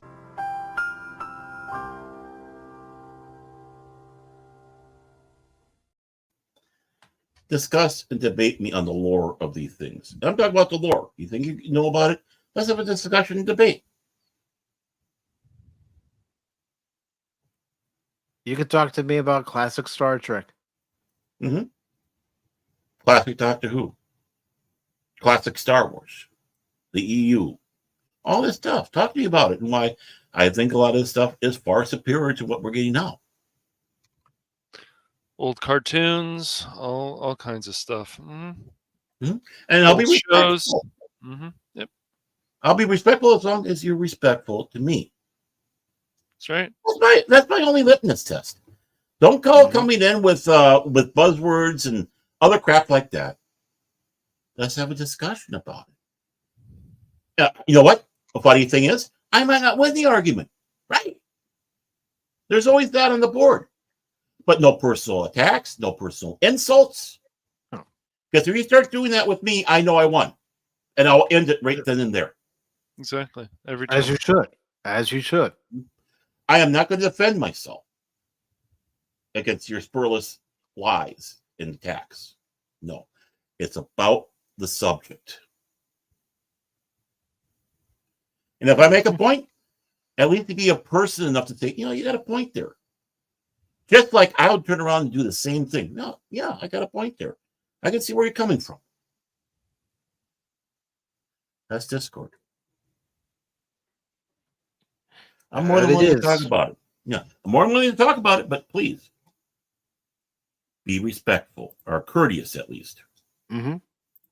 Because respect is earned. These people go out there and cry about respect. We want respect. What have you done to earn my respect? Here's the problem. There are folks out there who think that respect is given. They don't believe that respect is earned. Right. A lot of people like that nowadays, unfortunately. Exactly. I'm courteous. Courtesy is given. Respect is earned. And we should be more courteous to each other. So, true. Yeah, I put it out there, and I'll even come to your channel. But the moment you start going to spurless attacks and insults, if I'm on your channel, I'll leave. I probably won't even say a thing. I just click, I'm gone. And then you can turn around, mock me all you want, and, we got him. No, you didn't. No. Let's have an intelligent conversation. Right. That's all I ask. Like we used to have in the old days. Why I call myself Fandom Legacy. And Pacific414. I could talk about anything, do anything on the channel. Not bound to one particular franchise or another, one particular sport or another, one particular game or another. But I choose to talk about pop culture because there are things in pop culture that have shaped me as to who I am. Me too. And this, Same with and this for a lot of you, pop culture does go outside of science fiction and fantasy. That's I didn't want I like variety, so that's why I picked the Phantom Hooligans. I that so we can talk about whatever we want. It's the same thing with Pacific414 or Baron's channel. Yeah. I thought you picked that name because you are a hooligan. But Well, I am too, but yeah. Don't tell YouTube. The main thing I ask for anybody, whether you come to the YouTube channel, the Rumble channel, the Twitch or Kick channel, is show respect. Not just for yourself, but for those who are in the chat and those who are on the panel. Right. Not hard. Oh, thank you, T-Gap. He only says that because he can't get that butt plug out. I think he's going to tie it to a Ford F-150 and tell him, hit! He's still looking for his shorts. Yogurt hasn't given it to him.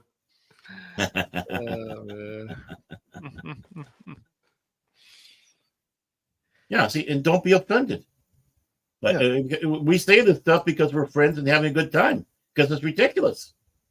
Don't be offended for him or me or anybody or that. I don't need your pity. I don't need pity. I don't need sympathy. I just would like somebody to take the time to listen to what's being said, and then once they've heard everything, then add your thoughts and opinion. Right. Maybe we can come together on something. Right. Yeah, and agree. Oh, okay, we agree on this part. Okay, great. We can still agree to disagree.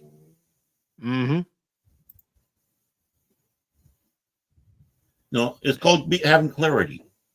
And clarity means you have to listen to the other side. It's also called being an adult. And that is something that a lot of people have forgotten how to act like an adult. Instead, what do we do nowadays? We go into platforms like YouTube and we rant and scream about it.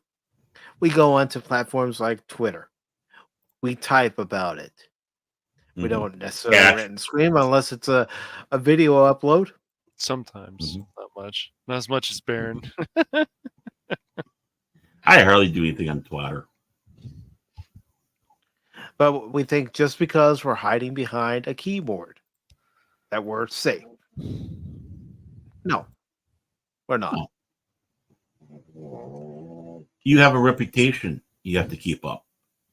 And being a twat waffle at a keyboard like that ruins your reputation, especially if people know who you are.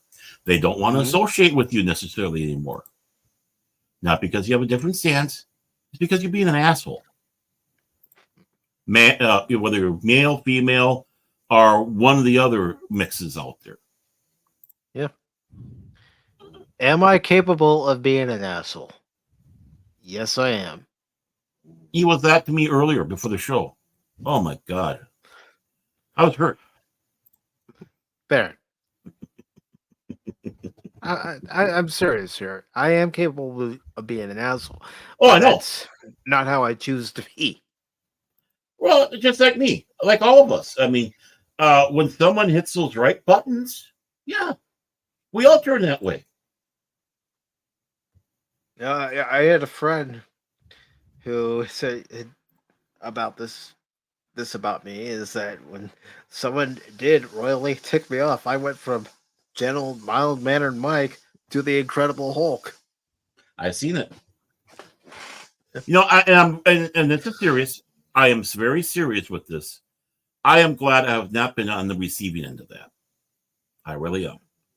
And that's not snarky or yucks. And I don't think anybody wants to be on the receiving end of that, of anybody's. Because we don't want to piss off our friends that much. Irritate, yeah, but not offend, not be a slime ball, not be a true asshole. Not be You a might sound it jackass. right. We might sound it when we're kibitzing with each other, but we're not. We're all very good friends here. I consider these two guys one of my best friends. Now they're awkward. They're feeling awkward. Oh, geez, what did Baron say there? Oh my! But well, then I consider Jace a good friend. I consider T-Gap a friend. Low spec. Consider him a friend. Mm-hmm. Crit, I consider him a friend. Prismatics, pop culture mechanic. Yeah, I consider Lady Mist a friend. You want to know why? Because she was there for a good majority of the Rebirth streams. You like her because of all the flowers she gives you there. You don't bring me flowers anymore, Baron. I've never given you a flower and never will. Unless it's that white tulip. Unless it's that white tulip. I just thought I'd throw that in there. I You know. don't bring me flowers anymore. Oh, I found it funny. Trust me. But I had to follow through with it, man. Or I wouldn't be doing my job. So that one white orchid I would give you in place, But that's going to be a very long time. Maybe I won't be able to do it. So you'll be doing it to me. Wait a minute, Jace. I've heard you when you're fired up. It's like, okay, let him talk. Give him his room. Give him his space. Let him talk. I've seen some of your videos on that other site there, Jace. No, you have no credibility saying that.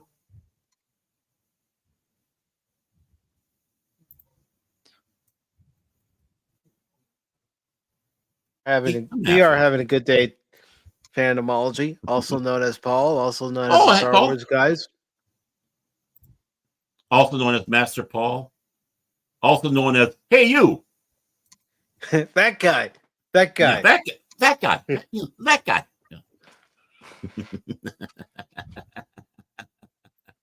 But before we wrap up here, I do want to wish each and every each and every mother out there a very happy Mother's Day on this Mother's Day Sunday. I hope all of you have been able to either spend time with your mothers on this Mother's Day, talk with your mothers on this Mother's Day, or if your mother has passed, I hope you have fond memories that you reflect on with your mother. Light that candle for her. Yes. Yes. In fact, I'm going to call my mom after the show. You are that guy. And yes, if you haven't talked to your mother yet, give her a call. Well, or if you're getting ready to go see your mother, go see her. And if you're a mother yourself, happy Mother's Day to you. We like mothers. Really, we do. If it was our mothers, we wouldn't be here. We get regaled with the story about how long the labor went through. You know what my mother and I would be doing right now? If we were together, we'd be giving each other a high five. You want to know why, Baron? Because it's a good Mother's Day when the Cubs win. Oh, they won? Yes. Wow. But she's from New York. She was never really into baseball until I came along. Ah. Oh, that's right. You came out with the ball and the glove. Yeah. That's why labor took that long. Okay. No, that's the thing. I asked her one time how long the labor took, and she said, actually, you didn't really take that long. I wasn't in labor that long with you, Michael. And I can honestly say I miss her each and every day. Every day I think about her. every day I think about memories that we created together, and every day I do. I think about what would we be talking about when it comes to the Cubs this season. There have been some games where they've looked good, some games where it's like, oh, that was an ugly loss. Mm-hmm. And, we wouldn't just talk about the Cubs. We talk about other things too. Mm-hmm. You know, we would talk about what's going on with the country. I mean, that's something that we always did, especially when I got into high school and got in, really into world history and then U.S. history. We Mm-hmm. really started talking about current events, and I think about her loving musicals and having gone to Broadway and seen Broadway shows.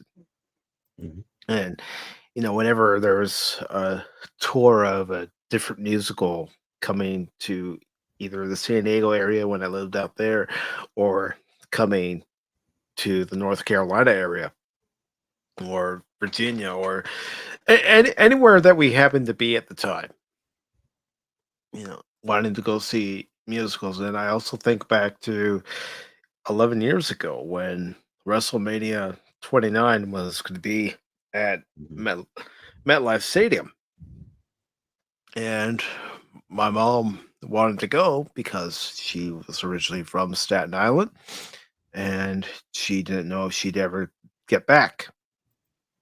So she wanted to go. And one of the places that she took us, excuse me, was this place called Lee's Tavern because my sister went as well. Ooh. And my sister and my mother went and saw the Broadway show. It was Chicago,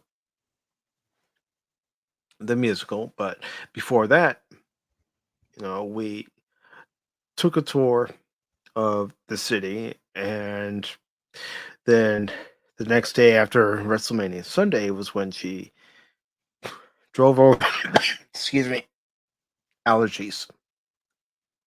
Yeah, the But pollen is really high. yeah, it is.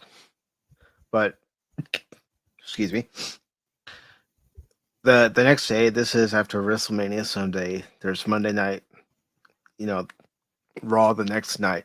But during the day, we got in the car and we drove to Staten Island.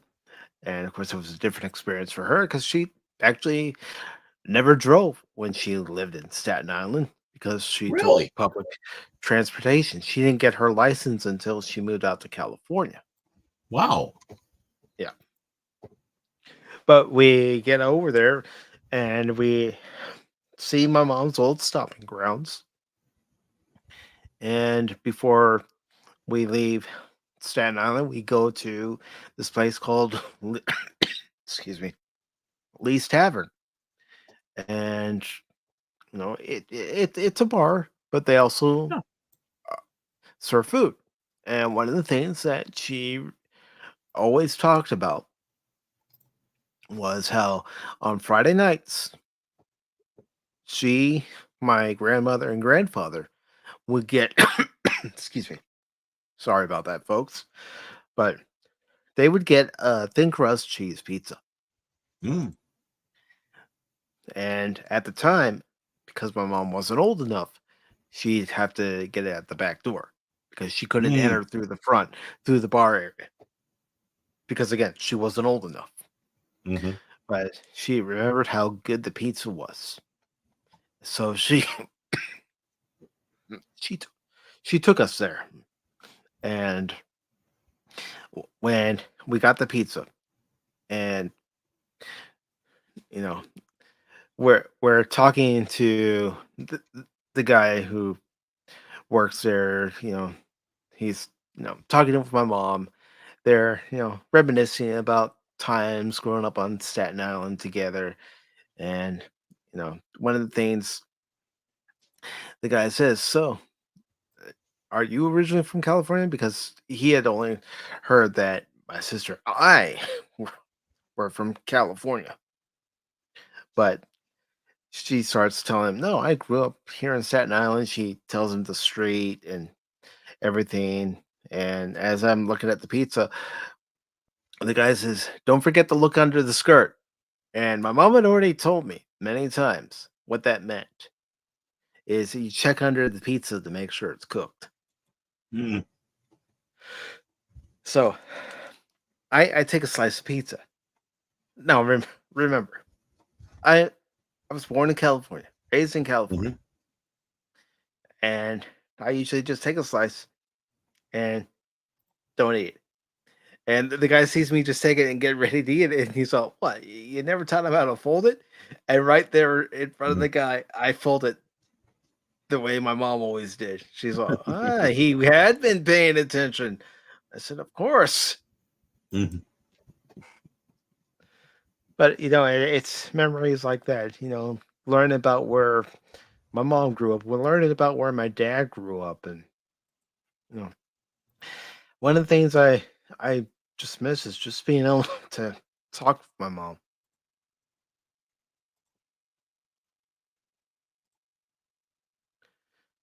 Yeah, I know. It's just the memories you have growing up, and this is going to sound silly. The one thing I like about Mother's Day with my mom, or any holiday, she doesn't like cards. And to be honest, I don't like cards either. It's like, oh, great, I got this piece of paper. Now what do I do with it? And they're always praying. I don't have to give her a card. I just call and talk with her. And that's what's more important about it, honestly. If you have that ability to talk, do it, because, those are precious moments. So, and I would rather have a conversation than a card any day. So, yep. Yeah, and DJ Ronnie G mentions Port Richard and the train station. Yeah, my mom was saying right when we got to Lee's, she and my great grandmother would take the train station, and that's where they would go to the butcher's shop and get the meat, and go to one of the stores and get the fresh vegetables. Because you got to remember, folks, we're talking the early 50s here. So there weren't really any chain grocery stores like we have now, the big box stores like we have now. You had to go from one place to another. Excuse me. You might have a Red Owl or a Piggly Wiggly. Yeah. But even those stores weren't that big.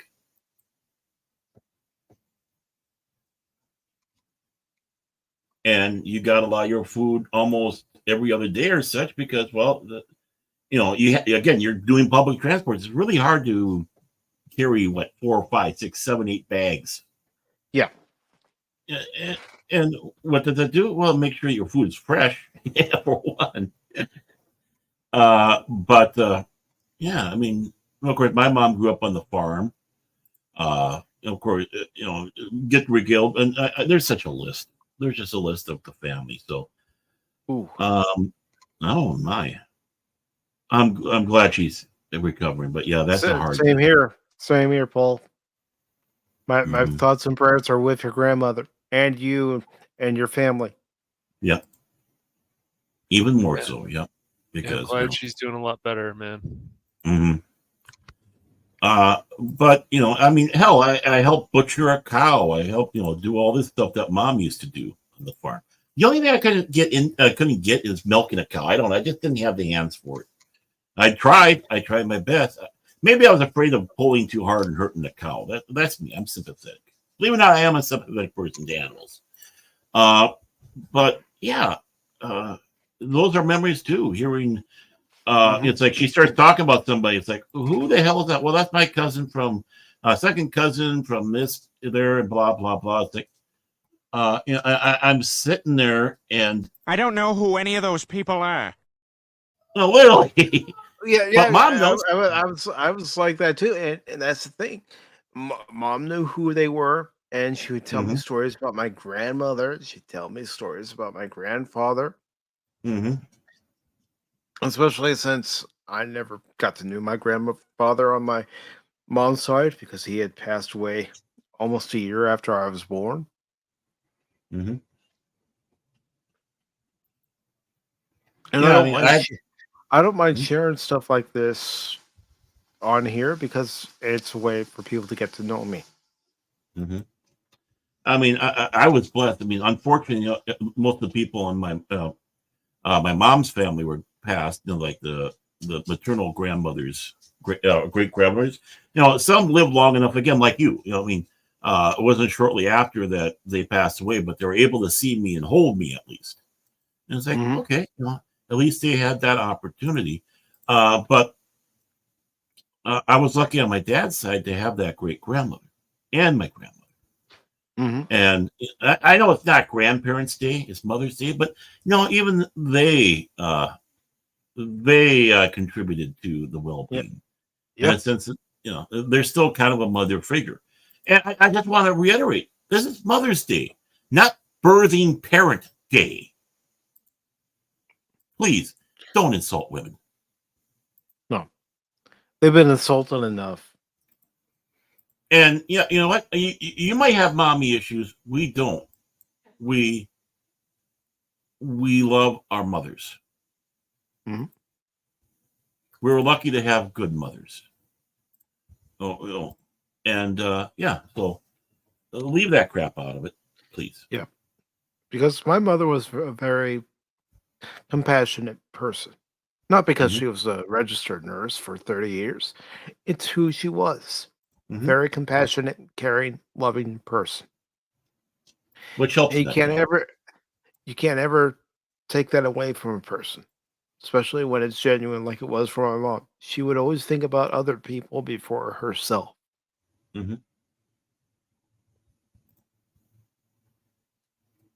Right. And women, mothers, enjoy and revel in this day.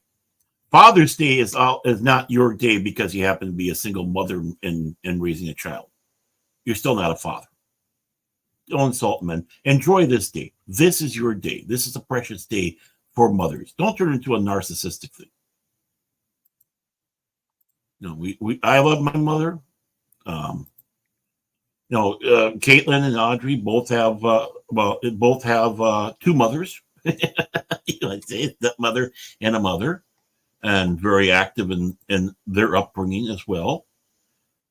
Milo's not. Talks to my wife a lot. She talks to my wife more than me. Let's just put it that way.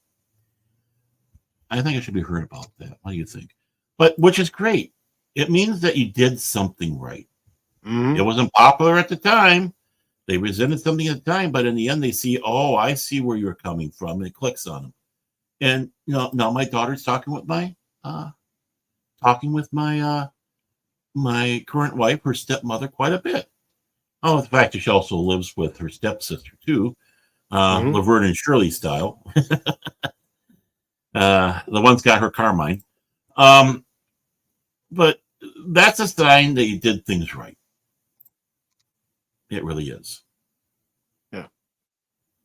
Or I should say, my wife and my former wife did something right. Me, I was a big goofball, as you know. I get some of my personality, some of my humor from my mom, and then other parts of my personality I get from my dad, and then other parts were just, from hanging around friends.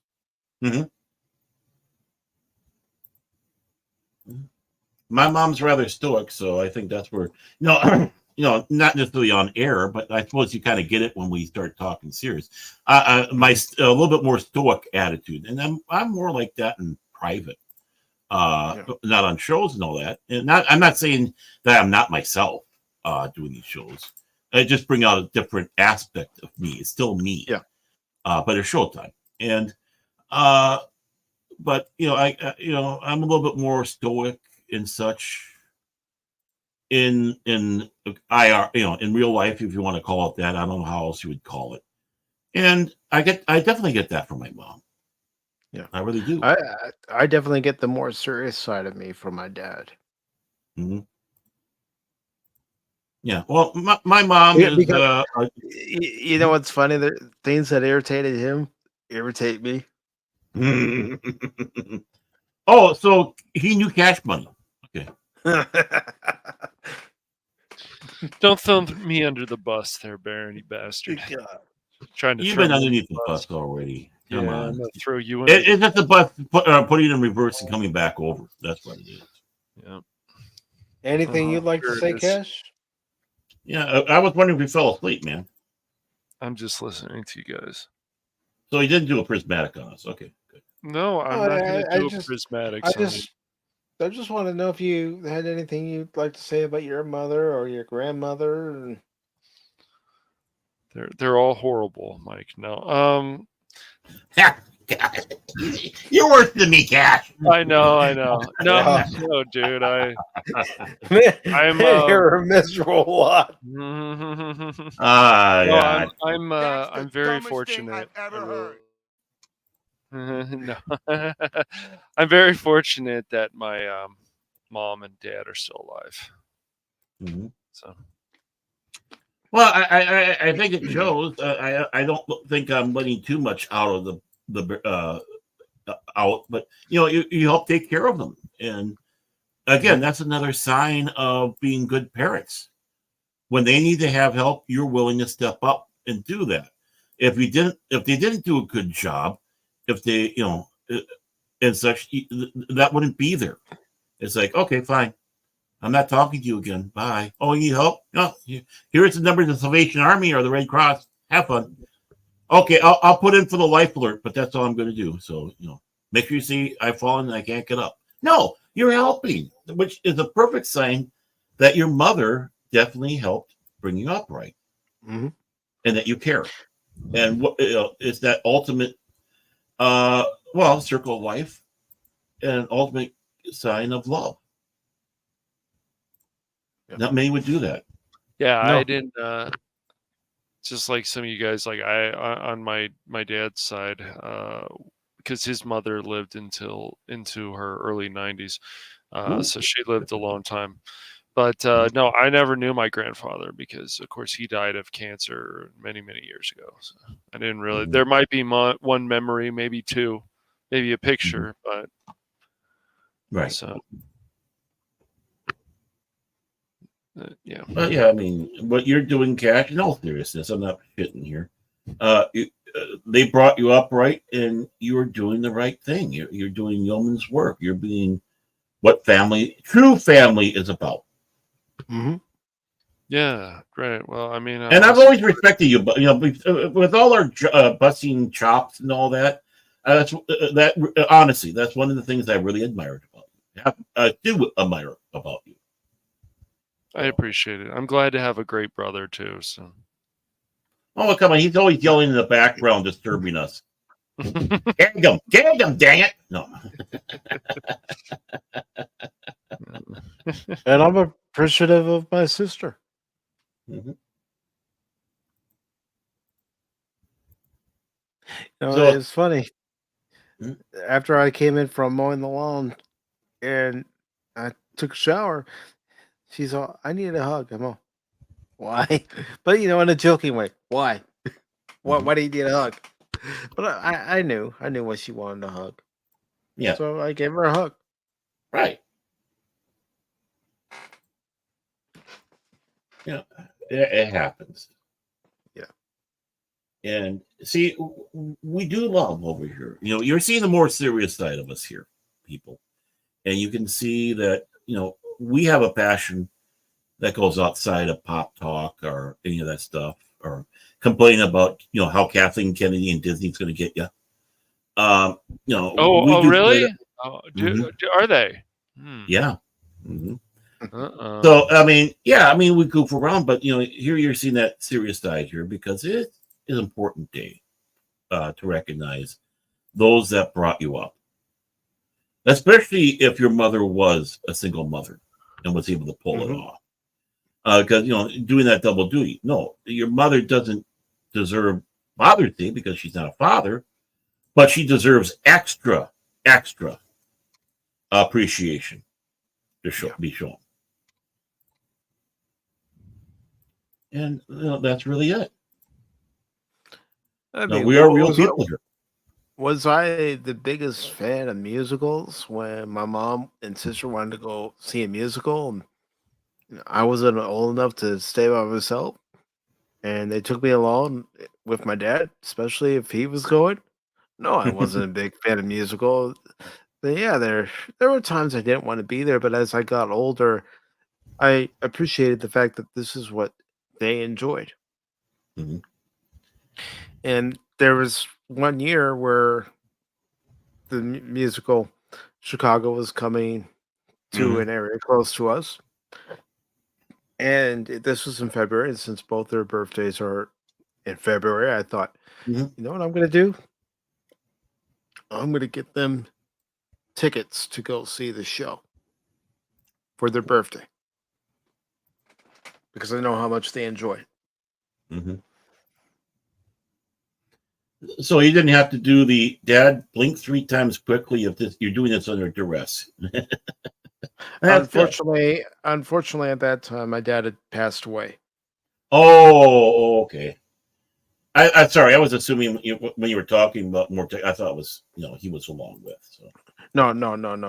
At that time, he had already passed away, and I was just trying to think of something to lift their spirits.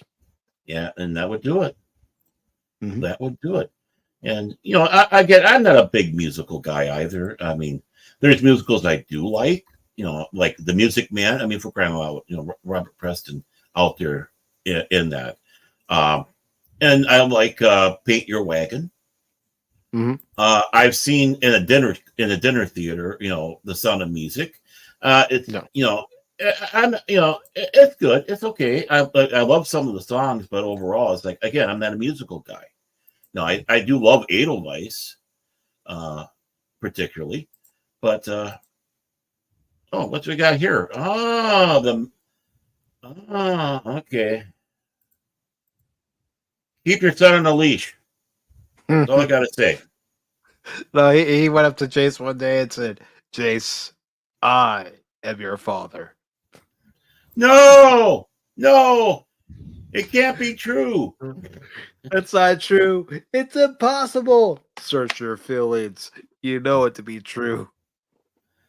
I'll never join you. Can you imagine Rick Moranis doing that in like a Rick Moranis voice? Oh my God, that'd be hysterical. I'll never join you.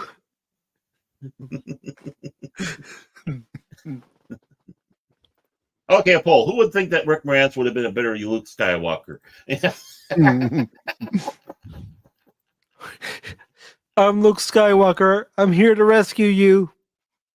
Do you realize how much money the Empire spends on these ships and all these stormtroopers?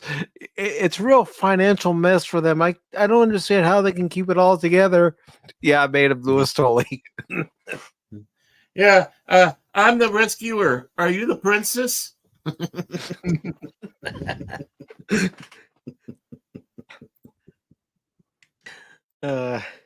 Rick Moranis, come on out of retirement. We got to do Spaceballs too, and that stuff's got to be in there.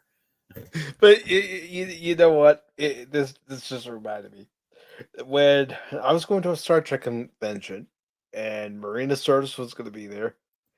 My mom took me, and my mom's seen a few episodes of Next Generation. She wasn't a big sci-fi fan like she was a musical fan. But she jokingly, this is a joke, folks. She would jokingly say, "Oh, so you want to go to the convention because Space Slut's going to be there." So did she catch you looking down her dress or outfit? Trying to see the forbidden truth? I know. Oh, then you're a better man than me. No, she signed my picture that I had. I said thank you. She said you're very welcome. Wow. I don't care what she's become now. I think back to that day when I got her autograph and how cordial she was, how nice she was during that time, and that's what I remember. I'm just going to say that was really uplifting. There you go. Yeah, thanks. You're welcome. No, it wasn't. It wasn't that kind of. You're welcome. I know. You're welcome. Yeah, I'm just joking. I'm having fun with her. I'm not being mean to her with this, but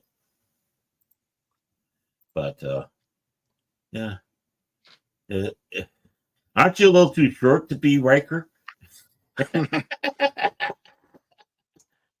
didn't realize it was that warm for you guys right now. Oh, it's 88 now? My thing says 84. Yeah, we're going to have a warmer day today. And then it's going to drop back into the 70s. I think we're getting some weather coming in because everybody in the house is hurting. Poor Duchy. Poor Duchess. Her back is really bothering her today. And I haven't even got her to eat, and that's where her pill is. We give her a half an aspirin. Basically a full aspirin a day, a half in the morning, half in the evening. But she's not even interested in that, and she's kind of literally crawling around and not very active. I'm beginning to suspect that we're getting some weather coming in. My hands, the arthritis are bothering me. My wife's Arthur is bothering her. So, yeah, she is really, truly right now the long-suffering Mrs. Tagge because of that. Not because of me for once. Not because of me, but because of that. So, and, my tablet fell. But, these things aren't wanting to work, and my back is telling me, it's being David Tennant to me right now. It's telling me to fuck you. Well, that's the perfect cue to say, Mike, wrap this up. Oh, I wasn't trying to do that, but yeah, we should. We've kept these people hostage long enough. It's a joke, YouTube. A joke. Or is it? And hello, Tim. Good to see you. Well, you finally got here. Good to know. Hey, man. And speaking of which, before we promote ourselves, I do want to go ahead and say thank you to everybody who was here today on both platforms. First on YouTube. T-Gap Steve, thank you very much. Brandon, good story this time. Good story. 2000, thank you very much. Anonymous, thank you very much. Lord Crit of Everest Productions. I think he left to take out another whaling ship. Maybe. Prismatics, thank you very much. Pop Culture Mechanic, good to see you, Pop. Of course, Phil McCracken, I don't know where he's getting this information from. Hopes and dreams that will be torn asunder. Maybe. Low Spec Linux Laptop, who is also on the Rumble side. Man, double service there. Leia Rose. Daryl the Derelict. Jason Fox, 540 Studio. Thank you, Jace. Keely Chow. Roll Tide, Keely Chow. Roll Tide. You. And, of course, Spock of Spock's Friday Nights. How logical. Sir Blue Wolf. Good to see you, Blue. Lady Mist. Nice to see you, Lady Mist. The lovely Lady Mist. So nice. Of course, the long-suffering Mrs. Tagge. Sorry, dear. I love you. Ow. Ooh. Tommy Fox. Good to see you, Tommy. Try to keep Jason in line. I know that's not easy. Please, yes. And of course, FKHC 2005, also known as Tim. And over on the Rumble side, we had Cool Frog. We had Helion.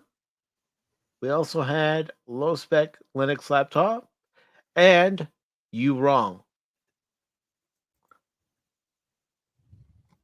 All I gotta say about all that is damn computer. I hate my computer sometimes. Gotta stay. I don't know who any of those people are.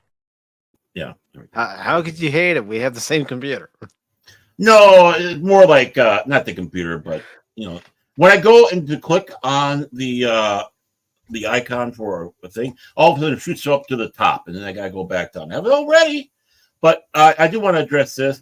I looked a lot more like you before my haircut, so. So, Baron, what is coming up on Baron Orman Tagge's Fandom Legacy? Well, last episode was a hoot, but we only got through 2 of the episodes of Babylon 5. Why? There was a lot of meat in them, a lot to talk about, a lot to discuss on there. So we only did 2 episodes, but Saturday, 7 o'clock Central Daylight Time on Baron Orman Tagge's Fandom Legacy. I have to have fanfare there. We will continue our talk and discussion of Babylon 5, Season 5. So we're over the halfway mark. We're almost on our way to the last episode. So if you like Babylon 5, just want to let you know, spoiler alert, there will be spoiler alerts over there. So if you haven't seen it, I mean, even if you don't care about being spoiled, at least you know. So I want to be kind and nice to people out there. See, I can be nice. So please join me. And of course, these other guys will fill you in where I'll be lurking as well. No, I probably should say it because he's not on. Well, Cash might be. But 540 Studios, I believe it's 6:15 Central Daylight Time. That will be. We're going to be on over there. And please join us on Jace's channel for our episode, The Beyond. So I'm officially part of their staff. I stabbed Mike in the back. We would have done it last week, but the internet went out because Mike is the one that did that. He made sure that.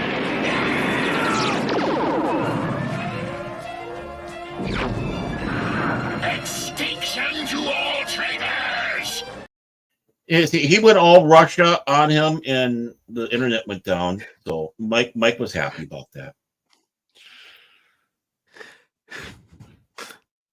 Also, before I forget, I do want to say thank you to Paul of Phantomology for stopping by as well. Yeah. Mm-hmm. Anything else you'd like to promote, Baron? No. The only thing I just remembered on that one, give a shout out to Jace and what we'll be doing over there. So, I'm inclusive. See, I'm inclusive. I like people like Jason. So, next. All right. Oh, by the way, no.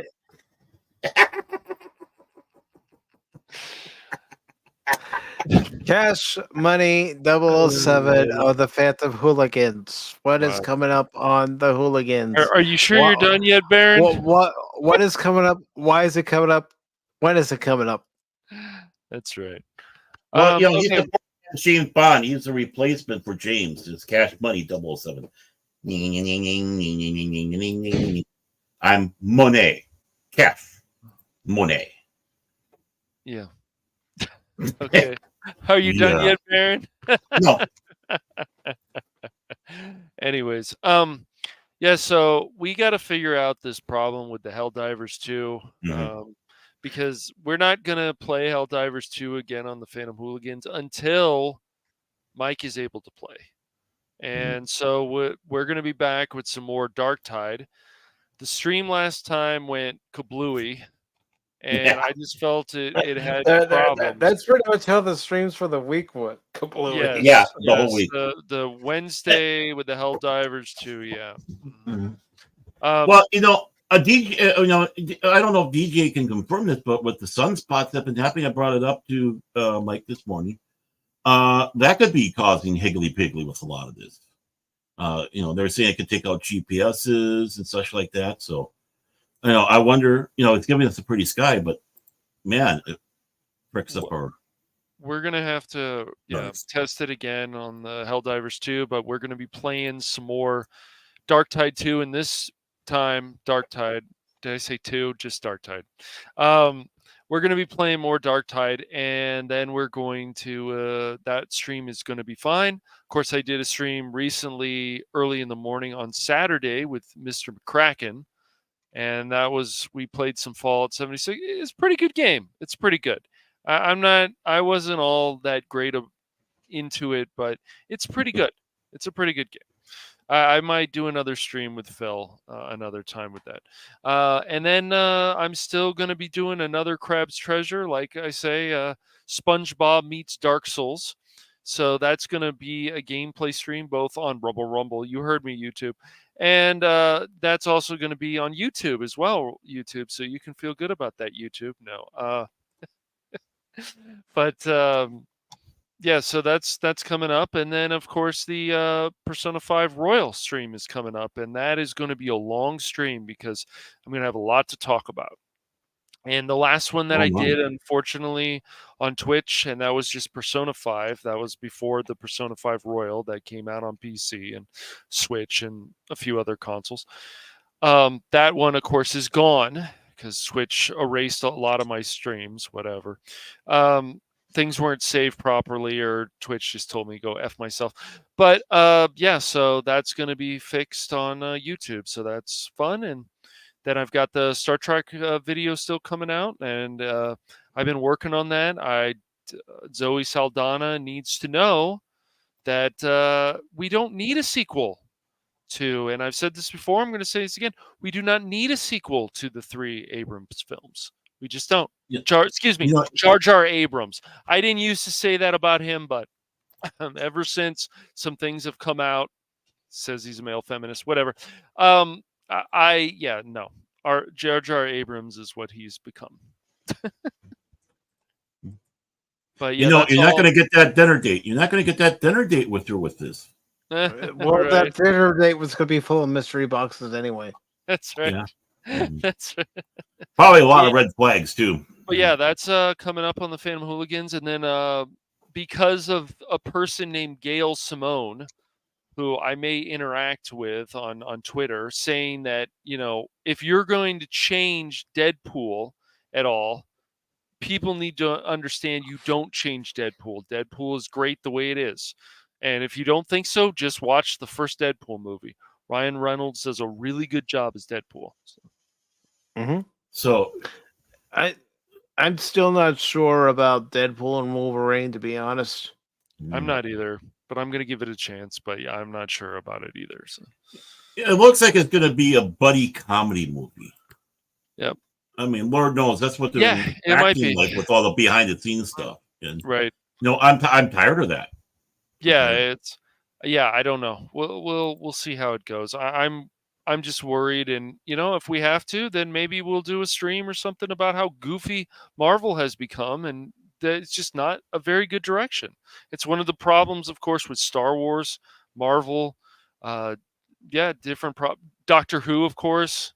The goofiness is just wrong, like where it is, and it's a mess. But yeah, we like the humor, we don't like the goofiness. Right. Yep. Yeah, it's just out of place. Mm-hmm. Oh, by the way, you know what I found the other night as I was traveling through the YouTube verse? They did a Blue Beetle radio show back in like either the 40s or such. And it's like, oh, I'm going to have to sit down. I didn't know about that. I mean, here I'm a DC guy, and I didn't know about that. Right. So I'm going to have to sit down and listen and see how that was. But so when I'm not doing my own stuff on the Phantom Hooligans, I'll be with these two knuckleheads, and then I'll be on Jace's channel with Baron. Yep. The king of the knuckleheads. Yeah, right. That's right. So, I got to ask Jason's father, how many times you drop him on his head? You can be honest here. We won't report you. We won't report you. We just want clarity. Clarity to agreement, folks. That's all we want. Anything else, Cash? Nope, that's all for now. All right. So as far as what's coming up on Pacific414, it'll only be for Pacific414 YouTube and Rumble for this week. And on Tuesday, it'll be more Stellar Blade. It will be part 3 of the gameplay starting at 6 p.m. Eastern on both YouTube and Rumble. And then Wednesday at 6 p.m. Eastern, we'll be back with Pop Talk. And that will be on YouTube and Rumble. But if you can dodge a wrench, you can dodge a wall. That's right. We're having a watch party of dodgeball. Woohoo! What? I'm gonna try to make watch parties a monthly thing on Pop Talk, so we're gonna have them more frequently. And then Thursday at 6 p.m. Eastern, depending on information I get, it'll either be a chat stream or a game stream. If it's a game stream, it'll be more Stellar Blade. But I just have to wait on some information, and once I have that information, I will then make the decision as to what type of stream it's going to be, but that'll be at 6 p.m. Eastern. Then, of course, as you heard, I'll be on the Phantom Hooligans with Cash and Baron playing more Darktide, and then Saturday, I will have to deal with the Nan and everybody else on Babylon 5, but that's okay, because when I deal with Chinkara, I will be with my bodyguard. Yes. And if you haven't seen season 5 of Babylon 5, you're not going to get what I'm talking about, but nope. But yes, I will be with my bodyguard, my good buddy Chinkara. Yeah, just don't serve him aged food. He's got to have it fresh. Yeah. Yeah, although Jakar could eat it fresh, no problem. Mm-hmm.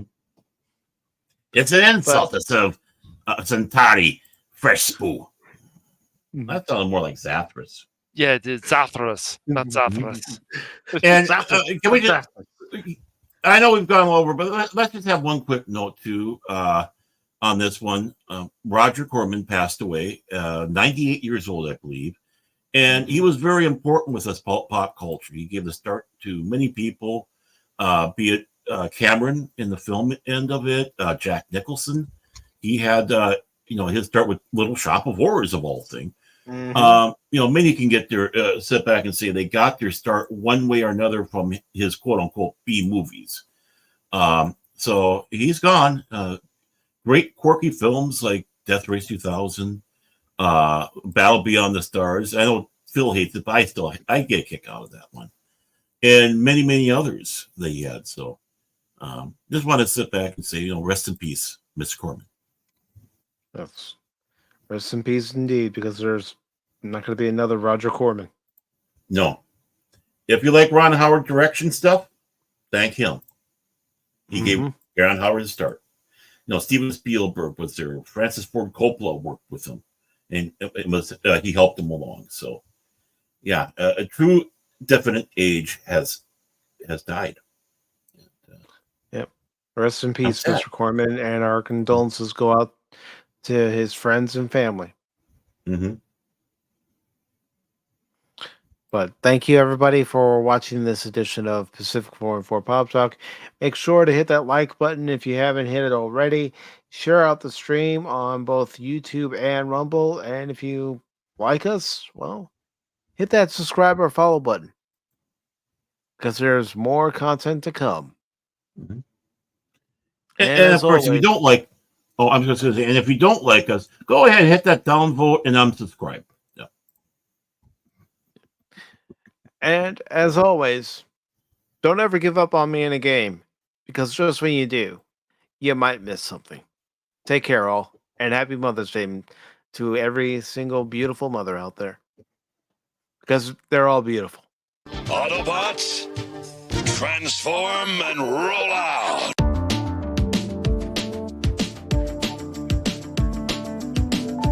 No wire hangers. He wasn't a good. Mommy dearest. Mommy dearest, yep. One thing I learned from watching. Yeah. One thing I learned about him playing video games, getting hit in the balls in the game still gives him the same reaction as if it was a real person. It's like, oh! Really? Not lying.